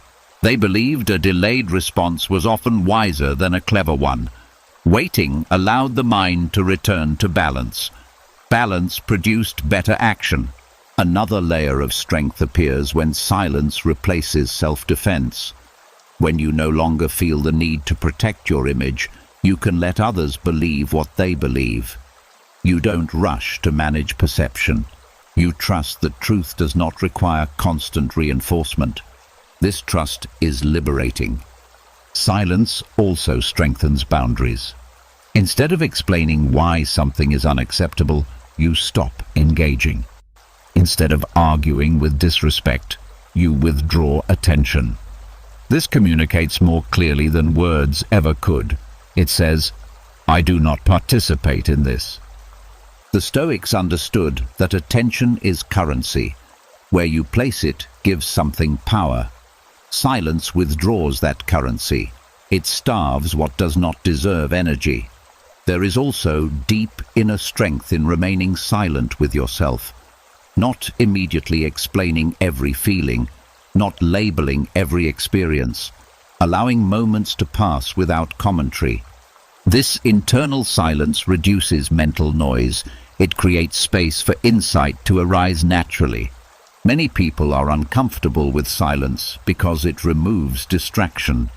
In silence, you feel what is there. But when you no longer fear inner experience, silence becomes restful instead of threatening. Silence is also an act of humility. It acknowledges that you don't always need to have the last word, that you don't always know, that not every moment requires control. This humility softens the ego and reduces inner conflict. The Stoics believed humility was not lowering yourself. It was releasing unnecessary struggle. Another important distinction is that silence is not avoidance. Avoidance runs away from discomfort. Silence stays present without escalating. You are still there. You are just not feeding the fire. This is especially powerful in emotional situations. When someone is angry, silence allows their emotion to complete itself. When you respond with calm, you don't absorb their energy. You don't mirror it. You stay grounded. This grounded presence often de-escalates tension more effectively than explanation or defense. Silence also builds patience. You learn to tolerate not knowing how things will turn out. You stop forcing closure. You allow time to do its work. Many problems resolve themselves when not constantly interfered with. The Stoics trusted time because they trusted reality more than impulse. As you practice silence, you begin to notice how often speech was used to relieve your own discomfort rather than to improve a situation. This awareness refines communication. When you do speak, your words carry more weight because they are fewer and more intentional. Silence sharpens discernment. You no longer react to every invitation. You choose. You listen more. You speak less. And in that quiet, you feel stronger, not smaller. This strength does not come from dominance. It comes from self-possession. You are no longer leaking energy through constant explanation, defense, or reaction. You conserve it. You direct it. You keep it. And as silence becomes comfortable, another insight appears. You realize that much of your suffering came not from what others did, but from how quickly you felt compelled to respond. When that compulsion fades, peace becomes easier to access. This prepares the way for the next lesson. Because once silence becomes a source of strength, you begin to see how endurance itself, especially emotional endurance, is more powerful than force. And understanding that endurance reshapes how you relate to hardship, challenge, and resilience itself. As silence becomes a place of strength rather than absence, something deeper settles in. You notice that you are not collapsing the way you once feared you would. Feelings come and go, situations rise and fall, and you remain. This is where a quiet truth reveals itself, one that modern life often overlooks. Emotional endurance lasts longer than physical strength ever will. Physical strength is visible, it is measured, it peaks and declines. Time eventually takes it. Emotional endurance is different. It grows in places no one sees. It deepens through experience. And unlike muscle, it does not disappear with age. In many ways, it matures. The Stoics understood this well. They knew that the body has limits, but the mind, when trained, can carry far more than people expect. Emotional endurance is not about toughness. It is about capacity. the capacity to feel without breaking, to stay present without escaping, to keep integrity intact under pressure. Most people try to avoid discomfort because they believe it will overwhelm them. They assume that if something hurts emotionally, it will damage them. But endurance is built by staying with discomfort long enough to see that it does not destroy you. It moves, it shifts, it passes. This realization changes how you approach hardship. Physical strength works through resistance. You push against weight, you strain, you exhaust the muscle. Emotional endurance works through allowance. You allow the feeling to be there without turning it into a crisis. You don't brace, you don't harden, you stay open. That openness is what allows endurance to form. Another reason emotional endurance outlasts physical strength is that it adapts. When you endure emotionally, you don't just survive, you integrate. Each experience expands your capacity. You become less startled by intensity, less afraid of feeling deeply. Life stops feeling like a constant threat. Physical strength often depends on conditions: rest, nutrition, youth. Emotional endurance depends on relationship.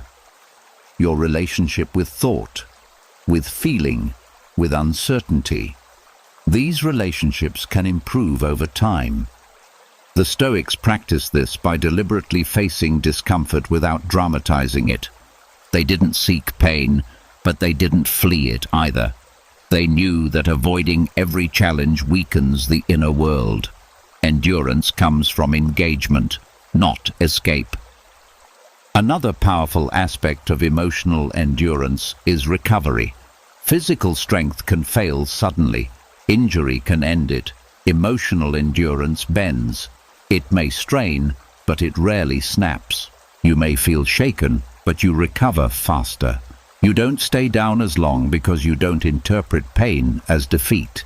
This resilience changes your self-image.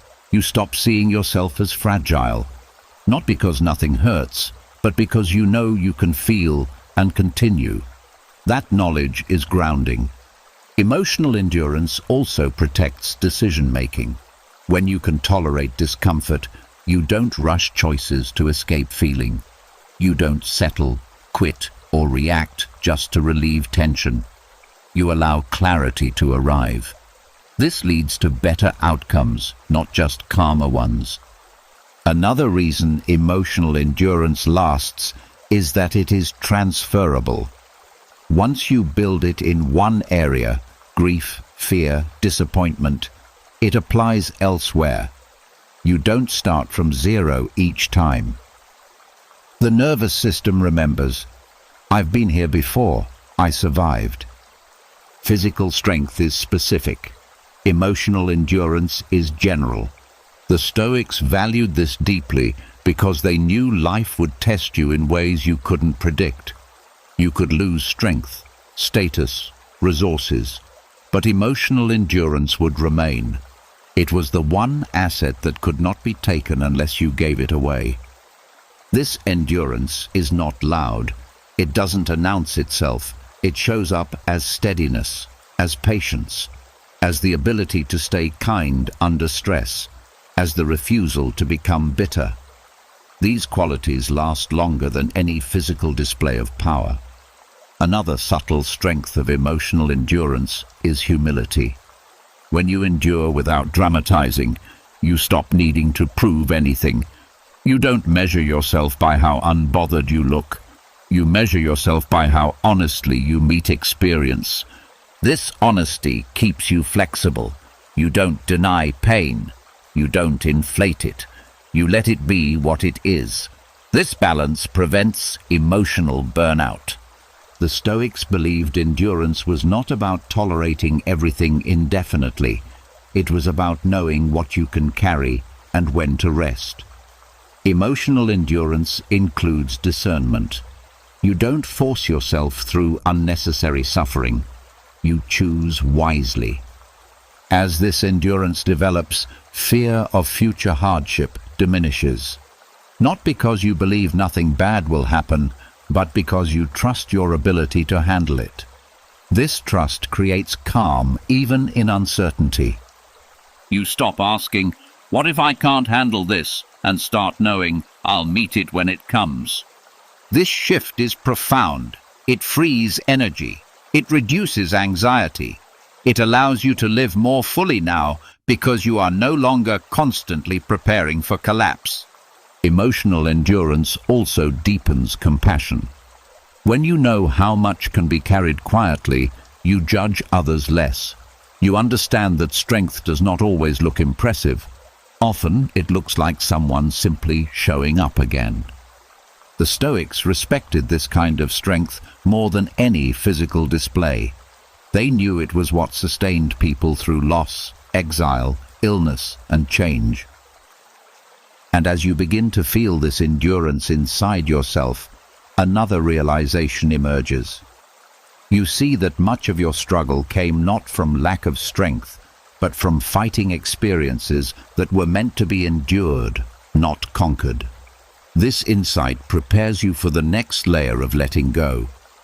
Because once endurance replaces resistance, you start to notice how attention itself determines the weight of experience. And learning where to place attention becomes the next key to inner freedom. As emotional endurance becomes something you trust, another truth quietly reveals itself. Pain has not disappeared, but it no longer dominates the way it once did.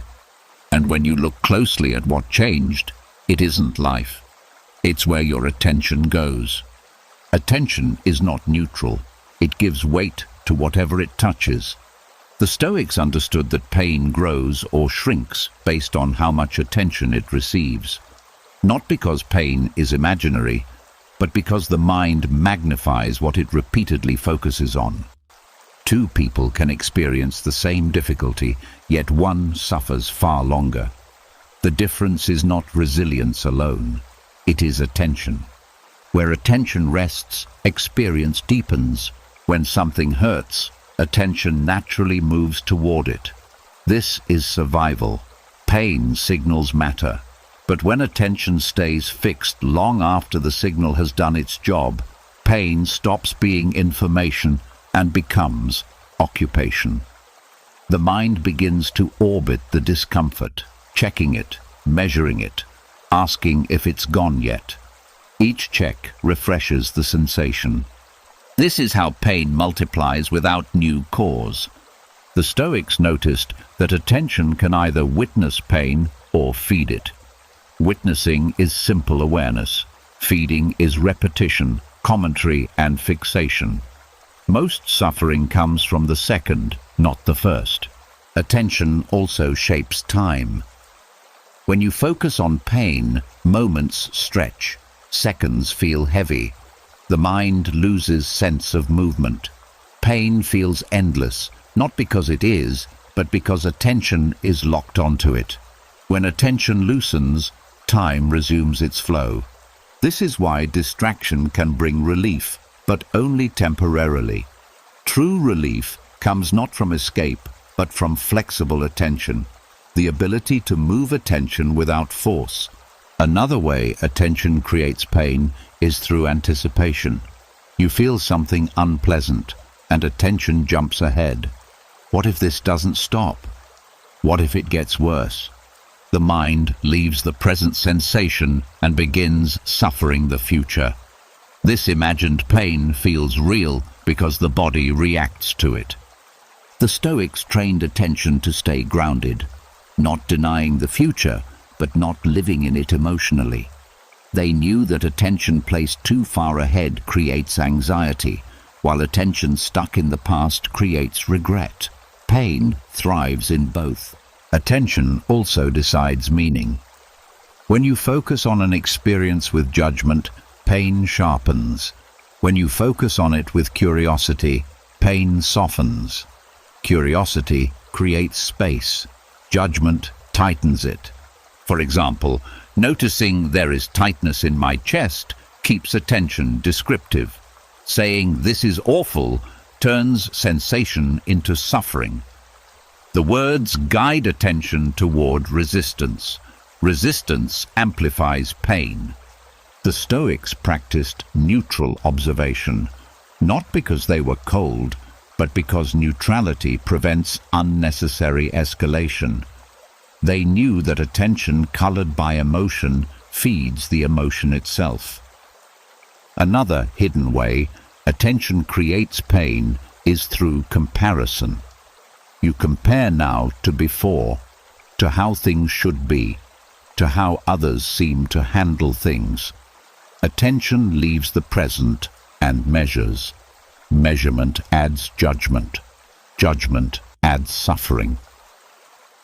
When attention returns to what is actually happening now, without commentary, pain becomes manageable. It doesn't vanish, but it no longer overwhelms. The Stoics also understood that attention is finite. Wherever it goes, something else is neglected. When all attention is given to pain, meaning, beauty, connection, and possibility fade into the background. Life narrows.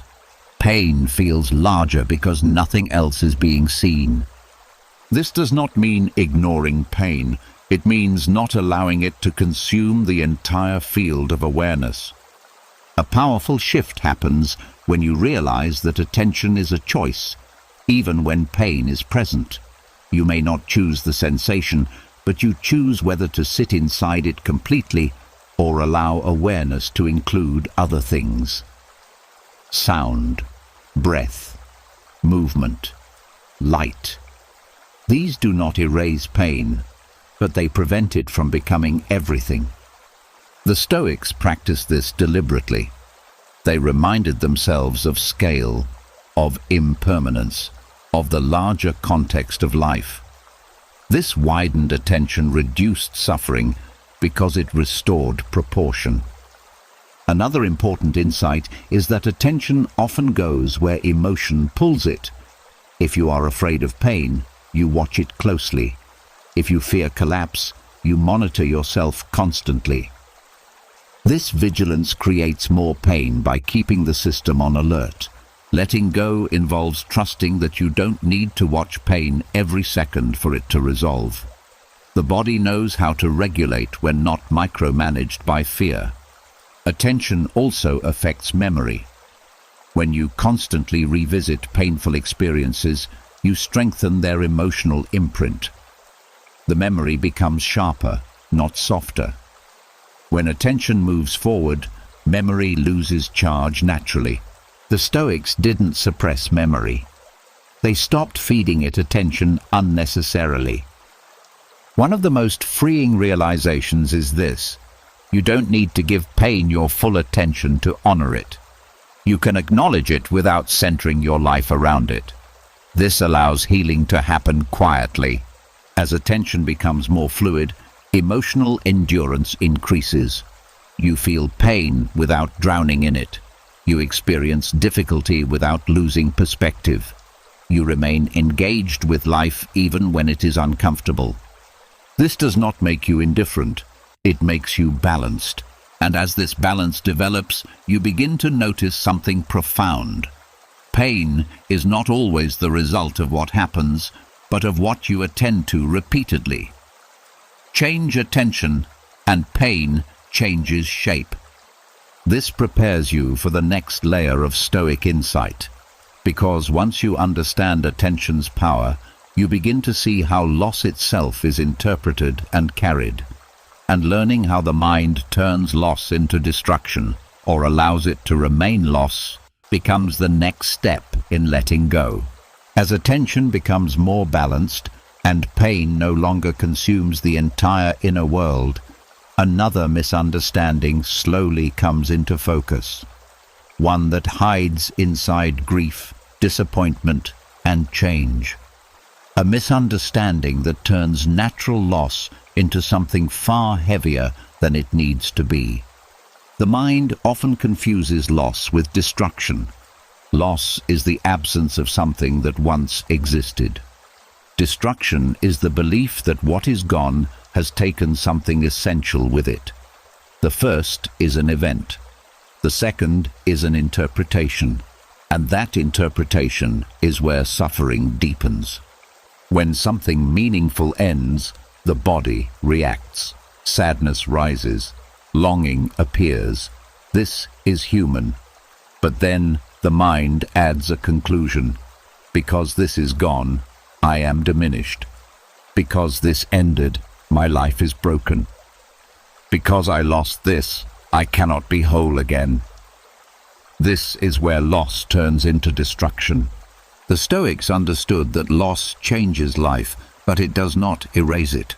They saw that meaning is not stored in a single person, role, or outcome. When the mind ties meaning to one form, losing that form feels like losing everything. This is why some losses feel unbearable, not because they are objectively greater, but because identity was attached to them. The mind says, without this, who am I? That question feels terrifying. It suggests collapse. But identity is not a single structure. It is adaptive. It evolves.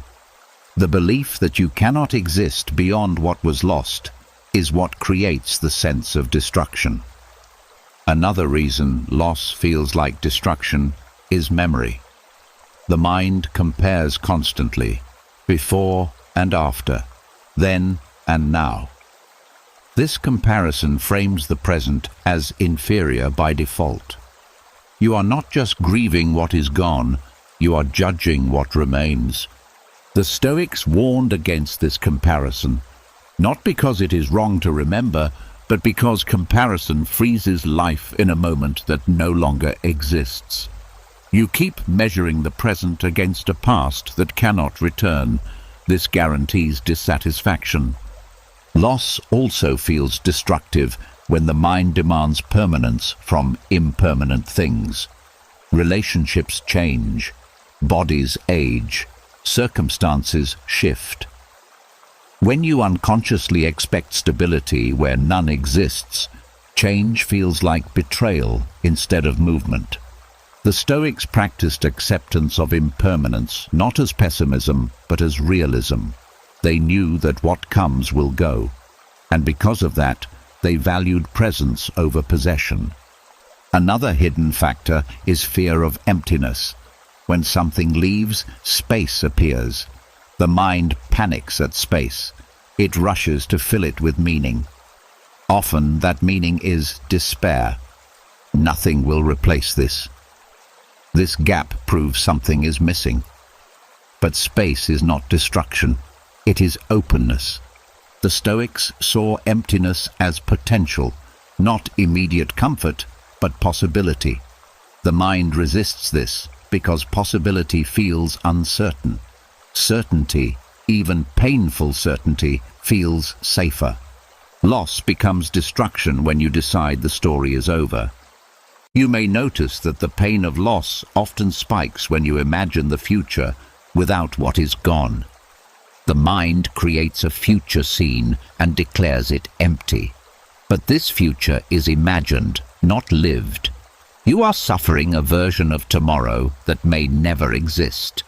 The Stoics trained themselves to return to now, not to deny grief, but to prevent imagination from turning loss into hopelessness. Right now, you are breathing. Right now, you are here. Right now, life continues, even if it feels altered. Another important distinction is between grieving what was and rejecting what is. Grief honors the past. Rejection fights the present. When you grieve, pain moves. When you reject, pain stagnates. The Stoics allowed grief. They did not dramatize it. They let it pass through without turning it into a permanent identity. You can miss what is gone without declaring yourself ruined. Loss also feels destructive when it is tangled with self-worth. I lost this because I wasn't enough. If I were better, this wouldn't have happened. These thoughts turn loss into self-attack. The mind uses absence as evidence against you. This is not truth. It is blame disguised as understanding. The Stoics believed that many losses are not personal failures. They are intersections of timing, circumstance, and change. Carrying responsibility for what was never fully in your control adds unnecessary weight. Letting go here means allowing loss to be what it is, an ending, not a verdict. You don't need to decide what it means about your future immediately. You don't need to rebuild meaning overnight. Life reorganizes gradually when not forced. Another powerful shift happens when you stop asking, "Why did this happen?" and start asking, "What remains?" Not in a dismissive way, but in an honest one. Often, what remains is more than you think. Capacity, values, experience, connection. You are still here. The Stoics believed that what cannot be taken is more important than what can. Character, integrity, the ability to respond. These survive loss. Over time, when loss is not confused with destruction, grief softens. Not because the loss mattered less, but because it is no longer threatening your existence. You begin to integrate the experience instead of being consumed by it. You carry the memory without collapsing into it. You honor what was without rejecting what is. This integration is where healing lives. What you've just walked through is not a set of ideas meant to impress the mind. It is a way of putting the mind down. You've seen how pain begins not with events, but with interpretation. How offense is learned, how stories harden into habits, how resistance feeds suffering, how loss becomes heavier when the mind turns it into destruction. And through every lesson, one truth keeps returning. Nothing outside the mind can harm you, unless the mind gives it permission. This doesn't mean life won't challenge you. It means challenge no longer owns you. It means emotions can rise without ruling, thoughts can appear without commanding, and the world can move without shaking your center. Letting go is not forgetting. It is not weakness. It is not silence born of fear. Letting go is the quiet strength of no longer fighting what already is, the discipline of choosing clarity over chaos, the freedom of carrying less and living more. If one idea from this journey stayed with you, don't let it pass unnoticed. Write in the comments the word free, not for anyone else, but as a reminder to yourself of what you're practicing now. And if this kind of calm, grounded wisdom is something you want more of, subscribe to the channel and stay with us, not to escape life, but to meet it with a steady mind. A quiet mind is not an empty one, it is a powerful one.